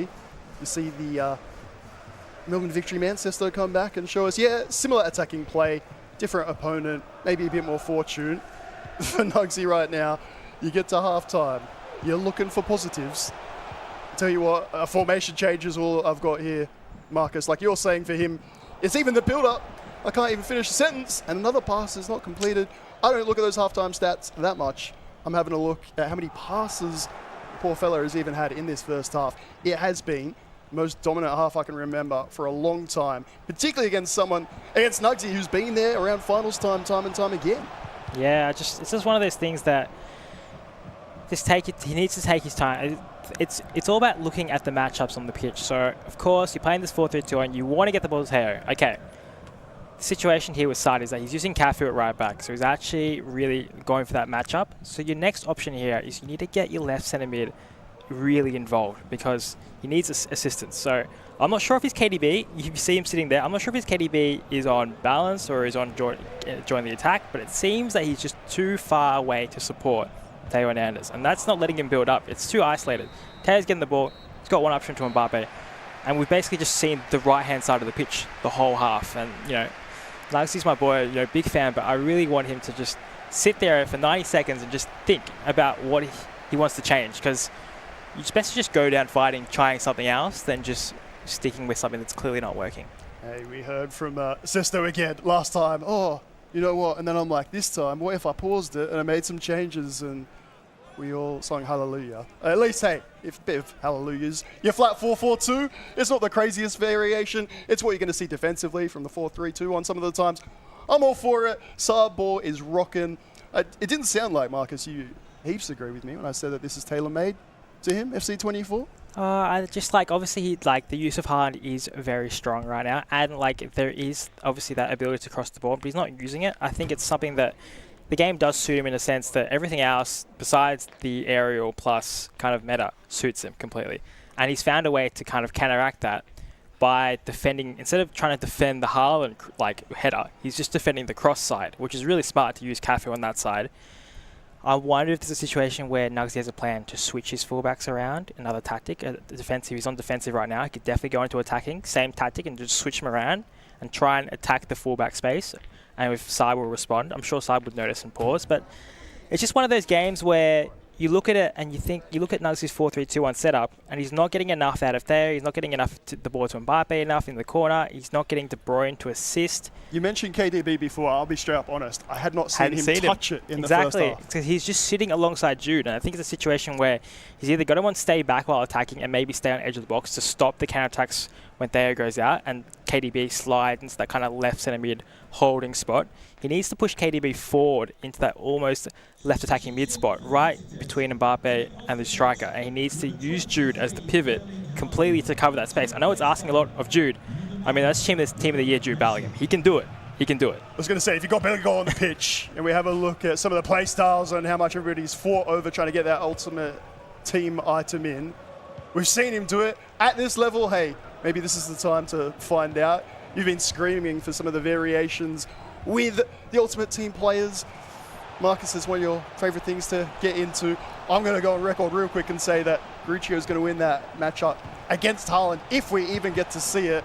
It might seem a bit ridiculous considering we've seen Haaland bully everyone. Like I said, just something about Gruccio's body, player in game, I couldn't tell you. For now though, Mbappe, a bit of joy. The man who was at MacArthur, now at Brisbane, with Messi on there. So you know we're looking left foot, no right pen, foot. no pen, no pen. No pen, it's clean as. I know, but it's one of those ones where Nugsy just a little bit of R1, a little bit technical plus, and I think he was through there. But it's good. I like these changes he's brought on. He's moved Mbappe to the right striker, and he's dragging Mbappe down the right-hand side to try and target, in quotation marks, Gruccio. I know you're gassing up. He did just get put on the floor just then with a slide tackle. I said he was going to win the body up against Haaland. He got done there for sure. He's brought Messi on, who we've just seen with the dribbling, and then I want to say he's got his A-League player at right back, and was there a change in net? I'm not sure what's going on here with Nugsy, but there was some serious tactical changes that happened at halftime because he is going all out here. There is players everywhere on the pitch in terms of the attacking sense, and he's basically switched his attack to the right-hand side and then having his left back providing the width. But most of his build-up is going to be on this right-hand side with Messi. Thankfully, we're going to see some of it because he could barely get 3 passes together. Don't worry about build-up. You've got to actually have the ball to start off with. And he's throwing something different. The little one-on-one fullback, that'll be 4. Now inside, you can see 4 going forward. Mbappe, back to Jude. Lovely switch to the far side. Terrible touch. Terrible touch. Tell me that's not out of bounds. All right, that's when you know it's not your night. And I'm sorry for that. Obviously, there was no keeper swap. He just kind of switched his midfield around. And as I said, he's just going to focus on this right-hand side, using the Messi and Mbappe combination. And he's going to have his Theo sit basically just, get some chalk in your boots, mate. Sit in the touchline. And when I need you, I need you. But we obviously didn't work in the first half. The problem he's going to have now is that Saad's caught on, and he's just attacking down the same side. So, look, obviously you want to try and get back to the game, but you need to not concede pretty much. You need to start scoring. You need to not concede. You've got De Bruyne trying to chase Dino out wide. This is what Saad does best. He's going, come chase me. He's got Vieira doing step overs top of the box here. You know, R9, Mbappe, that was a reverse Lasco. Great tackle from Nugy. Much more aggressive. He needs to do that. Yeah, Marcus, for all the professionalism and correctness, what you see it here is Nugsy saying, mate, I'm just going to go. I'm going to manually tackle you now. Every time I'm going to sprint forward. I'm going to bring on Messi and hold RB for a bit. Or R1, sorry, depending on what you're interested in. Yes, and have some R1, fun. Mbappe. Fun. Great goal, great goal. I'm so surprised he didn't take an extra touch with the ball roll to try to like maybe Travala at far post or to wait for a keeper movement. He's just like, nah, mate, I'm going to smash this far post. It's going to go in because it's Kylian Mbappe, that guy. And we're back. I mean, look, Saad's been great all game, but that was some bad defending. I'll say it right now with Rio Ferdinand. He just came out and stabbed at the ball without needing to. You're up 4 goals. If he just sat there and said, all right, come attack, I'm sure we'd be watching a Saad attack right now. But it's one of those things, you get a little bit impatient, you get really confident, you think, oh, I can lock this guy up, I can lock this guy up. All it takes is one little misstep like that, and now it's like, oh, hold on, it's 4-1. You're still feeling comfy. Let's see what happens if it becomes 4-2, and let's see how comfy Saad's feeling. Well, guaranteed, if nothing else, more goals, because have a look at the manual challenging from Nugsy, the big lunge animation everywhere across the pitch, as expected. Goals at both ends. Nugsy looked locked in for a moment. Friends, we ain't done here yet at both ends. Enjoy, look, what may well be some compilation goals, if nothing else. Side having a look at that goal difference, if he's going to consider himself one of those top echelon of competitors. Yeah, and that's just, as you said, Nugsy's obviously playing more aggressive, diving in. But Rio was close to getting that, but look, you're not going to get every single one. Even as close as that looks, you're not going to read every single ball. When you're playing more aggressive, you're pressing up, and he just felt the pressure. Like, that's come from, of course, he's gone for a little bit of a long ball here from KDB, and he's got a goal kick. I think R9's just copped that one straight. Corner back off the head, sure. Oh, never mind. All right, so he's got himself a long ball corner here, and I'll just completely drop the aggressive defending because he could bring this back to 5-2. It's going back stick here for sure. There it is. Teo gets up green. Great save from Czech. I think he's going to try and get Haaland here at the back stick. So he's going to wait the animation and just see where Haaland is. Haaland's not... What's the matchup from the corner as well? That's where it gets interesting for me. Yeah, it's not in a great position. He's trying to bait line again. I think he's going to sweep this one back stick here. There it is. He went for the finesse, actually. He didn't get the greatest of animations with the loop. And that's one of those ones where it's like... like I would have loved a goal to make it 5-2 here, and now look how high up he's pressing there. I mean, Dino is completely through. R9's completely through. This is going to Mbappe 100%. Not for Virgil van Dijk though, but he's playing a very risky game right now. I know going for it, but you know, we go on about it. 9 minute halves. You don't have to play like this. There's so much time. You don't have to. That's what he more or less alluded he was going to do. I wouldn't expect anything different until the end. Again, looking at the other side of the coin, for side is this round one moment that we keep talking about. It might seem ridiculous if you're new or infrequently watch the E-League. Be like, how much can you learn?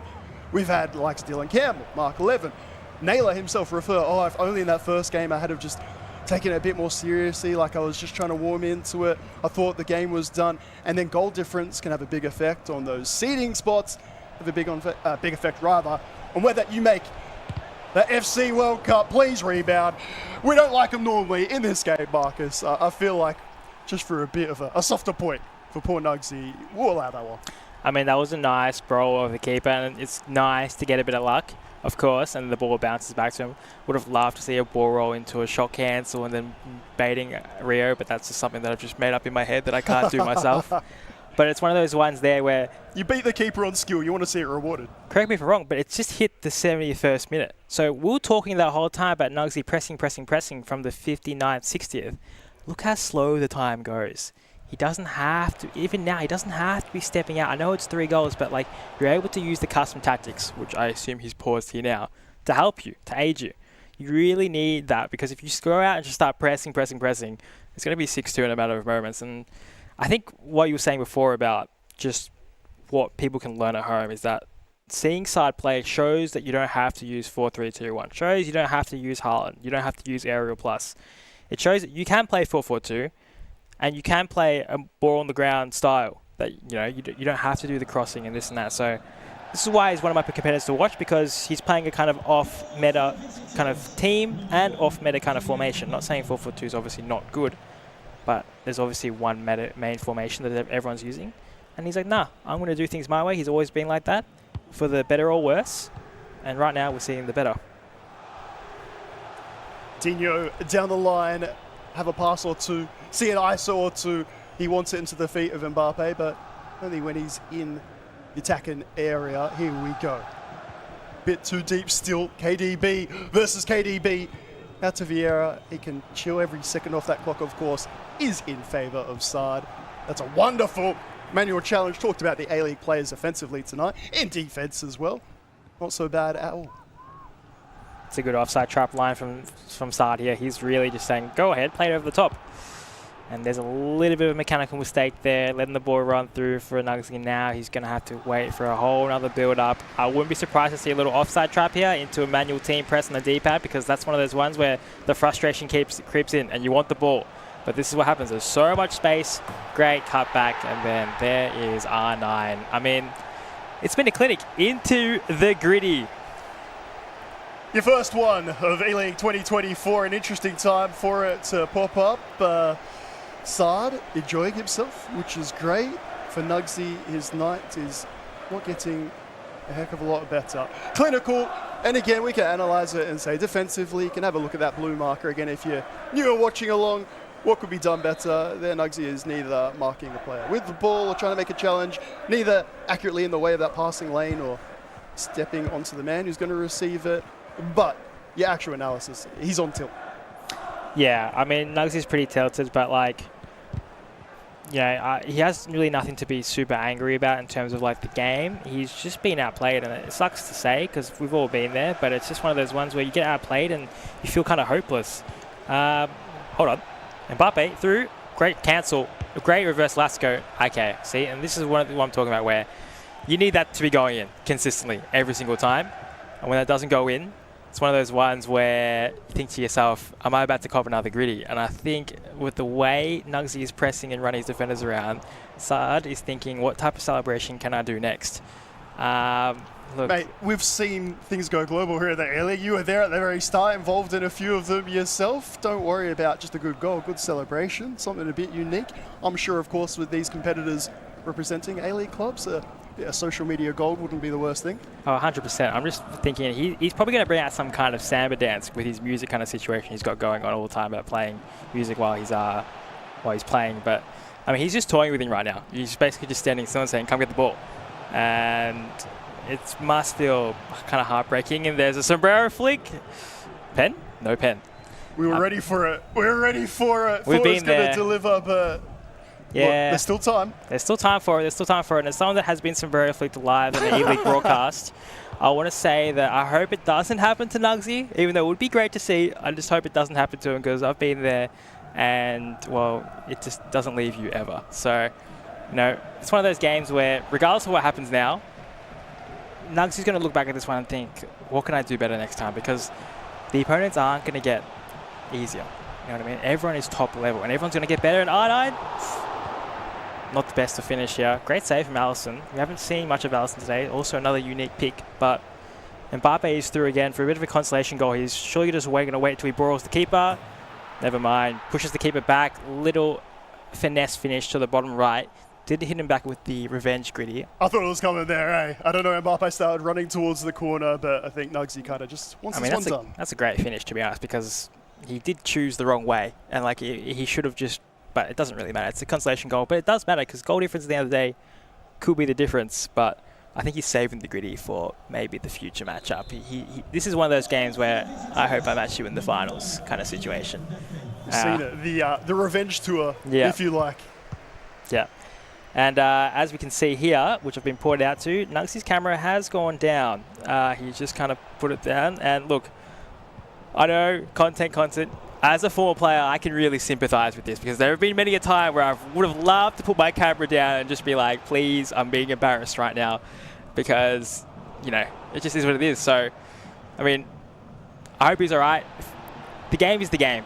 FC can be brutal. It can be brutal. And he's kind of showing us a bit of tech here, to be honest. I hope he kind of gets a consolation goal, but this hasn't been the best end to the game from Sard either. I don't want to, take the polish off the game, but he really should have put more goals away. Mentioned like a little bit embarrassing and whatnot. We've had 14 twos. Yeah. As recent as last season. 6-3 against Sard playing like this. Hold on. 7-3. It's nothing to be embarrassed about. It's more that feeling. Lockie Wales. Cancel. There it is. Step over cancel again. He's Oh, it's beautiful. That's unbelievable. The step over cancel to square up Van Dijk again. This is definitely a gritty or a board situation. Yeah, this is a board situation. He's letting this roll. This is going to hit 94 minutes. So this is one of those ones where I know these guys are good friends, but it's one of those ones where Nugsy's going to be laying in bed, staring at the ceiling, thinking, just seeing R9 run to the board. That step over cancel though there to get Van Dijk back Van Dijk back towards him was unbelievable, because most guys would step over and try and boost through and force their way through, but I mean, that's just been the difference. His attacking flair has been the difference. The variety as well. There's no, to quote Mark 11, I just spam step overs. We've had that variety. We've had Sard ball, and we've got Marcus Gomes, the great, commentating it as well to finish off the games here tonight. What a statement from Sard. He gets to stay on at Western United. Nugsy moving across to Brisbane Roar. Look, if the 5-0 that we saw to start the night felt not so one-sided, that's a 7-3, maybe, Marcus, that feels a lot more weighty. Yeah, it's one of those ones where Sard was just kind of playing with his food. I think he was just having a bit of fun. Probably just wanted to try and put him on a highlight clip, maybe on TikTok, and he's just, No sombrero flick. Yeah, no sombrero flick, but so I feel bad for Nugsy because, he got a bit tilted there at the end, but plenty of weeks left. This isn't all doom and gloom. I know he's not feeling good right now, but got plenty of time to show that, you belong here. We just got started, Frets. Who knows how many sombrero flicks? Justin, I can see the terror in your eyes. Nat grittied onto set. Bring it on. First match day done, but it feels like we barely got started. I didn't think I was going to get called out like that, but when I saw the gritty come out, I was like, I got to do my own, I cannot do it, by the way, so do not ask at all. But it was nice. I liked seeing the celebrations. It was a good way to end our day here for day number 1, but a tough one for Nugsy. He had a rough series earlier in the day as well, Justin, so... Yeah, look, I'm just going to put my hands up and apologise to Nugsy for just putting a bloody curse on him, because anytime I've said, I'm like, yeah, no, Nugsy, you got this, is just... Yeah, I'm sorry, Nugsy. He's doing the Jerry Seinfeld bit, IRL, in case you don't know. Type that into your GIFs. You're just like, I got to get up and head out, but...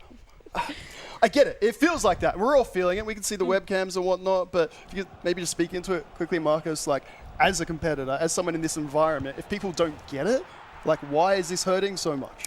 Well, I mean, it all starts from the history. I know that Sard just has his number when they play. I don't have stats because I probably play a bunch of friends, but I know Nugsy pretty much never beats Sard, and especially when it matters most on broadcast, he hasn't beaten them. So this is just a build-up of emotion and frustration, and it just comes through. A couple of goals, you can already see him getting frustrated.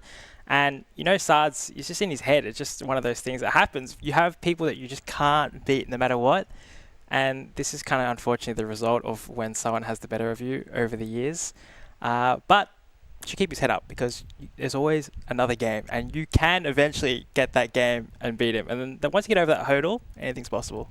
Hey, look, there's 11 best of ones that they have to play. Sure, they've already played 2 today, but that still leaves 9 more to come throughout this season. So I'm sure it was more of this personal beef that you could see.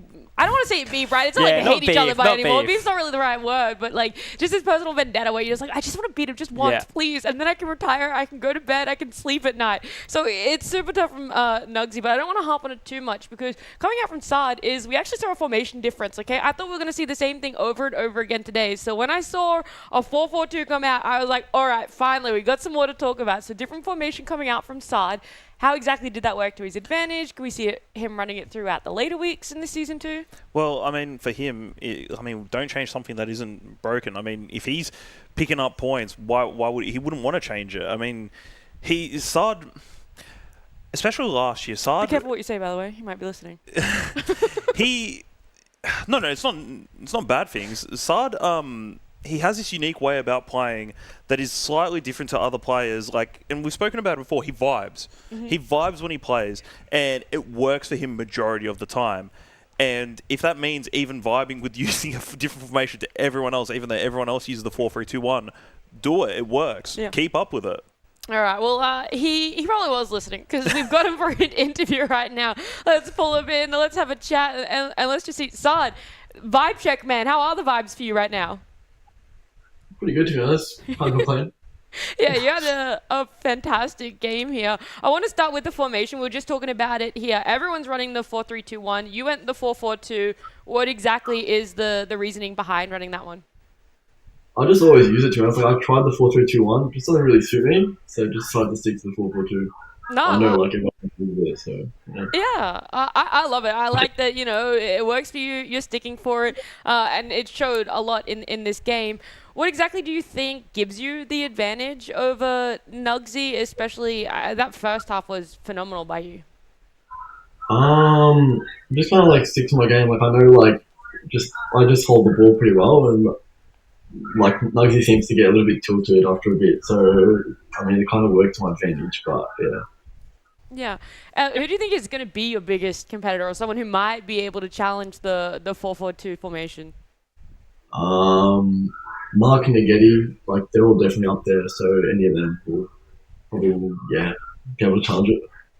And I do have a special request. I came onto the set, I did a gritty. I wanted to know if you would do the gritty on cam for us.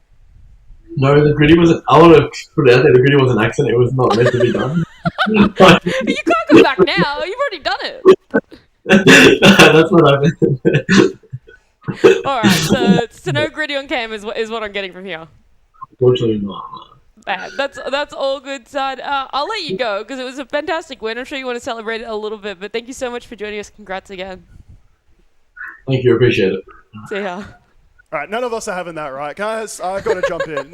It's not an accident, right? Come on. No one's ever done it by accident. Look, I'm not saying by accident, but it's definitely one of those ones that he might have just done Reflex? it and then, thought about it and then like, oh, I shouldn't have done that to my mate. That's not you an know accident. what I mean? That's a regret. I know, but I think he's just said an accidental way because Nugs is probably listening in and so he's just kind of covering himself for the future discussions. It's not getting past us, not this season. Nah, let them, the game's done now. They'll move on and they'll probably just be supporting each other now as friends, going on. But the gritty's the gritty. I mean, it's going to be there forever. So Nugs will be waiting in the wings. That one's nightmare fuel. You wake up in sweats in the middle of the night from that gritty. Let me tell you right now. But we're going to see what happened in all of our games today because we had 6 rounds. We had 2 matches happening at the exact same time. It was tough to keep up with all of those scores, but I'm not going to read them all out for you guys. You can just take it in for what it is. The ones that we didn't get to watch, though, were pretty much all on the right-hand side. I did note that there were some buys for people who played Matbro as he wasn't playing today, and so that is why you will see the 3-0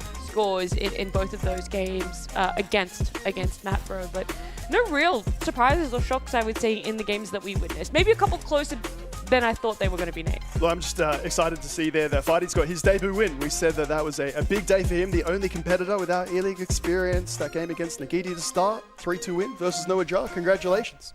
Yeah, no, I think that would be the main point for him today. I mean, he had a really tough game against Nagiti, one of the best competitors that is there, and getting the 3 points, I think happy days. Yeah. We actually had one tied game as well, Marcus. Yeah, I was just about to mention that game. That was a bit of a class. 2 goals in the 80th to 90th minute to see the draw. I mean, Paddy's will be happy getting a point, same JMK, and it's their first game, but I think it's one of those games where they really need the 3 points if they want to kind of push on. Mm-hmm. So when they match up against the likes of Noah, who I saw didn't get any points today, and a couple of others, it's games where, a draw's okay, but you need to start pushing for those 3 points. And yeah, most of the results, I think, though, are what we thought they were going to be first week. But I think you're going to see changes come into the second week in terms of personnel, people that using game, and tactics as well, maybe even formations after what we've seen. Yeah, that is the thing. Like, we only saw one formation difference today. Everyone else had this pre-notion before coming into the season, it feels, of what's worked for them and what is clearly working in favor of a lot of players at the moment. So maybe there are just going to be some slight tweaks. I do look forward to that. But when it comes to the middle of the pack, that's actually the games that matter the most. You want to prove yourself when you're coming up against these on-paper top dogs, but if you realistically put yourself in the middle of the pack, then they're the games that are going to matter the most. So the fact that, they start off with a tie there for JMK and Paddy, it's an interesting one, to say the least, Justin. Yeah, I mean, I was just thinking about it in my head as you're saying it. Like, you don't want to, like, as part of the pack, you don't want to find yourself in that bottom 4. It makes things a whole lot more difficult. You need to be picking up points soon. If you haven't picked points up today, you need to be picking up points soon. Yeah, we're going to get the ladder on screen very soon, and that's where we can talk about exactly who has picked up points, how many points other people have picked up. Because right now we're a little bit speculating just off of the results. I can't do maths that fast in my head. I don't know if you can, Nate.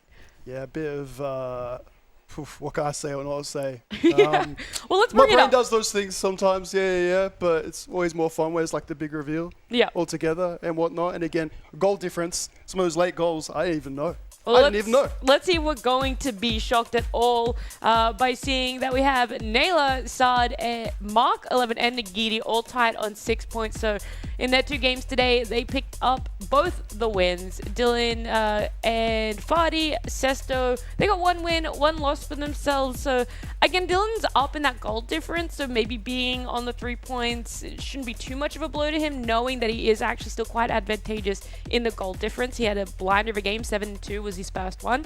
And then just below it, going for that draw, we saw were JMK Patty, and then unfortunately Noja, Mapbro, and Nugsy not being able to get a win at all, Marcus. Yeah, I mean, and now you're seeing the goal difference situation. That's why I was kind of harping on Saad, kind of laying off Nugsy there at the end, maybe in a friendship situation, because he could be top clearly by himself if he just kind of put the foot down there at the end. But you're also seeing JMK and Paddy in that 8th, 9th, which is where the draw was. So this is what I mean with they are probably going to be around that situation the whole time. So the draw is okay for both of them now, but all it takes is a couple more draws in winning situations, and before you know it, all it takes is one guy at the bottom to win 1 game, and boom, they're past you. Yeah. We keep harping on about how much you don't want to be in the bottom 4, but you don't want to be going in the gauntlet. Like, that is when it's a free-for-all. That's when anything could happen, upsets, underdogs. Like, there really is just everything that could possibly happen there. But how much movement do you expect to see in the coming weeks for that ladder, Justin? I think a lot. A lot? I think Really? a lot, actually. I mean, you're going to have your top 4, like your Marks, your Nailers, your Nagidis, your Dylans, all those types of players, and then your best of the rest. And then those players near the bottom. I think the table's definitely not formed at all. I mean, No. we're only 1 round in. I think there's going to be a lot of changing. Yeah.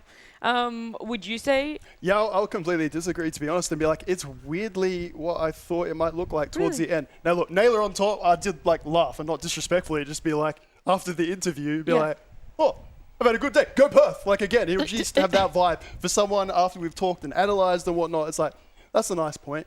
Honestly, that bottom 5, I know we sort of separated being like top, middle, and whatnot. For mine, that bottom 5, the way it is, I don't expect anyone to get out of there. Like, come and prove me wrong. Really? But it's, if you get a draw in that game we're referring to before, JMK, Paddy, like, if you don't win that, I cannot see you escaping the bottom 4. Then we got the gauntlet. You're going to have these guys, some of them who for years have been trying to break into the E-League. I think we're going to see blood in the water. Well, I'm going to go on a bit of a limb here, and I say there's going to be one person that's going to get out of that gauntlet, and it's actually the person that we didn't see play tonight, Matt Bro. I know he's a very, very good player, and this meta with the whole crossing Harlan situation suits him to a T. Really? So I know I don't want to put pressure on him for next week, but I know You've he's already going to... done it. Everyone's going to be watching all of his games I now. know he's going to be ready. I know he's really good at switching the ball, really good at crossing. He plays super high tempo. Like, I want to say he plays even quicker than Sesto in attack. He's just at it all the time. So, I mean, he's got super high scoring games every time he's played FCs. And it's just one of those things that, look, he didn't play today, but no one's going to know what his level's like. So he's coming out a bit of an underdog. You know, Adelaide really wanted him as well. He's for a reason. very, very good. You know, so I want to see how he performs. And you see like back bottom 4, but I think he's the one that can get out. I said bottom 5. Bottom 5. Yeah, so if he escapes, he yeah. doesn't go gauntlet. I know, but I think it's a bottom 4. And I think he's the one that can really get out. But I mean, next week's going to be massive for him because obviously dropping those 2 games today, he's going to have to, as Justin said, start putting points on the board. Yeah, I mean, he's coming in, as much as you want to talk him up and really kind of hype up what potential plays we can see from him, he's coming in with a handicap when it comes to next week. And that reminds me, we're done for day number 1 here. Week 1 is all done and dusted. So if you guys want some more E-League action, make sure you join in next Tuesday, same time. We'll be here. Except for you, Justin. So any quick final words before we get Mitch on? Yeah, see you in 2 weeks. See you in 2 weeks. That's it. We'll see the rest of you guys in 1 week time. Make sure you come back, tune in for some more FC action here at E-League, powered by Nivea Men.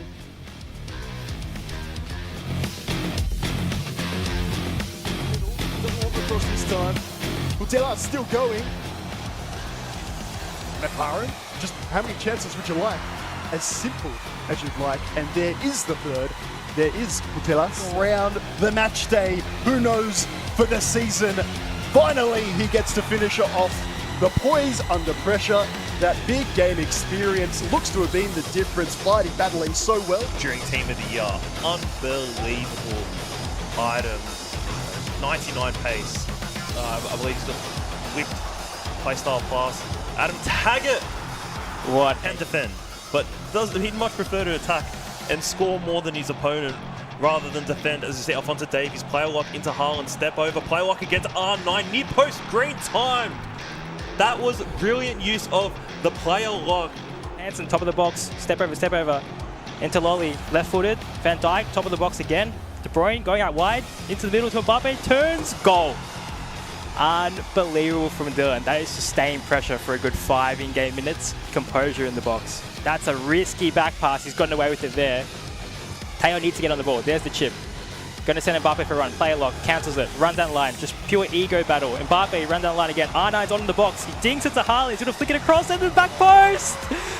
And there it is. There it is. Heartbreak for Dylan. Fighting all the way to get back into the game. And